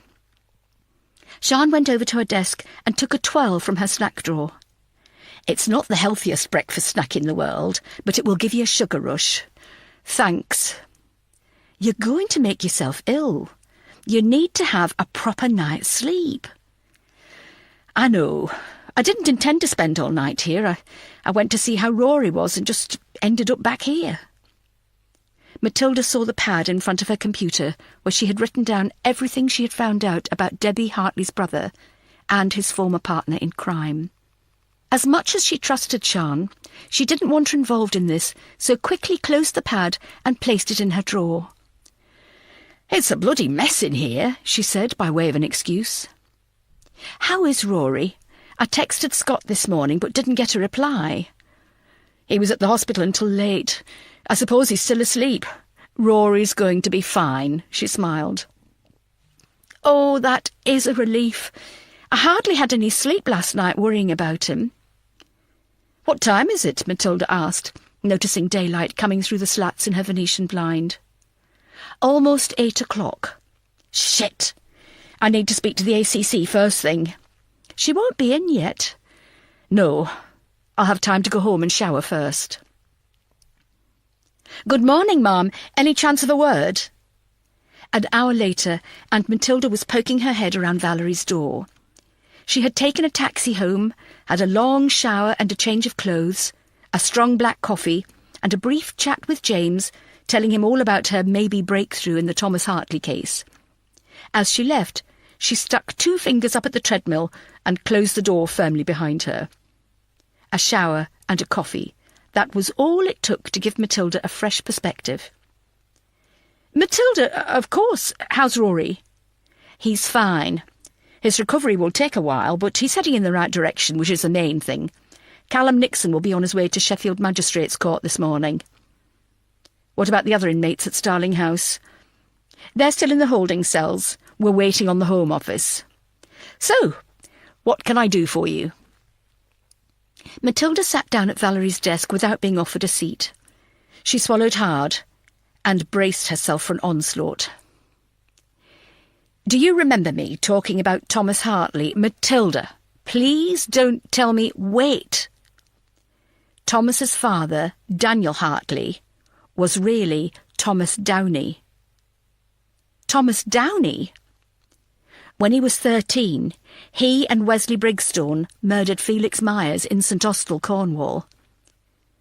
I remember. It was obvious Matilda had piqued Valerie's interest, but her tensed jaw and thin lips were evidence she was annoyed at Matilda for going against her wishes to leave the Thomas Hartley case alone. "I want to interview Wesley Brigstone." "What? No, that's not happening." "Why not?" "I'm sorry, Ma'am, but this obviously shows the original case was flawed. They assumed Thomas was guilty and refused to look elsewhere. If they'd have explored all angles, they would have found out Daniel was really Thomas Downey and found the real killer." "Do you have any idea how this is going to look to Greater Manchester Police?" "Isn't this supposed to be about justice and not reputation? Besides, only the other day you were worried about South Yorkshire's reputation. This is bound to win us some brownie points." Valerie looked at Matilda's pleading face and sighed. "Leave it with me. Stick to the Starling House case for now." There was nothing more to be said between the ACC and the DCI. Matilda quietly walked out of the office and silently closed the door behind her. She was surprised Valerie hadn't erupted and suspended her on the spot. She'd been expecting that. She wasn't allowed to investigate the Thomas Hartley case herself, but it was being looked into. That was a major turning point, wasn't it? Chapter 63. "How's everything with the house?" Matilda asked Sian as she approached her desk with a replacement latte. "We've lost all the downstairs carpets, and the sofas are ruined.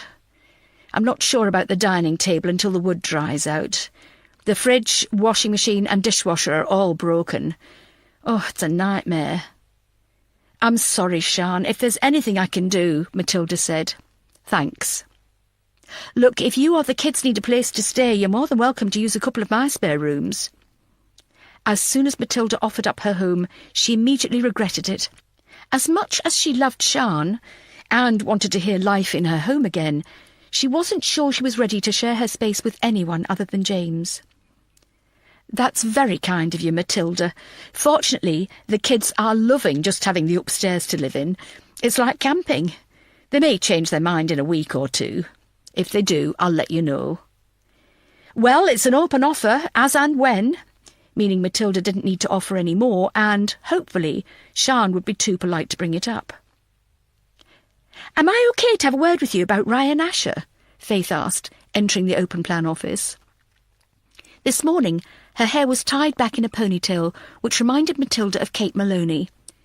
She wondered how she was coping with the unrest. A small article in the newspapers this morning stated Starling House was to be closed down while an inquiry was taking place into its conduct over the years. Matilda doubted it would ever reopen. "Of course you can, Faith. What have you come up with?" Faith told Matilda and Sian all about Malcolm Preston and Ryan Asher seeming to get away with putting a teenager into a veritable persistent vegetative state. Now, according to the couple of nurses I've spoken to at Norfolk, Malcolm's father used to keep a bedside vigil. The last couple of months or so, he hasn't been there much. Any reason? Well, the consultant was getting worried about him as he was losing weight and hardly sleeping. They had a counsellor talk to him who basically said it wasn't healthy to be spending every day by his son's bedside.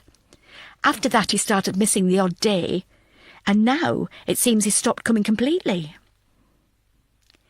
"Maybe he's decided to take a holiday and gather his thoughts," Sian suggested. "You're not convinced, are you, Faith?" Matilda asked, looking up at the stern expression on the young DC's face. "I'm not, no. I think this whole Ryan Asher case is bizarre, and now we have a person going missing. From what the nurses have said, John Preston's life revolved around his son. He wouldn't just stop visiting without saying something. Faith, give Norfolk Police a ring and ask them to send a couple of uniforms around to this John Preston's house. If he's not at home, ask them to have a word with the neighbours." A smile spread across Faith's lips. "I'll do that right now. Thank you, ma'am." Faith turned and bounced away, her ponytail swishing with every step. "I think MIT merging with CID has been the making of Faith," Matilda said. "She was a bit of a fish out of water in the murder room, but in CID she's come into her own." "Well, I'm glad someone's seen a benefit from it." "Are you still not happy?" "I'm not happy that we're cramped into the corner as if we're something to be ashamed of. And I'm not happy that some thieving bugger is nicking stuff from my snack drawer." "You know what? You're right. It does look like we've been thrown into a cupboard, doesn't it? When we get some free time, I think we need to open this place up a bit. Get rid of a few of the filing cabinets and really merge with the CID. We need to be one unit." Scott dragged himself into the office looking just as tired as when Matilda had left him at the Northern General the night before. He slumped into a chair and made no apology for being late. "Any news on Rory?" Sian asked before Matilda could. "I went to see him on my way in. He's looking a lot better. He's awake and sitting up in bed. He's not happy he's had to have his head shaved." "That's a shame. He's got gorgeous wavy hair," Sian said. "It'll soon grow back, though." "He'll make a full recovery then?" Matilda asked. "It looks like it, yes," Scott smiled. "Oh, that is good news. Seeing him unconscious in that interview room yesterday, covered in blood. My heart almost stopped," Matilda said. "I never want to see any of my team in that situation again." He wanted to try and understand the inmates better. "This case has really got under his skin," Sian said, by way of an explanation. She turned to Scott. "How are things with him and Amelia? Any chance of a reconciliation?" "No. I think this has actually given him a bit of a confidence boost." "Yes, that's just what Rory needs, more confidence," Matilda laughed. "I was talking to his mother, and she said Amelia felt guilty for neglecting Rory while she was studying and would like to give it another go. Rory just turned round and said no. He said it was definitely over. If she'd have said that before he was attacked, I think he would have jumped at the chance of them getting back together." "Good for Rory. Why should he make her feel better? She shouldn't have taken advantage of his good nature," Sian said, ever the protective mother. "Well, I'm going to grab myself a coffee. Have I missed the briefing?" "You have, but never mind. You can go with Sian back to Starling House and interview what is left of the staff there. I can't believe none of them knew what was going on," Matilda said. Apart from that, the inmates of Starling House are still locked up downstairs, waiting to be scattered around the country. Richard Grover is waiting to go to magistrates' court, as is Callum Nixon, and Fred Percival has been released without charge, as he hasn't done anything wrong. He immediately tendered his resignation and plans to go back to... Oh, I can't remember where he said he lived, Sian added. Oh, well, I might grab a bacon sandwich while I'm at it if there's nothing to rush back for, Scott added. Don't go slacking. We've Sian's chocolate thief to hunt down, Matilda smiled. I get the feeling, Sian said once they were alone, that you're sitting here running out the clock. What's going on? I'm waiting for some information from the ACC, and I want to be here when she calls before she changes her mind. Sounds ominous? It is. But you're not going to tell me? It depends. Do you have a dark chocolate bounty in your drawer? Adele sent Matilda a text just after midday saying she would be unable to meet for lunch as 2 elderly residents at a nursing home had died within 12 hours of each other, and she was helping Claire with the digital autopsies. Matilda was relieved. She wasn't in the mood for small talk and the endless questions from Adele about her well-being. She knew she had her best interests at heart, but for one day she wanted to be alone. The irony wasn't lost on her. At home she hated the loneliness and the silence, but when company was offered she tried everything to get out of it. You really are weird, Matilda, do you know that? The phone on her desk rang before she could answer herself. DCI Matilda Dark? Yes, Matilda confirmed reluctantly. I'm Emma McDermott, began a thick Scottish accent. Matilda wondered if she was any relation to Val McDermott, who was rapidly becoming her favourite crime fiction author. Suddenly she remembered she was on the phone and hadn't been listening to the conversation. I'm sorry, can you repeat that? It's a bad line. Emma spoke louder and slower. I'm Emma McDermott. I'm a reporter with the Daily Mail. As I'm sure you're aware, the book about Carl Meegan written by his mother has been released and is selling very well. I was wondering what your thoughts on the book were. Have you read it? Matilda's blood ran cold. Before the book was released, it felt like she was the only one to have a copy, and nobody else but her would ever read it. It seemed like the private thoughts of Sally Meegan had been written just to torment Matilda. Now it was on the shelves. Anyone could get their hands on a copy. Family, friends, neighbours, colleagues, even journalists. This would be the first phone call of many. I'm sorry, Miss McDermott, but I have no comment to make. DCI Dark, you must have some thoughts on the book. Were you consulted at all during it being written? I had no input into the writing of the book, and I haven't read it, she lied. I'm just over halfway through it myself. I have to say, you and South Yorkshire Police don't come across as very competent. Given the negative press the force has received in recent months, are you worried for the future of South Yorkshire Police? I'm not at liberty to answer any question on the future of the force. What about your own future? The journalist interrupted. I'm going to hang up now, Miss McDermott.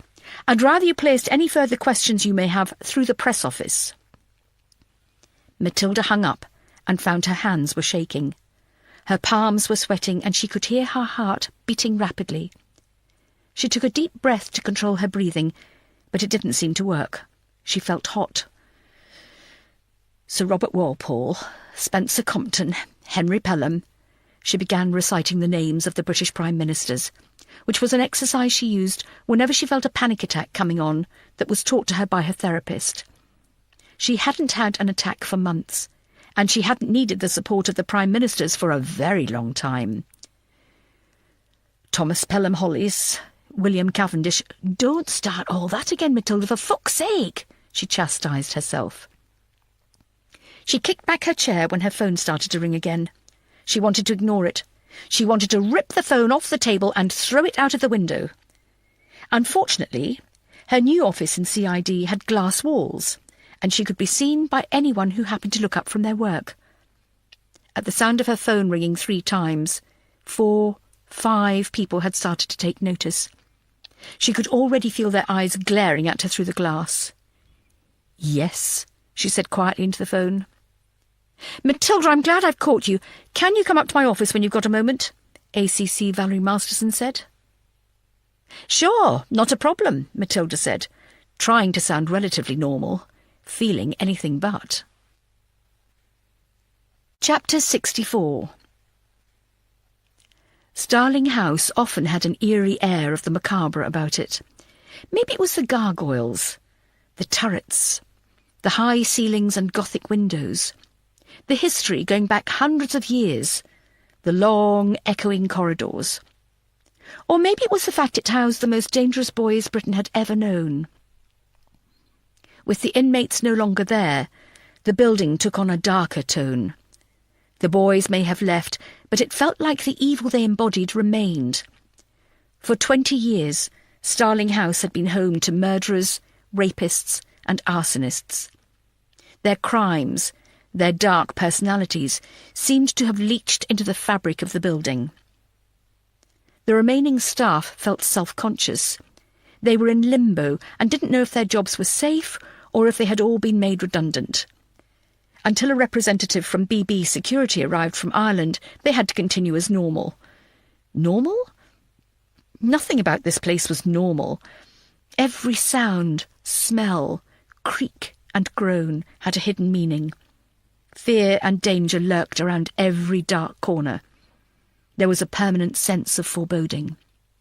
2 inmates had been murdered, and despite the killers being removed, the atmosphere at Starling House still felt incredibly bleak. Kate Maloney was silently walking through the corridors.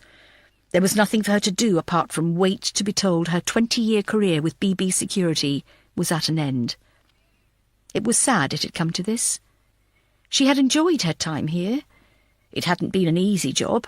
Some of the staff had been difficult, the inmates less so, surprisingly, but it had been interesting, and she had relished the responsibility and freedom given to her by head office.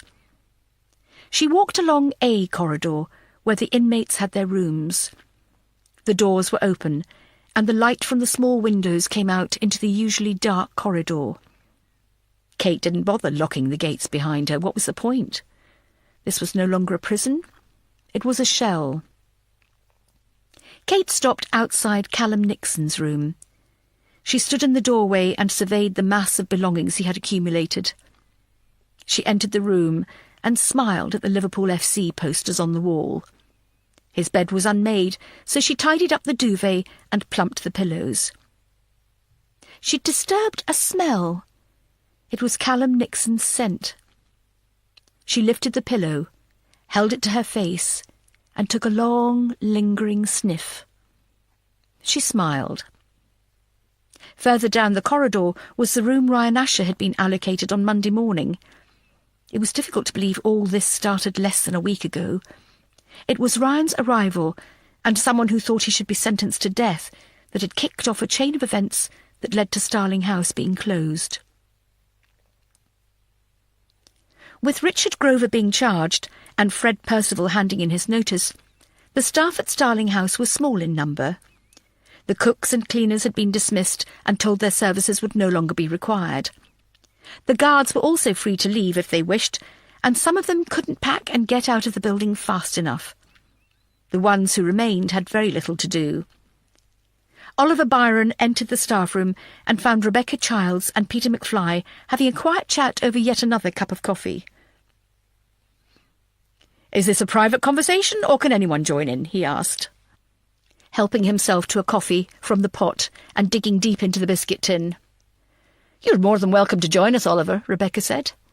"We were just wondering what's going to happen to Starling House. It's a gorgeous building." "It is.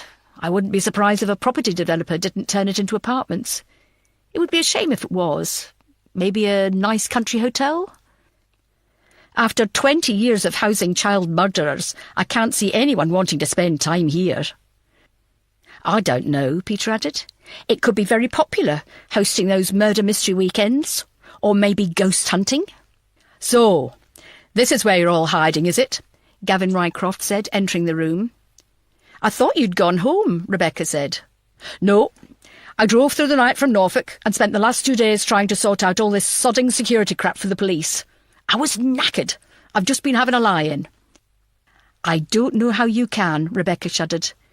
"I'm finding this place creepy with hardly anyone around. I wasn't keen on sleeping in the building when the inmates were here. Now they're gone, it seems worse for some reason. I put a chair under my door handle last night. I didn't do that with murderers sleeping below me." "It certainly seems strange without them, doesn't it?" Gavin said, sitting down next to Rebecca. "Do you reckon we're all out of a job, then?" "It's beginning to look that way." "I wonder which one of them did it," Rebecca said, refilling her mug from the coffee pot. "Did what?" "Killed Ryan and Jacob. Obviously one of the inmates did it. I wonder which one." "The way that DI was talking when I was taking him through the security system, they thought it might be one of us," Gavin said, blowing on his coffee. "What? That's absurd." "The boys were locked in their rooms when both murders took place. The only people with keys are sitting in this room." "And Richard Grover and Fred Percival," Oliver said. "I can't believe Richard abused his position like that. And who would have thought Fred was a paedophile? It beggars belief, it really does." "Fred has been released without charge," Rebecca said. "He hasn't done anything. Well, not here, anyway." "I never really warmed to Richard," Gavin said. "I liked Fred, though. He was a good man, very intelligent. I had many a long conversation with him. It just shows you don't really know a person, do you?" "Did that DI say who they thought was the killer if they thought it was a member of staff?" Peter said. "He's hardly going to say that now, is he, son? He just said they couldn't rule anything out. They like to keep their options open, don't they?" "But it could be any one of us," Peter said, worry etched on his young face. "I think it's more likely to have been Richard," Rebecca said. "If they thought it was one of us remaining, the police would be here guarding us." "They are. There's a couple of cop cars on the drive." "Oh. Anyway, Rebecca, you said yourself you slept with a chair under your door handle last night. You obviously still think the killer is here." "No. I just said it felt spooky, that's all." Peter stood up quickly, tipping his chair over. "I think I'm going to go." "Go? Where?" Oliver asked. "Home. I don't think the police will like that. Kate certainly won't. I don't care. I'll resign, then she can't stop me. I'm not staying here another night with a killer waiting to strike again." "Peter, you're being silly," Rebecca scoffed. "Really? Are you telling me you're not going to put a chair under your handle again tonight?" Well, Rebecca flustered.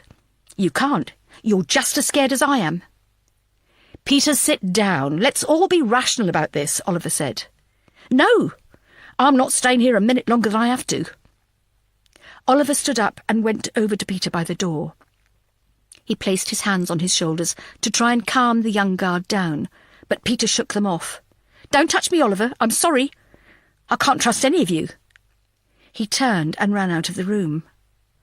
"Well, that was a performance," Gavin said. "Do you think I should go and talk to him?" Rebecca asked.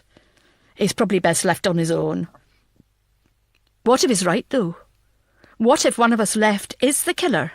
Shouldn't we all stick together?" "I think you've been watching too many horror films, Rebecca," Oliver laughed. "Really? Then where has Kate been these last couple of hours?" Chapter 65. "Every time my phone rings, I expect it to be someone from Greater Manchester Police wanting to tear me apart," Valerie said, as soon as Matilda was sitting comfortable in the seat opposite her desk. Matilda didn't say anything. Everything she thought of would sound shallow and placatory. She needed Valerie on her side, and knew she was going against her own judgment, so didn't want to annoy her any more than she already had. "I have some information for you about Wesley Brigstone. You're not going to like it." "Is he dead?" "No. He's back in prison." "Bang goes my theory. He was released from HMYOI Stoke Heath in August 1995, 3 years ahead of his official release date, and given the new identity of Samuel Bryce. He was moved to Leicester, where he found it difficult to cope with life back in the real world. He couldn't get a job, fell into alcohol addiction, and he received treatment at various facilities in the local area. He seemed to turn his life around in the early 2000s, but lost his job at a packing factory in 2009, just after the economic crash which forced the factory to close. He turned back to drink, and this time to drugs too. Valerie was reading all this from a printed sheet of paper in front of her. When did he go back to prison? September 2014. He won't be coming back out. My theory is still alive. The Hartleys were murdered in January 2014, Matilda said. I'd still like to talk to him. Valerie let out a sigh. She knew Matilda wouldn't give up. There is a DS at Leicester who monitored Wesley Brigstone while he was out. I've had a very discreet word with the chief super at Leicester, and he has agreed for you to meet with DS Amy Stringer, who will take you to Wakefield Prison to have a chat with Samuel Bryce. Valerie spoke slowly, as if each word was causing her a great amount of pain to say. They were probably sticking in her throat, making her feel sick. She was going against every instinct in her body. Nobody in Manchester knows anything about this. If it goes tits up, Matilda, you're on your own. Do you understand? Yes. I understand perfectly, Matilda said. I want you to know I'm not doing this for you, Matilda. I'm doing it to salvage the reputation of this force. Valerie tore a piece of paper from a notebook in front of her. This is the number for DS Stringer and everything I know about Samuel Bryce. She was about to hand it to Matilda, but pulled her hand back. I don't want you heading straight there, though. I want the Starling House murders solved before you even touch this case. Thomas Hartley isn't going anywhere. There's no great rush to get him released if he turns out to be innocent. That's fine, Matilda said, not taking her eyes from the sheet of paper Valerie was gripping in her right hand. I've gone out on a limb for you here, Matilda. I hope you realise that. I do, yes. Thank you. I really appreciate it, Ma'am. What are you going to do if Thomas Hartley is guilty? Then I'll drop it. Valerie frowned. What about your gut feeling? I'll put it down to indigestion. Neither of them laughed, not even a smile. Their eyes remained locked on each other. They were trying to read each other's facial expressions, but both were masters of the poker face. Reluctantly, Valerie handed the paper across the desk. Matilda wanted to snatch it from her grip and jump for joy, but she managed to restrain herself. She folded it immediately and placed it in her jacket pocket. Thank you, Ma'am, Matilda said, standing up. If that information gets out, if Samuel Bryce needs to be given a new identity, I swear to God, Matilda, I'll crucify you myself. Is that clear? Perfectly. Matilda couldn't get out of the ACC's office fast enough. As soon as she was clear of the door, she pulled the paper out of her pocket and read the information written in Valerie's neat and tidy handwriting. Upon release in 1995, Wesley Brigstone and Thomas Downey took very different paths. Thomas did all the right things, job, wife, family, whereas Wesley couldn't find his place in society. Did that make him resentful, angry, bitter? Did that make him want to track down his former partner in crime? An alarm sounded somewhere in the station. It was muffled, coming from several floors down. The door behind her leading to the ACC's office was thrown open and Valerie stormed out. What's going on? Matilda asked as her boss charged past her. Another assault in the holding cells. What are those sodding inmates still doing in my station? Valerie shouted without stopping. Matilda ran after her and caught her up at the stairs. We're still waiting for them to be transferred to other young offenders institutes, Matilda said by way of an excuse. They're considered Category A prisoners and not many institutes are suitable for them. Not my problem. By the time they reached the holding cells, the alarm had stopped ringing and everything appeared to be calm, despite the blood on the desk sergeant's shirt. What the hell happened here? Valerie asked, hands on hips. Thomas Hartley was attacked by one of the other inmates. What, badly? Matilda asked, looking worried. Not overly, no. He'll have a shiner and a split lip, but he'll be fine. I thought they were supposed to be in separate cells, Valerie asked. They are, ma'am, but we're really short-staffed. I can't look after them, the other prisoners, and feed them all at the same time. I've got Flash Gordon in again for frightening women in the NCP, and Alan Barney faked a fit to get out of going to magistrates' court. I had to put some of the Starling House inmates together. I didn't think it would have kicked off like that. The desk sergeant was obviously flustered. His face was red, and his hair an unruly mop from where he had run his fingers through it. From the corridor, Thomas Hartley was brought in, flanked by 2 uniformed officers. He was holding a bloodied tissue to his nose. To Matilda, he looked more frightened and vulnerable than when he was in Starling House. She almost ran over to hug him, but stopped herself just in time. She could feel the burning gaze of the ACC on the back of her neck. "Leave it with me. I'll have these boys removed by the end of the day," Valerie said. "Matilda, I assume you'll be needed back at Starling House." It wasn't a question. It was an order. "Yes, ma'am." Once Valerie was safely out of hearing distance, Matilda dug the piece of paper out of her pocket and dialed a number on her mobile. There was no way Thomas Hartley was going to another Young Offenders Institute, not if she could help it.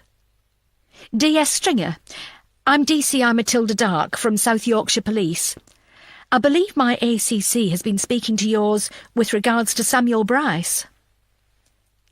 "That's right. I didn't expect to hear from you so soon.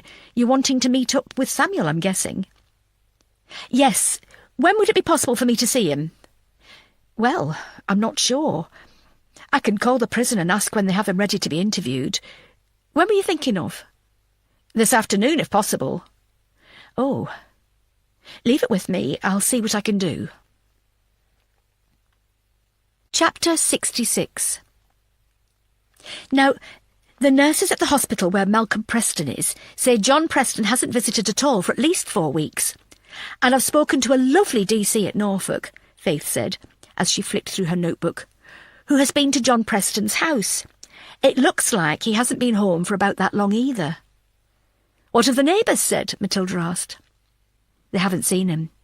The bloke next door used to notice him drive home late at night and go back out again early the next morning, but he hasn't seen him for weeks." "Does he know the exact date he last saw him?" Matilda asked, scratching her head. She felt as if her brain was itching. This case was growing more and more confusing with every additional layer. "He just said a few weeks." "Maybe he's committed suicide," Sian suggested. "His son is in limbo. His wife has died. Maybe he can't cope with it any longer." "No.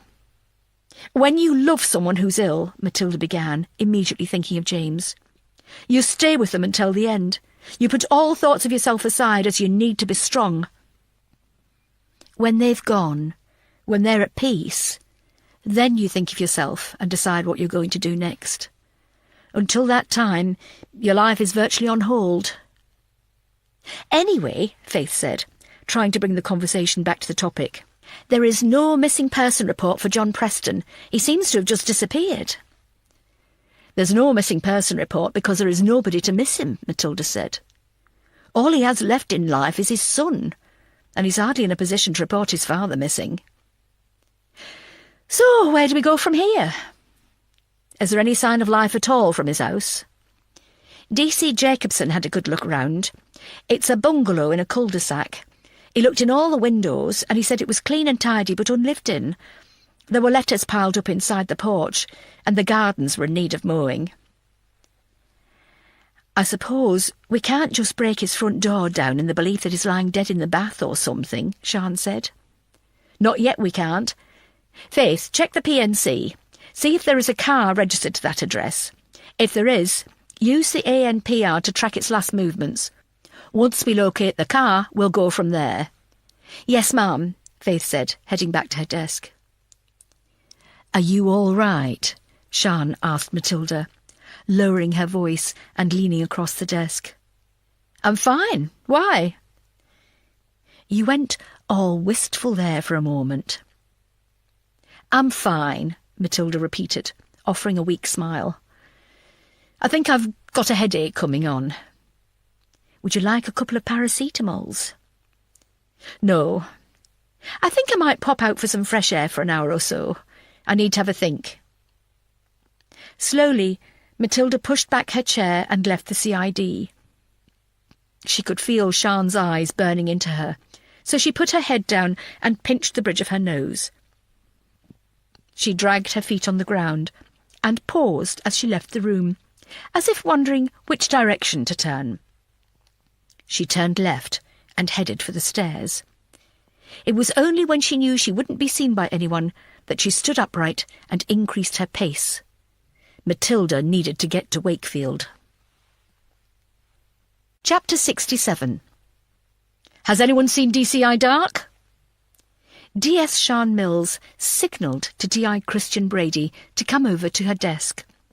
The rest of the officers in CID went back to their work. She wasn't feeling too well, Sian said in hushed tones as Christian bobbed down next to her desk. What's wrong with her? I think she's feeling a bit, you know. Not really, Sian. Are you trying to tell me it's her time of the month? Sian laughed. No, nothing like that. I think she's a bit overwhelmed. Every once in a while she remembers James and she gets a bit down. Grief is a very strange thing. I think she just needs a few hours on her own. Oh. Does the ACC know about this? About what? Matilda taking a few hours off whenever she feels like it. You make it sound like she's booking off work to go shopping. She's grieving. Hasn't it been more than a year since her husband died? Well, yes, but you don't just get over the death of someone you love in the space of a few weeks. It stays with you. It's something you have to learn to live with. It doesn't sound like Matilda has learned to live with it, though. Not if she's taking random hours off in the middle of an investigation. Christian, you're not going to say anything to the ACC, are you? Sian asked, a worried expression on her face. We stick together in the murder room. We're a close-knit team and we help each other out. It's what we've always done. Sian, the murder room no longer exists. We're one big team now, and we all need to pull our weight to get the job done. We all need to be on the same page. Is that understood? Sian was hoping it was a rhetorical question, but Christian stared at her and wouldn't leave until she replied. Yes, she said reluctantly. Christian picked up the mug of tea he'd placed on top of a file on Sian's desk, leaving a ring mark behind, and headed for his office. That's the last time I let you have the last Snickers out of my drawer, Sian said under her breath. Detective Sergeant Amy Stringer was a short woman with long dark hair. There was nothing memorable about her appearance. She was slim and sensibly dressed, plain-looking, and wore thick-framed glasses that didn't suit her. She was already in the car park of Wakefield Prison when she saw Matilda's Ford Focus pull in. Amy climbed out of her car and buttoned up her coat. There was a cold wind blowing around the building. She recognised Matilda immediately and held out her hand for the DCI to shake. "It's nice to meet you, DCI Dark. I've heard a lot about you." Matilda hated it when people said that. "Nice to meet you too," Matilda said. Amy Stringer's handshake was firm and confident. Amy headed for the main entrance, but Matilda stopped her. "What can you tell me about Samuel Bryce before we go in?" "What do you want to know?" "Why did he end up back in prison?" "Life didn't seem to suit him on the outside. As sad as it sounds, I think he's happier now he's back in prison. He has a short fuse." "He's quick to anger," Matilda interrupted. "No, I didn't mean it like that. Whenever something goes wrong, he just gives up. He doesn't look for a solution.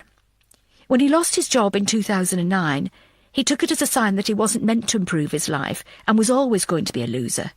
He started drinking heavily again." "Did you try and help him?" "Of course.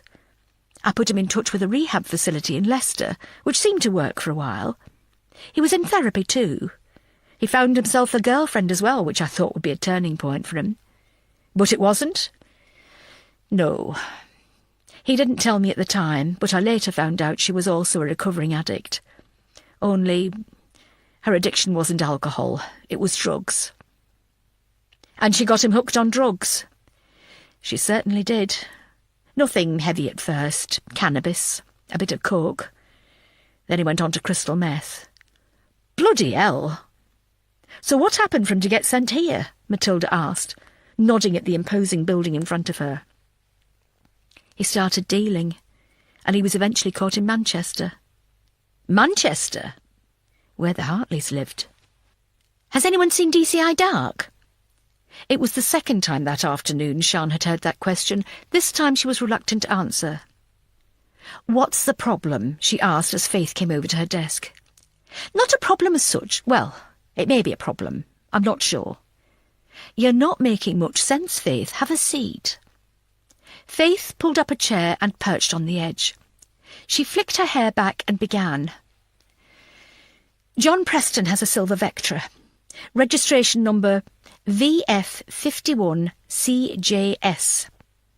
He doesn't have a garage and keeps it on the driveway. According to his neighbour, it hasn't been outside his house for about a month. Anyway, I've had the number run through the ANPR, and it was last seen here in Sheffield just over a week ago. Where? The A6102, Beauchamp Parkway. Please tell me he was travelling out of Sheffield. Sorry, he was heading for Sheffield. Starling House isn't far from Beauchamp Parkway. That's why I was looking for the DCI. If John Preston has been in Sheffield for the last few weeks or so, then surely he's a possible suspect for the murder of Ryan Asher. Sian thought for a while. Do we have a photo of John Preston? I don't believe so. Try and get one. Let's see who we're supposed to be looking for. Chapter 68. Matilda had visited Wakefield Prison many times in the course of her career. However, the sense of the occasion was not lost on her. It was the same with hospitals. Whenever she entered one, she thought of James, the many scans and sessions of chemotherapy he'd had to endure. The memories came flooding back.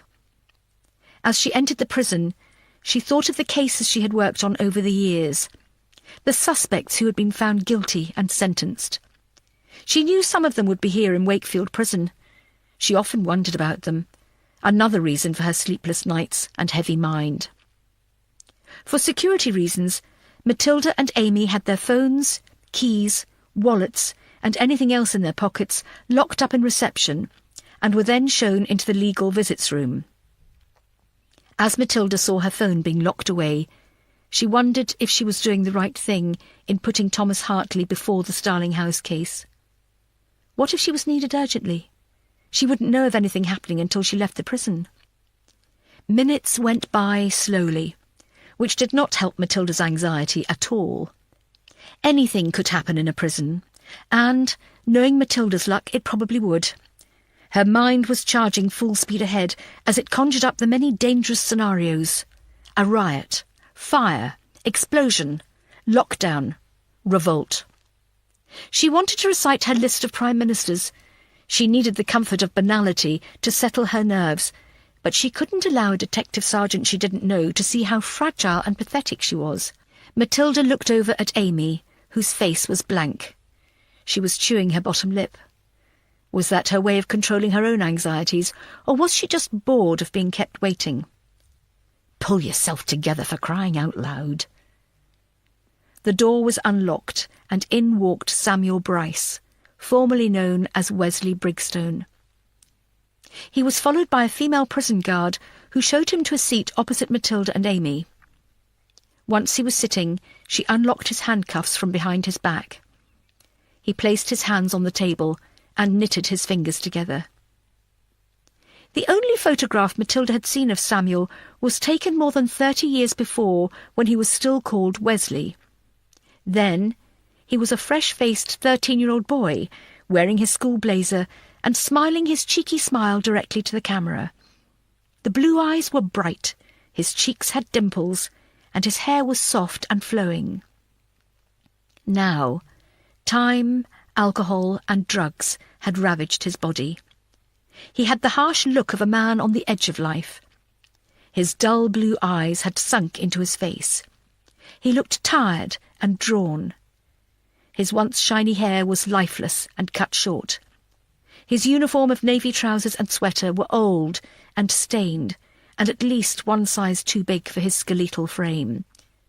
He looked more than a decade older than his 41 years. Amy cleared her throat and introduced them both. The silence returned. It was time for Matilda to take over and begin the interview. "I'd like you to tell me about what happened once you were released back in 1995. She knows. He nodded in Amy's direction. His voice was quiet and gruff, as if it physically hurt his throat to speak. "I'd like to hear it from you." There's nothing to say. OK. What about from 2009, when you lost your job at the packing factory in Leicester? I didn't lose my job. I was made redundant. I'd worked for them for more than 10 years. I got a good payout. So what happened? There weren't any jobs going. People were being laid off, left, right and centre. Companies weren't hiring as they were scared by the economy. I managed to survive for a while. I had my redundancy money, but it didn't last long. I had a few temp jobs, working behind a bar, as a postman at Christmas when they needed extra staff, then a milkman, but even they dried up eventually. It sounds like you wanted to succeed, though. You didn't want life to beat you. I didn't, at first. It was the bloody Olympics that did it. Matilda frowned. How's that? Well, the whole country was pissing themselves about the Olympics, saying how brilliant it was going to be for Great Britain, how the mood of the nation was high. I couldn't get arrested. He laughed and showed a set of brown broken teeth. Actually, that's not true. I probably could have got arrested if I'd wanted to. I had to go and sign on. I've never done that before in my life. Do you know how degrading it is, having to beg for a bit of money just so you can pay the rent? I had some snotty cow behind a desk ask me what I'd done to find work. What work? There was nothing out there. I ended up having my benefits stopped. I couldn't even afford the bus fare to get food from a food bank. How bad is that? Matilda started to feel sorry for Samuel. Had he been let down by the system, or was he doomed from the day he was born? So, what happened? Around September 2013, I started getting into drugs. I met this woman in a pub and I went back to her place. She had some coke and we had a pretty heavy night, if you know what I mean. Anyway, we met up a few more times and it was always the same thing. Coke, drink and sex. One night, she didn't have any coke and I had no idea where to get some from. But she said she knew a guy, so off she went. She came back and said she had something new she hadn't tried before, but was told it was the bollocks. What was it? Crystal meth. Matilda had to bite her tongue. Crystal methamphetamine was one of the most powerful illegal drugs available. Commonly known as the club drug, it is addictive from the very first hit. The first experience may involve some pleasure and act as a stimulant to party all night, but it would already have begun to attack the body and change the user's life. Samuel noticed the look on Matilda and Amy's faces. You know what it does. At first I thought it was brilliant. Gave me so much energy. I was happy. But it doesn't take long to bring you down. I was getting depressed. I stopped eating, lost weight, and the only way to stop yourself from feeling down is by taking more meth. I sold everything I had to buy more. I lost my flat, everything. I ended up moving in with Caitlin, but it wasn't her flat to begin with, it was just a squat. Was Caitlin supporting your habit? Yes, to begin with. Was she working? She was, he smiled. But it wasn't the sort of job you put in your CV. She was a prostitute. And a bloody good one, too. The problem is, the dealers know how much you need the drug, so they keep putting the price up. You can't afford it, but you need it, so you'll do anything to get it. What happened? Matilda was engrossed in Samuel's story. Caitlin was going out more and more to get money. She started doing riskier stuff if it meant getting more cash. She didn't like it. Samuel genuinely looked disgusted as he relived his darkest days. What was she doing? Amy asked. Trust me, you don't want to know. You'll be shocked if you knew what sick things some men like to do. I liked Caitlin. I genuinely had feelings for her. It was horrible seeing her change into a shell. She stopped talking to me. She stopped eating. And she was crying all the time. Then I remembered. Remembered what? I remembered I had a friend. Thomas Downey. Chapter 69. Christian, any chance of a word? Sian and Faith were standing in the doorway of his office. They looked pensive. You can have as many words as you like if it's going to distract me from these sodding overtime sheets. Faith's been trying to track down John Preston all day. She's run his car through the ANPR, and it was last seen a few weeks ago here in Sheffield, despite John supposedly keeping a vigil at his son's hospital bed. We've got a copy of his driving licence and... Well, she handed him a printed copy of the licence. That's not John Preston, Christian said, studying the printout. Sian and Faith exchanged glances. I called the hospital that Malcolm Preston is in and spoke to one of the nurses, Faith said. I sent an email of the driving licence and asked her to confirm that it's John Preston. 6 nurses all confirmed it. This makes absolutely no sense. What does Matilda say? Sian looked everywhere apart from at Christian Brady. She's not back yet. Christian blew out his cheeks. He would have to step up to the plate and make a decision. He hoped he would make the right one. If he did, he would make sure the ACC knew it was him who solved the Ryan Asher case and not Matilda Dark. Well, Sian prompted. We need to visit Starling House. Someone is either a very good actor or everyone has been lying to us the whole time. The first thing you were told upon being released from prison was that you must never contact Thomas Downey, Amy said, quietly yet firmly. I know that, but when you're desperate you'll do anything. Matilda was reminded of the inmates of Starling House and the crimes they had committed.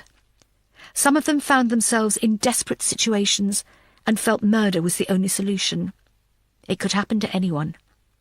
That thought sent a chill straight through her.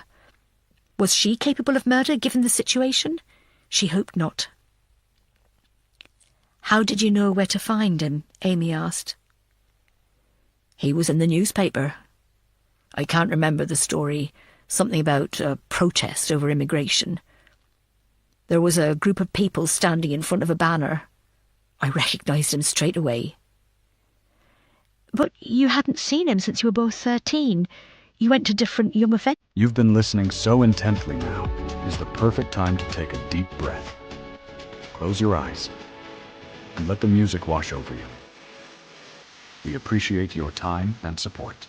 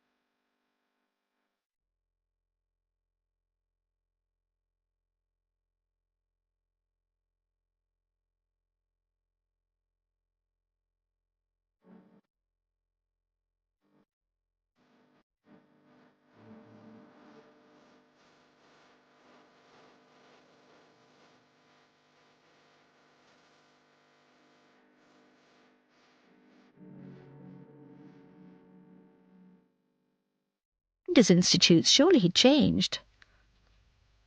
It may have been 30 years, but some things don't change. The eyes never change, Samuel said. He was smiling. He seemed to be enjoying his audience. Amy was disgusted. The newspaper wouldn't have given his address, though. No. The protest was in Heaton Park in Manchester. The picture that went with the article had the names of the people in it. He was calling himself Daniel Hartley now. He wasn't too difficult to find. "So what did you do?" Matilda asked. "Did you just knock on his door and ask if he wanted to reminisce about old times?" "No, nothing like that. I had to do my homework. I found him, followed him, worked out his routine. He'd done all right for himself. He was married, had a nice house, newish car, 2 kids. He was fit and healthy, wore designer clothes, cufflinks, the latest mobile phone. To look at him, you wouldn't have thought he'd helped butcher an innocent child." Samuel's words were making Matilda and Amy uncomfortable.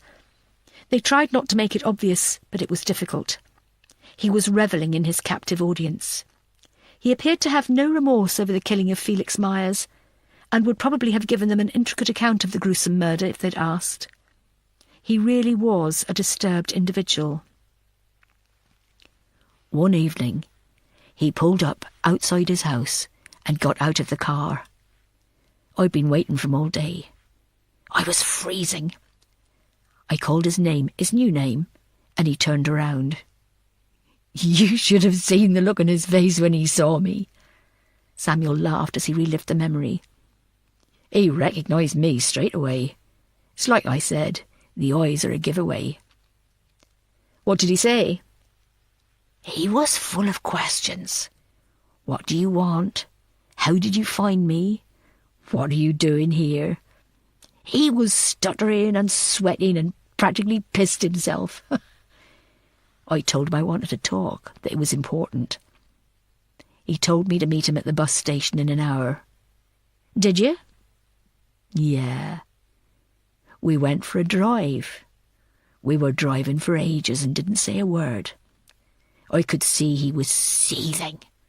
He was itching to ask me all kinds of questions, but he didn't know where to start. We drove into the middle of nowhere. I think we were on the moors or something. What did you talk about? I told him straight. I needed money. What did he say?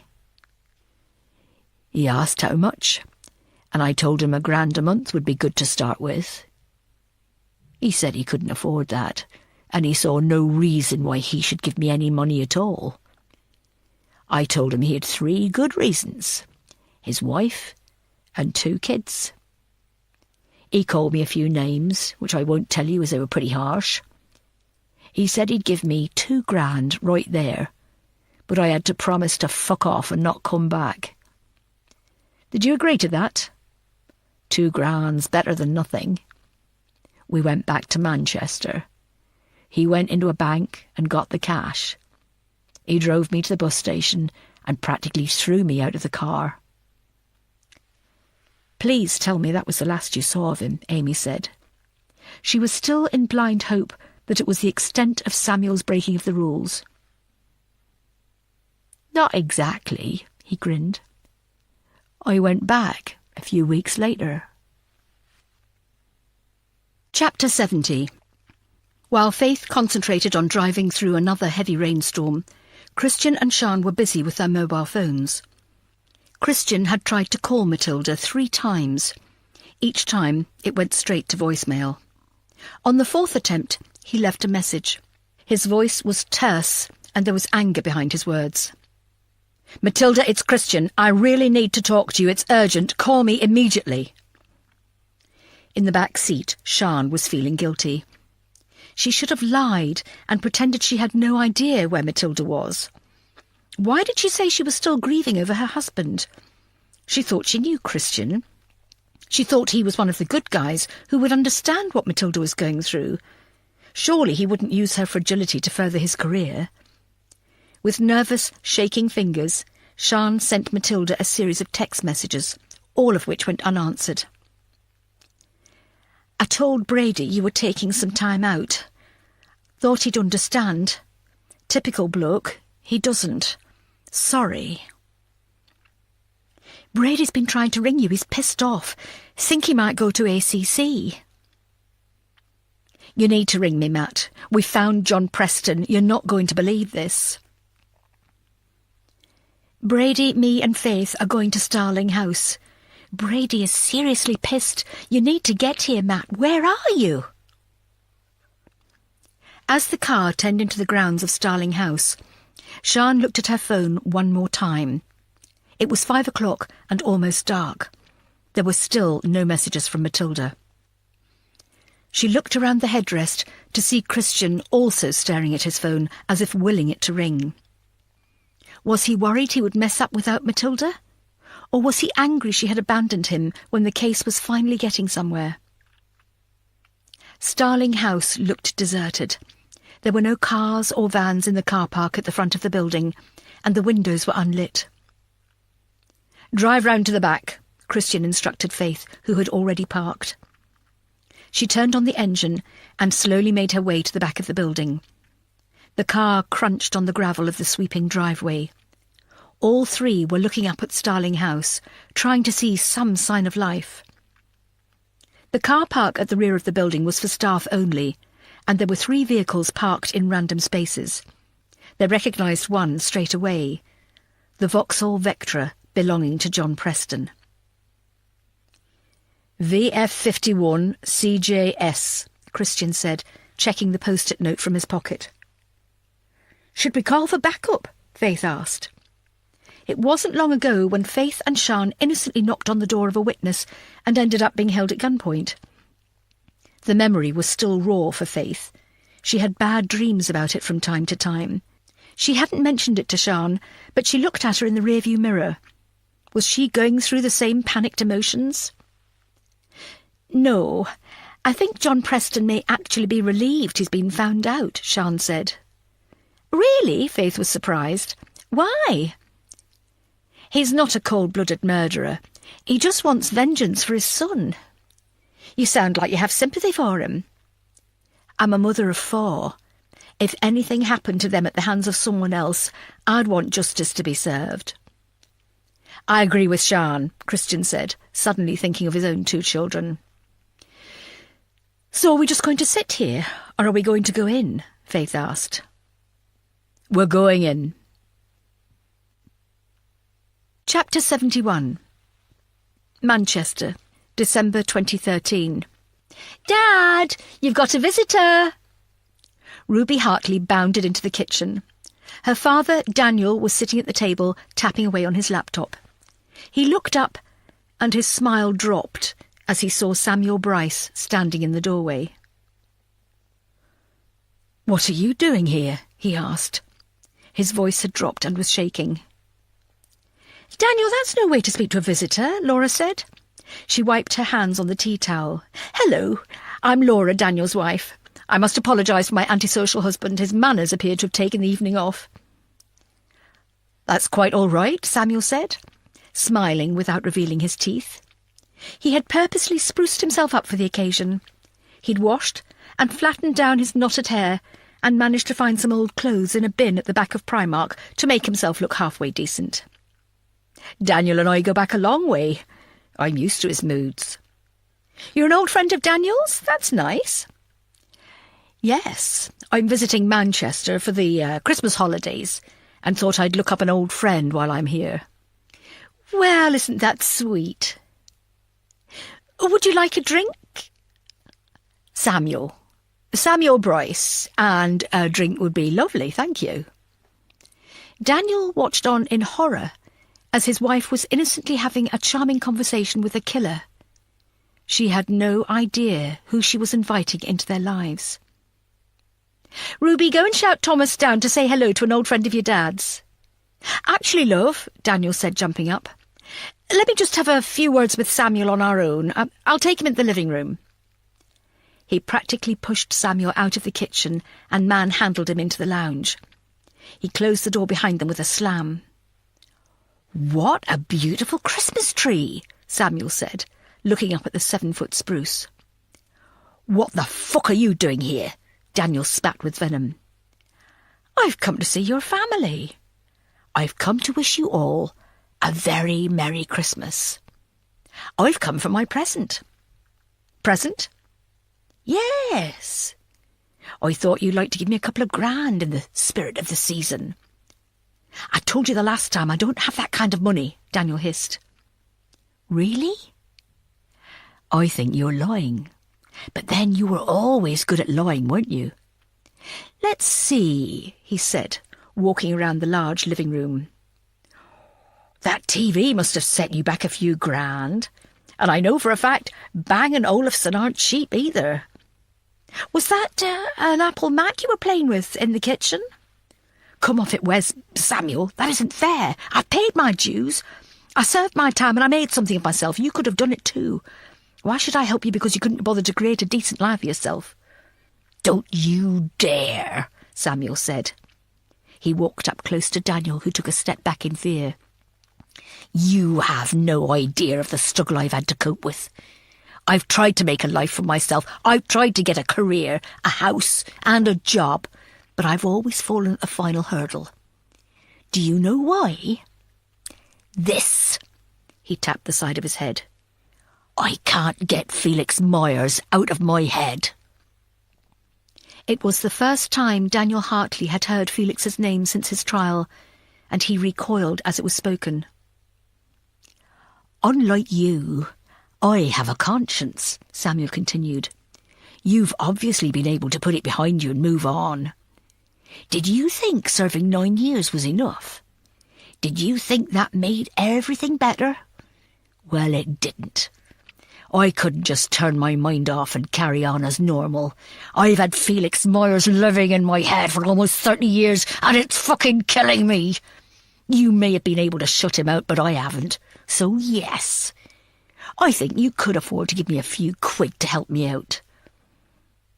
"No way. I'm not giving you anything." Daniel tried to sound confident, but it wasn't working. "I'm going to call the police and say you've broken the terms of your licence. You'll be straight back in prison and you'll never see daylight again." "And what will that do? Do you honestly think you'll be safe with me behind bars? I know where you live now.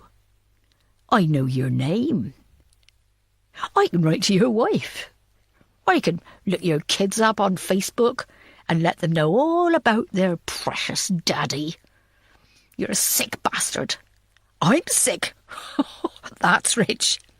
You named your son Thomas after your old life. Now that's sick. I bet if you'd had another son, you'd have called him Felix, wouldn't you?" "I want you to leave," Daniel said, with all the hatred he could muster without raising his voice. "I'm not going anywhere without some cash." "I've already told you I don't have any." "Then I'm going to go back into that kitchen and have a lovely chat with the lovely Laura and tell her all the lovely things about her lovely husband. I wonder how she'll react when I tell her the man she sleeps with every night crushed the fingers of a 13-year-old boy with a pair of pliers. Or that she's had 2 children with a man who set fire to an innocent teenager and laughed while he watched him burn." Daniel was stuck against the back wall in the living room. His left hand was clamped to his mouth, and tears were streaming down his face as the whole nightmare came flooding back. He had tried so hard to forget it, to block it out, to build a life for himself and his family, but it was always there. Now the full memory was back, and it was eating away at him. Daniel fumbled in his pocket for his wallet and opened it. There was £80 in cash, which he shoved into Samuel's hand. He lifted out his bank card and pointed it at him. "The pin is 1191. There's about 3 grand in the account. Take the lot, only do me a favour. Whatever it is you're taking, make sure you give yourself a killer dose, because I swear to God, if you come back here again, I'll beat every ounce of life out of you, and I won't be able to stop until I've pummeled you to death. Do we understand each other?" Samuel took the blue plastic card in his dirty, grubby hands. Daniel turned away, opened the door, and found his son standing on the other side. "Is everything all right, Dad?" Thomas asked. "Everything's fine, son. "Samuel's just remembered he needs to be somewhere else."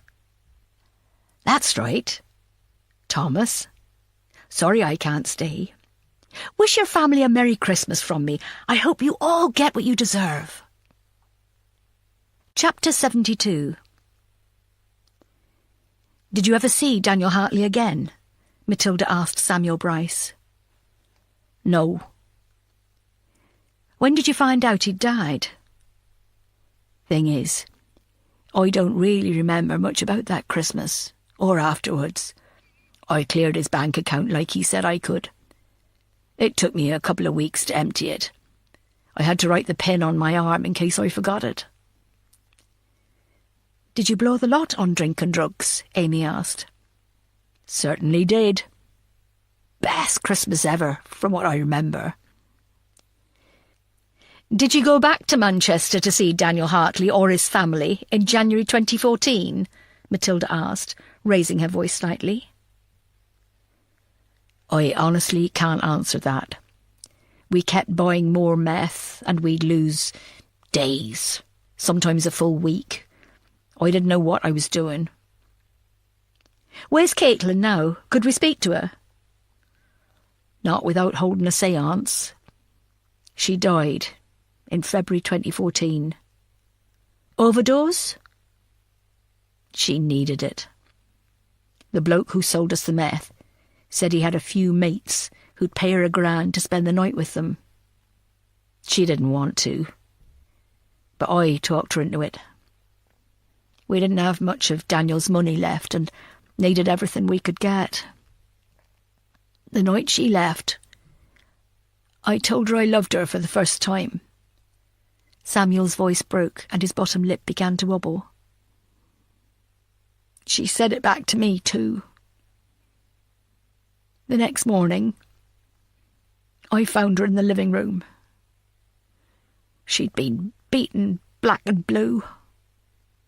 She wouldn't talk to me. It took me all day to get it out of her. They weren't a couple of his mates. There was a whole gang of them. She lost count of how many there were. They did anything they wanted with her, and she just had to take it. They kicked her out when they'd finished and didn't give her a penny." Samuel was crying. He had genuine feelings for Caitlin, and he'd encouraged her to go out that night. He'd sent her to her death. "I cleaned her up. I told her it would be all right. We'd move away, start a new life. She'd given up, though. I saw it in her eyes. She said it was too late. No matter where we moved, it would always be with her, in her head. She told me she couldn't live like this any longer, and she wanted to go to sleep. I let her." "Did she give herself the overdose?" Amy asked. Samuel nodded. He couldn't speak. There were genuine tears of sadness pooling in his eyes. "What happened after that?" The next day, I took her to the park and left her in the bushes. She was found later that day. I saw a story in the newspapers a few weeks later, saying the police were still appealing for witnesses to come forward to identify her. They're probably still waiting. "I'm sorry about Caitlin, Samuel," Matilda said. "So am I." "Where was this flat you lived in?" Amy asked. "Near the train station in Leicester, just off Wellington Street." "Samuel," Matilda asked, "going back to Daniel Hartley, Is it possible you killed him while on crystal meth and not remember doing it? I've no idea. Daniel's son, Thomas, is currently serving life in prison for killing his father, mother, and 8-year-old sister Ruby. He's maintained his innocence from day one, and I believe him. Samuel shrugged. From her inside pocket, Matilda took a photograph of Thomas Hartley. It was the standard photo taken at school. He was flashing a toothy smile, head up high, back straight, grinning to the camera. He was a handsome boy, smart and tidy. He looked nothing like that now. The life had been torn out of him. Matilda pushed the photo to Samuel. This is Thomas Hartley. You met him, briefly. Look at him. Young, happy, good-looking, intelligent. He's got his whole life ahead of him. He could be anything he wants. Instead, he's languishing in a young offenders unit for a crime he didn't commit. I think you went back to Manchester while you were high on meth, and you killed Daniel and Laura and Ruby when you couldn't get any more money out of Daniel. Samuel looked at the photo. He didn't touch it. He leaned over the table and stared, analysing the picture. You're in here for the rest of your life anyway, Samuel. Is it really worth ruining another boy's life by not owning up to what you've done? Samuel couldn't take his eyes from the photograph. The clock at the back of the room ticked away a painfully long minute. Eventually he looked Matilda in the eye. I'm a killer. I killed Felix Myers for no reason. I'll admit that, as I know, hand on heart, that I did it. Killing is in me. Crystal meth gives you a rush of confidence and energy. It makes you believe you can do anything you want. I've no idea what I was doing around the time Daniel and his family were killed. But when I read about it in the papers, when I saw the way they died, I knew it was me. I knew I'd done it. I just couldn't prove it, not even to myself. Inside, Matilda was cheering. She'd just secured Thomas Hartley's release from prison. Chapter 73. Kate Maloney was walking past the back entrance to Starling House when she saw the 3 detectives approaching. She pulled open the door and let in a torrent of rain. She shivered against the cold, stiff breeze. What are you doing here? Kate looked dreadful. Her hair was tangled, her face was makeup-free, and every wrinkle and line was on show.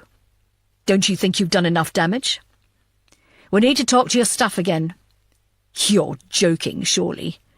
You still think one of the staff killed Ryan and Jacob? Bloody hell, it's no wonder Matilda Dark couldn't find Carl Meagan when you're constantly looking in the wrong direction. Where are your staff, Miss Maloney? Christian said, ignoring the remark about his boss. I have no idea, and I'm not in the slightest bit interested. Is the representative from BB Security here yet? Sian asked. No. They've had storms in Ireland too. No planes out until tomorrow at the earliest. Do you mind if we have a look round? You can do what the hell you want. I'm past caring. She turned and headed off back down the corridor. Kate, how long have your staff been working here? Sian asked. Does any of that matter now? We're all out of a job. Humour me. Sian stared her out. Kate took a deep breath and let out a huge sigh. Peter McFly has only been here a few weeks. Rebecca Childs about a year or so. Same for Gavin Rycroft. Oliver Byron, a few months, maybe. None of them for very long, then. We were all new at some point. Now, if you'll excuse me, she said. She turned and headed down the corridor. Miss Maloney, I'd like you to come with us if you don't mind, Christian said. Why? Please. I'll be glad to see the back of you lot, she said under her breath, but loud enough for them to hear it. Oliver, Gavin, Rebecca and Peter were all in the staff room having a sandwich. The atmosphere was tense and the conversation was stilted. They were making pointless small talk just for something to say, to take the edge off the situation. "Would anyone mind if I close the window?" Rebecca asked. "I would. The smell of whatever it is you're putting in your sandwich is turning my stomach," Gavin said. "Fine. I'll freeze to death then. Don't worry about me." She purposely made a performance out of zipping up her jacket and took her sandwich and mug of tea to the table. The door opened and Kate entered with the detectives following her. "Here they all are. Which one do you want to accuse this time?" "What's going on?" Gavin asked, his mouth full of a cheese and pickle sandwich. "These detectives have put all our names in a hat and pulled one out at random, and whoever they've chosen is going to be framed for Ryan and Jacob's murder. Isn't that right, Detective?" "There really is no need for that attitude, Kate," Sian said, slowly losing patience with her. "Isn't there? You come in here and blunder your way through a murder investigation and allow another inmate to be killed under your noses. Thanks to your ineptitude, you've probably managed to get this place closed down and all of us fired. Don't you think we have a right to be slightly pissed off?" Christian Brady ignored her and stepped forward. "Oliver Byron, we'd like a word in private." "With me?" he asked. "Yes, if you'd like to come with us." "Why?" "If you could come with us, we can talk about this in another room." "Don't worry about it, Oliver," Kate said. "They'll blame you for half an hour, then they'll change their mind and try and pin the murder on Rebecca. Then it'll be Peter's turn." "I don't understand," Oliver said. "I think you do, John." The room fell silent.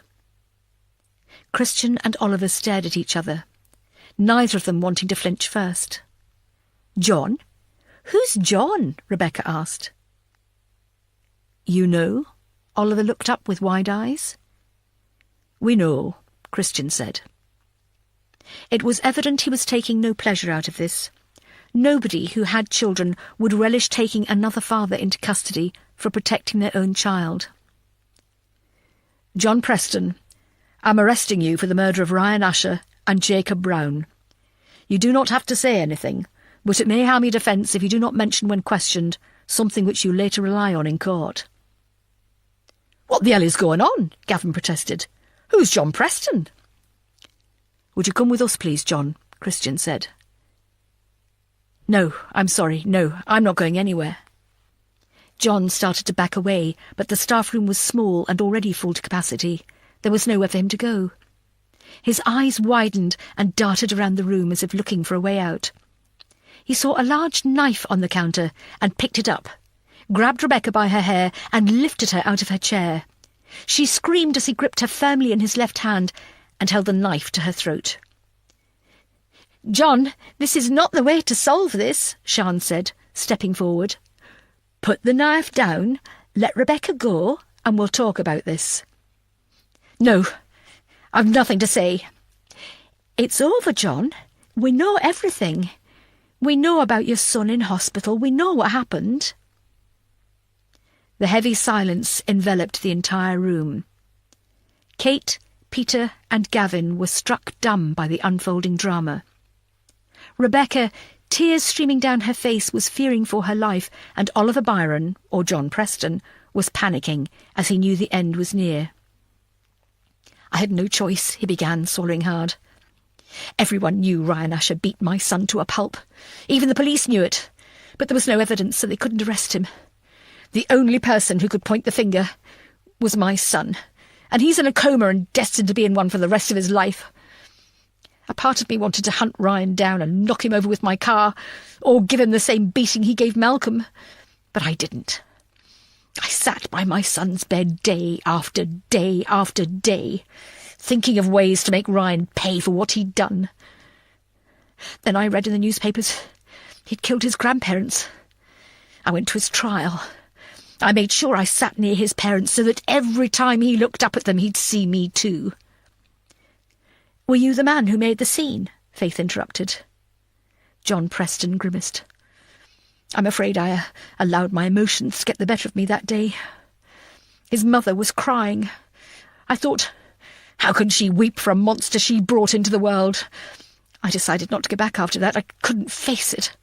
I did my homework, though. I knew he'd end up at Starling House when he was found guilty, so I went along for a job interview. At first, I thought it was serendipity that there just happened to be a position available. Until I started working here. There's always a position available. Nobody wants to work here. Kate looked at the ground, as if everything that went on at Starling House was her fault. The last day of the trial was my day off. I was glued to the television, just waiting for the breaking news. When the guilty verdict came through, I was delighted. It was the first time I'd smiled in years. Ryan Asher was coming to Starling House. Did you kill him yourself? He looked away from Christian. No. Like I said, I'm not that type of person. I didn't need to be, though. I was surrounded by killers. I knew what that pervert Richard Grover was doing to the boys, so I used it to my advantage. I heard some of them saying how he made them feel physically sick. Jacob Brown was one of them. I took him to one side and made him an offer he couldn't refuse. If he killed Ryan Asher for me, I'd break him out of Starling House. "Oliver!" Rebecca exclaimed. "He fell for it?" Sian asked. Oliver tightened his grip on Rebecca's hair, and she cried out. Well, I had to sweeten the deal a bit more. I offered him some money so he could start afresh somewhere, and I said I'd have a car waiting for him outside. He just wanted out. How did you get Ryan from his cell to the recreation room? We don't call them cells, Kate said weakly. Oh, give it up, Kate, John snapped. It's that kind of pussyfooting around that's made this country the joke it is. We can't call them cells. We must give prisoners the right to vote in an election. Why not send a prostitute to each cell every Friday night and give them all an hour's fun? They're criminals, Kate. They're killers. They should be locked up for the rest of their lives without any privileges. Everyone was silent while John's rant had the chance to settle. He continued. I messed about with the CCTV on A corridor and unlocked Ryan's door. I told Jacob to tell him that it was some kind of initiation, as it was Ryan's first night here. I don't know what he said to him, but he must have been convincing, as they were soon in the rec room. I was hiding behind the bar. I didn't want Ryan recognising me as soon as he walked in. You should have heard Jacob, John laughed. He had the patter down perfect, telling him to lie on the pool table and close his eyes. He told him not to be nervous, as nothing bad was going to happen to him. It was just going to be a bit of fun. The next thing I heard was a groan as the knife was plunged into his stomach. You didn't kill him yourself? I couldn't. I'm weak. I wanted to, but I couldn't, he said, looking down. As soon as I heard the first stab, I came out from behind the bar and went over to the pool table. Ryan looked up at me, his eyes pleading. Then he recognised me.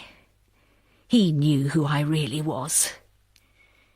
I told Jacob to stab him again, which he did. I wanted 12 stab wounds. I was Ryan's jury. I was his executioner. I think he died after the 4th or 5th stab. I don't care how long I live for, but I'll die a happy man knowing Ryan Asher's final thought was about Malcolm. The room fell silent once more as they took in what the man they knew as Oliver Byron had done. The look on the faces of the staff was one of disbelief. Surely Jacob Brown would have been covered in Ryan's blood. What did you do about his clothes?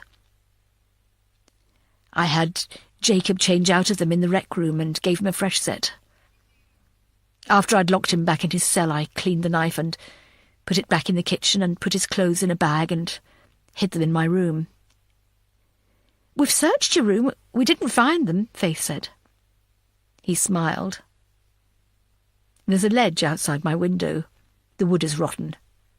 If you lift the top off, there's a nice gap between the roof and the wall of the building. I wedged the bag in there. I was planning on taking it home to burn when I got off shift. So, what happened with Jacob? Sian asked. Jacob was a loose cannon. All the next day he kept badgering me about when I was going to get him out, how much longer would he have to wait. When the storm came, I knew that was the perfect opportunity. I sneaked him out, smashed the window in the rec room to make it look like he'd escaped, and got him through the gates at the top of the drive while everyone else was at the back of the building looking at the broken window. Did you need to kill him? Rebecca asked. Don't feel sorry for him. Why are you all so shocked? The boys in here are all convicted killers. Jacob Brown was a rapist and a murderer. Ryan Asher killed his grandparents and set them on fire. He beat my son so badly he's in a persistent vegetative state. Why should they get your sympathy? If you should feel sorry for anyone, it's Malcolm. It's his mother. It's me who's had to endure this agony. The tears were coursing down John's face as he sought to find someone who would be on his side. You're not arresting me for doing this country a favour. Those killers were still teenagers. Do you have any idea how much money the taxpayer was going to have to waste on those two evil bastards? You shouldn't be arresting me. You should be giving me a medal. I've saved you all a fortune. John, put the knife down, Christian said, his hands raised. Come on, you don't want to hurt Rebecca. You've worked with her for months. You like her. You're colleagues, friends. No. I've been playing a part all these months, a means to an end. Oliver Byron was Rebecca's friend, but I'm not Oliver. I'm John, and I need to get out of here. That's not going to happen, John. Now put down the knife, let go of Rebecca, and we can talk about this down at the station, Christian said. He tried to sound soothing and placatory, but judging by the steely look in John's wide eyes, it didn't seem to be having any effect at all. No. Here's what's going to happen. You're all going to move away from the door, and Rebecca and I are going to walk out of here. I'll drive off and release Rebecca when I'm far enough away. No! Rebecca screamed. Please don't let him take me anywhere. She started to squirm and wriggle free from John's grasp. Stand still, you little bitch. John let her go, put down the knife. Oliver, please let me go. I've got a child, a baby. She's not even a year old yet. Please, Rebecca cried. She grabbed at his arm and tried to push it away from her throat, but he was too strong for her. Oliver, you're hurting me. John, stop this right now, Sian screamed. Rebecca slammed her foot down on John's foot. He called out in pain. He swung his right arm out to regain some balance, and Rebecca went limp in his arms. He looked ahead at the shocked expression on the faces of everyone in the room. He lifted his arms up, and Rebecca fell to the floor with a thud, the blood gushing out of the large slit in her throat. Chapter 74. By the time Matilda and Amy left Wakefield Prison, it was dark, and the temperature had plunged. The sky was cloudless, and an infinite number of stars and a full moon lit their path to the car park. "Well, that was certainly eye-opening," Amy said. "You can say that again. He was unburdening himself, wasn't he?" "It seemed like it. Nobody has asked him about the Hartley killings before, so he probably thought it wasn't worth mentioning. The trouble is, we only have his word for it. If he gets himself a decent solicitor, he'll get off with it. We need physical evidence." "Such as?" Matilda fished her mobile out of her pocket and turned it on. "I'm going to get onto your DCI in Leicester. I want a full forensic search of the flat he and Caitlin shared. I know it's gone back a few years, but if it was basically a squat, which it sounds like it was, it may have been left abandoned. Also, could you track down Caitlin, get her formally identified and sort out a burial?" "Sure," Amy smiled. "Jesus Christ!" Matilda exclaimed, looking at the brightly lit screen of her phone. "Problem?" "I'm not sure," she frowned. "Look, I'll give you a call later. Thanks for this afternoon." Matilda saw the many texts from Sian, the several missed calls from Christian, and a voicemail from Valerie waiting for her. Something had obviously happened in Sheffield that warranted her attention, and she had been in Wakefield. The fact her hunch paid off wouldn't be enough for the ACC. She had told Matilda to wait until the Starling House case had been dealt with, and she had gone against her wishes. "Matilda, it's Christian. Sian tells me you've taken a couple of hours off. Any chance you can give me a quick call, please?" "Matilda, Christian again. Look, this is getting a bit urgent now, and I'm not sure how to approach this. I could really do with some advice. Ring me." "Matilda, I know you're going through some personal shit, but this is serious. I'm going to have to go to the ACC. Matilda couldn't blame Christian for going over her head. She had left him in charge, but despite him being an excellent DI, he often needed clarification for the decisions he made. It was as if he was afraid of doing anything on his own. It was something he would need to work on if he wanted to gain promotion to DCI, but right now he needed her help, and she hadn't been there for him. She hoped he had decided to sit tight and wait for her call. "Matilda, it's ACC Masterson here. I'm guessing you've gone to Wakefield Prison despite the fact I told you not to. We will discuss that another time. I need you back here right now." As soon as Matilda hit the M1, she floored the Ford Focus and tried to get as much speed out of the dated car as she could. "Shit," she said under her breath. Matilda changed lanes to get around slow-moving vehicles, like an expert on a Formula One track. It wasn't the other drivers going slow. It was Matilda breaking the speed limit. She didn't care if a traffic camera flashed at her, or if she was stopped by police. None of that mattered. With one eye on the road and one hand on the wheel, she placed her phone in the hands-free cradle and dialed a number from the phone book. She called Sian, but there was no reply. Christian's mobile kept ringing out. What the hell was going on back in Sheffield? Rebecca Childs was in shock, her whole body shaking as the life drained from her body. Faith leapt forward and dropped to her knees. She grabbed the roll of kitchen paper from the table and pulled off several sheets to press against the gaping wound in Rebecca's throat. The paper quickly soaked up the blood. "Give me a jacket," Faith said to Gavin. "John, drop the knife," Christian said. His eyes darted from John's stricken face to the bloody knife in his right hand. He wished he hadn't left his baton in the car. He looked over to Sian. He could see the outline of a pair of handcuffs in her back pocket, but that was it. How had they not realised they'd be entering such a dangerous situation? He doubted Matilda would have made such a monumental error. "I'm sorry," he said, his voice suddenly calm. I didn't mean for that to happen. I like Rebecca. You saw what happened. She struggled. The knife, it just... Put the knife down, John. I just want to leave. I want to get out of here. I can't let that happen." John's breathing grew in intensity as his mind thought of a new scenario for his escape. His facial muscles ticked and pulsed. "You bitch copper," he said, calmly, pointing the knife to Faith. "Move away from her." Faith looked up into the desperate eyes of her captor. "If I release my hands, she'll bleed to death." "I don't care."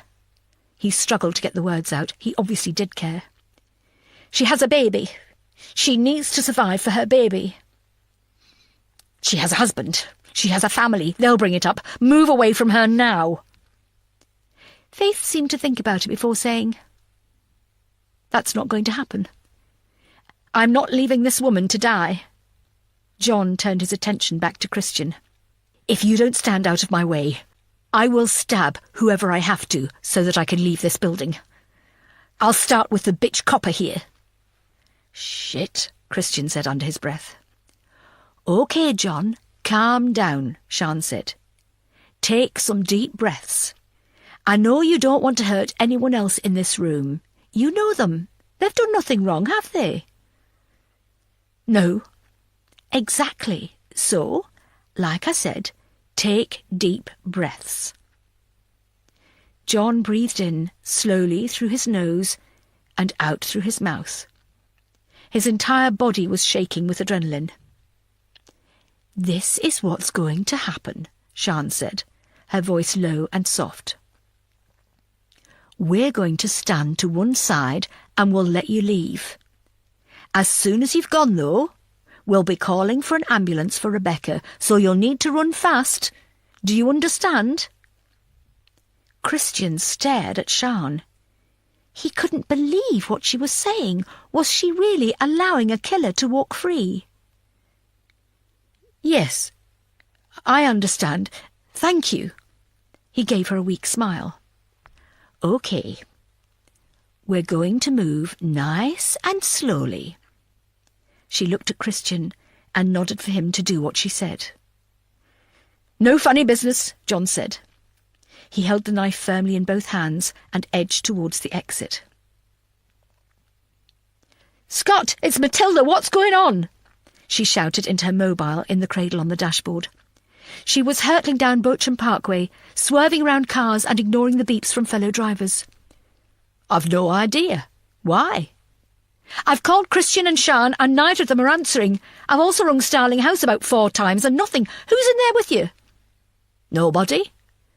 "Where's Sian and Christian?" "They said they were going back to Starling House. Apparently Faith had a breakthrough with this John Preston guy." "Shit! OK, Scott, I want you to stand by your phone. We may need backup." "Why? What's going on?" "I don't know, just a feeling at the moment. Pick a lane, you stupid bitch." "What? Not you, Scott." "Where are you?" "I'm heading for Starling House. I should be there in a few minutes." "Do you want me to meet you there?" Matilda wiped away a tear. "Scott, I'll call you back." She tore her mobile out of the cradle and threw it on the passenger seat. "Fuck!" she screamed. The sky was dark, with heavy, low-lying clouds. The wind whipped at John Preston as soon as he opened the back door and was hit in the face by a whirlwind of rain. He took a deep breath and ran out of Starling House. With a bloody hand, he fumbled in his pocket for his car keys. He dropped them as he tried to keep hold of the knife and select the fob to unlock the door. He had to be quick. He needed to get out of the grounds and onto the motorway. It wouldn't be long before an ambulance and more police would turn up. Then a manhunt would be launched, and the whole country would be looking for him. He climbed in behind the wheel and slammed the door shut. It echoed into the cold night. He had only run a few metres, but he was soaked to the skin. He stalled the car in panic. His hands were shaking. He was cold and wet, and he couldn't seem to control himself at all. Eventually, the car started and began to reverse out of his parking space. As he looked up at Starling House, he saw Sian in the window of the staff room talking on her mobile phone. John slammed his foot down on the accelerator, kicking up gravel from the driveway. He headed for the open security gates. There was no reason for them to be locked with no inmates to keep from escaping. He didn't slow down as he turned right out of the drive. Accelerating to 40 miles per hour, he took the tight corner and scraped the side of his Vauxhall on the wall. He just needed to get to the motorway. Once he was on an open road, he could go anywhere. At the first bend, he tried to turn the steering wheel, but his sticky, bloody hands lost their grip, and he moved over into the next lane of oncoming traffic. He leaned forward to try and see through the blur of rain on the windscreen and the battering of the wipers. Coming in the opposite direction, he saw a speeding silver car heading towards him. It beeped for him to get out of the way, but there was nothing he could do. The silver Vauxhall and the silver Ford Focus made contact. One left the road and slammed into a tree. The other flipped and rolled twice before crashing into a dry stone wall. Chapter 75. Matilda wasn't sure which hurt most, the actual crash or the impact of an airbag to her face. It took her a while to find her bearings. She could see the ugly image of Starling House just ahead. Her head felt fuzzy. She was dazed and confused. She tore off her seatbelt and stumbled out of the car. Ahead, 2 shapes came running towards her. She recognised the small woman with the red hair as Sian. The man alongside her was a mystery to her blurred vision. "Matilda, are you all right? Can you hear me?" It sounded like Christian Brady, but his shape seemed all wrong. Matilda placed a hand to her forehead, and it came away wet with blood. She felt as if she was falling, yet there was ground beneath her feet. "Sian, call for an ambulance." "I already have. It's on its way. She should lie down. She looks unsteady." "I think she's in shock." "I'll stay with her. Maybe you should check on John." "Good idea. Try to keep her awake." Matilda heard the words spoken by her colleagues, but they made no sense to her. Were they even talking about her? Sian's blurred form came back into view. "Matt, I want you to sit down, OK? You're looking a bit wobbly." Her voice was slow and controlled. "Matt, how many fingers am I holding up?"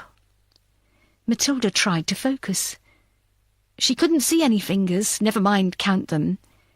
She felt sick. She could feel bile rising up her throat. She opened her mouth and out came a torrent of vomit. Her legs gave way and she fell to the ground. "Christian, what's happening?" Sian screamed. The panic in her voice was evident. Sian held Matilda in her arms as her boss began to convulse. Her entire body tensed and shook violently. Christian turned around at the sound of Sian calling out to him. He was standing by the mangled Vauxhall, trying to find a way in to check on John's condition, but it was impossible. The driver's side of the car was tight against the damaged stone wall. Smoke was rising from the engine. Fierce heat radiated from the car. He crouched down to look through the shattered windscreen. Was John alive? It was difficult to tell. His face was covered with blood. He couldn't see his nostrils flaring with breath, and his eyes were tightly closed. "Christian, I need your help!" Sian again, screaming at him this time. He turned from the car. There was nothing he could do here. This situation needed a fire engine to cut through the quagmire of mangled metal. He headed back to Matilda and Sian. The look of horror on her face was disturbing to see. Sian was the unflappable one, the one who remained calm in a crisis. To see her looking so distraught was worrying. "What's hap—" The explosion from the Vauxhall lifted Christian off his feet and threw him to the ground. He heard a scream coming from Sian, and then nothing as he lost consciousness. Epilogue. Matilda required a 2-day stay in hospital, mostly for observation. The head injury caused by the crash wasn't serious, and at the scene she was suffering from a mixture of shock and concussion. The only way for her body to make sense of what was happening was to simply shut down. All the scans and tests had come back clear, and she was discharged into Adele's care. Christian suffered concussion and minor burns. He stayed in hospital for slightly longer than Matilda until his wounds started to heal. She visited him before she was discharged. "I'm sorry," she said from the foot of his bed. "What for?" "For not being there. I should have been. Sian told me everything that happened in Starling House. The standoff with Oliver, John. I'm sorry. You should never have been put in that position." "It's part of the job, though, isn't it?" "Tell me, would you have done anything differently if you'd been there instead of me?" Matilda thought for a while. "I don't think so. I wouldn't have wanted him to leave the building either. Sian knew what she was doing, though. I think we both owe her a lot." "I'll buy her a box of Maltesers," Christian joked. Matilda laughed and quickly stopped as she held her right arm over where her ribs hurt. Christian winced too as he laughed. "I'll come and see you when you're at home," Matilda said. They both smiled and nodded. Everything was fine between them. As Matilda made her way down the corridor, she realised how much she valued Christian. He was a good man, a dedicated copper, and definitely someone she wanted by her side during these more complex cases. It was time to allow him into her inner circle more.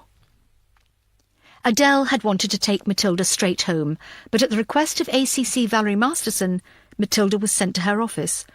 Things needed to be said, and they couldn't wait. Matilda sat uncomfortably and listened as Valerie laid into her in a tirade which seemed to last hours. The ACC was disappointed in Matilda's conduct throughout the whole Starling House investigation. She was appalled at the lack of respect for her fellow officers, for allowing them to enter a dangerous situation, for abandoning them when they needed her the most, and for her complete disregard of authority. There was nothing Matilda could do but take the vicious character assassination. With her head down, she thought of how the hostage situation in Starling House could have ended so tragically had Sian not been there and taken control of it. By allowing John Preston to leave, she had saved the lives of everyone in there. It could have resulted in a bloodbath. She hoped the ACC would make sure Sian received the necessary commendation for her actions. "Matilda, look at me," Valerie said. She was standing behind her desk, arms firmly behind her back, lips pursed, a stern expression on her face. "I'm giving you a week off. I don't want to see you in this station at all. During that time, you will think about how you've behaved during this investigation, and you will change your behaviour. If you cannot put the lives and safety of your team before your own agenda, then there is no place for you in South Yorkshire Police. Do you understand?" Matilda nodded. Right now she had no energy to fight. After 2 days off work, Matilda was already beginning to climb the walls. She had finished reading Carl by Sally Meagan, but had no idea what to do with the book. Matilda's phone had been busy, as Sian filled her in on everything that was going on in CID, and she found herself missing the place. Rebecca Childs was recovering in hospital following an operation on her trachea. She had lost a great deal of blood and needed 2 transfusions. She wasn't out of the woods yet, but the signs were good. Rory Fleming was still recovering well. He was in a great deal of pain, but he was more worried about bruising and if he would be scarred. Now that he was single, he wanted to make sure his looks remained intact. This made Matilda laugh, and she promised she would visit him in a day or 2, maybe take him some concealer. On the 3rd day of her leave, the phone rang. Matilda muted the television and answered. She was surprised to hear from the ACC. "Matilda, I'm not going to say I owe you an apology because I don't believe I do. However, it would appear you were correct." "I'm sorry?" "I've had a call from the Chief Superintendent at Leicestershire Police, who tells me DS Amy Stringer and a forensic team have spent the last 2 days searching a squat. I'm guessing you know something about that?" "Yes, ma'am. The flat has been untouched for a number of years, and an extremely thorough examination took place. An item was found beneath floorboards in the living room, wrapped up in a bloody rag. I'm also guessing you can tell me what that item is." Matilda found herself smiling. "Would it be the murder weapon used to kill Thomas Hartley's family?" "It most certainly would. I spoke to Superintendent Spicer at Greater Manchester Police, and he has confessed to knowing all about Daniel Hartley being Thomas Downey, though not until after Thomas Hartley had been convicted." "Why didn't he do anything about it?" "Because he had been given promotion to DCI on the back of his speedy success of the Hartley case. If the whole backstory had come out, he would have been in serious trouble for not looking deeper into Daniel Hartley's life." "I hope Pat Campbell's son will be getting his suspension revoked." "He's already back at work, and Superintendent Spicer will be making a statement later this week in which he will resign for personal reasons." There was a long silence on the phone, while Matilda took in everything that had happened. "Matilda, I cannot condone the way you went about this, but you have saved an innocent teenager from a lifetime of imprisonment. You should be incredibly proud of that." "I am. Thank you, ma'am," Matilda said. She felt a smile growing on her lips and a warm glow from deep within. The process to release Thomas Hartley was not a quick one, and Matilda was back at work by the time the CPS decided his conviction should be quashed and Samuel Bryce charged with his role in the murders. Pat Campbell wanted to be there when Thomas was released. She had returned to Manchester to explain everything to Debbie Hartley in person, and on the morning of Thomas's release, she went to collect her and bring her back to Sheffield, so she could welcome her only surviving relative when he was finally freed. It was a bright October day, The sky was blue, there wasn't a cloud in sight, but it was chilly. Winter was slowly arriving. In the car park at HQ, Pat and Adele sat in the front seat with a nervous Debbie in the back. "Where do you go from here, Debbie?" Adele asked, not taking her eyes from the back entrance. "He can come home with me for as long as he wants. I'm sure he'll want to leave Manchester eventually, start his own life, and I'm fine with that, as long as he stays in touch." "And what will you do?" "I don't know, just carry on as normal, I suppose." The doors opened, and Matilda walked out with Thomas Hartley following. He was experiencing the fresh air of freedom for the first time in almost 3 years. The cold sun was on his face. The breeze ruffled up his hair. He stood still and took a deep breath. Debbie opened the car door and leapt out. "Thomas!" she called. He looked up and saw his aunt running towards him with her arms wide open. She threw herself around him and grabbed him tight. At just over 6 feet tall, Thomas towered over Debbie. With her head buried in his chest, her speech was muffled. Only Thomas could understand what she was saying. When she released him, there were tear stains on his shirt. "I'm sorry I didn't believe you. I'll never forgive myself." "You don't need to be sorry. There were times I didn't believe myself either."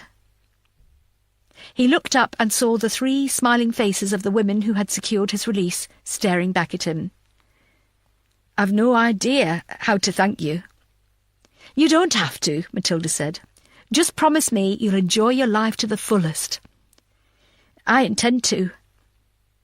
"I've booked a train to take us back to Manchester. I've made a room up for you too. And I hope you still like super noodles."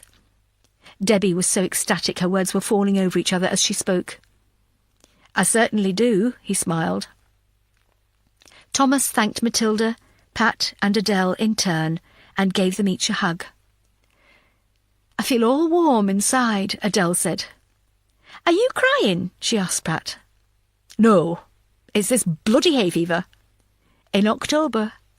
"Shut up, Adele." Pat turned away, and Adele looked in her bag for a tissue. Thomas took Matilda to one side and lowered his voice. "I really don't know what to say. Thank you doesn't seem enough. Like I said, you don't have to say anything. You believed in me straight away, I'll never forget that." "I always trust my instincts," she smiled. "A guess is either right or wrong. If it is right, you call it intuition. If it is wrong, you usually do not speak of it again. Hercule Poirot." Matilda smiled, not quite sure what to make of that. Thomas held out his hand for Debbie to take. Instead, she threw her arms around him once more and gave him a tight squeeze. Matilda smiled as she saw the final 2 members of the Hartley family reunited. Thomas made eye contact with Matilda. He had the look of gloating triumph etched on his face. Then something happened. His smile faded, but he held eye contact for longer than was necessary. It may have been the wind, but Matilda felt a cold chill run right through her. That was A Room Full of Killers by Michael Wood, read by Stephanie Beattie. Produced by RNIB Glasgow. This has been an audiobook from HarperCollins. Text copyright 2017. Production copyright 2019 by HarperCollins Publishers. All rights reserved. Michael Wood asserts the moral right to be identified as the author of this work. Thank you for listening.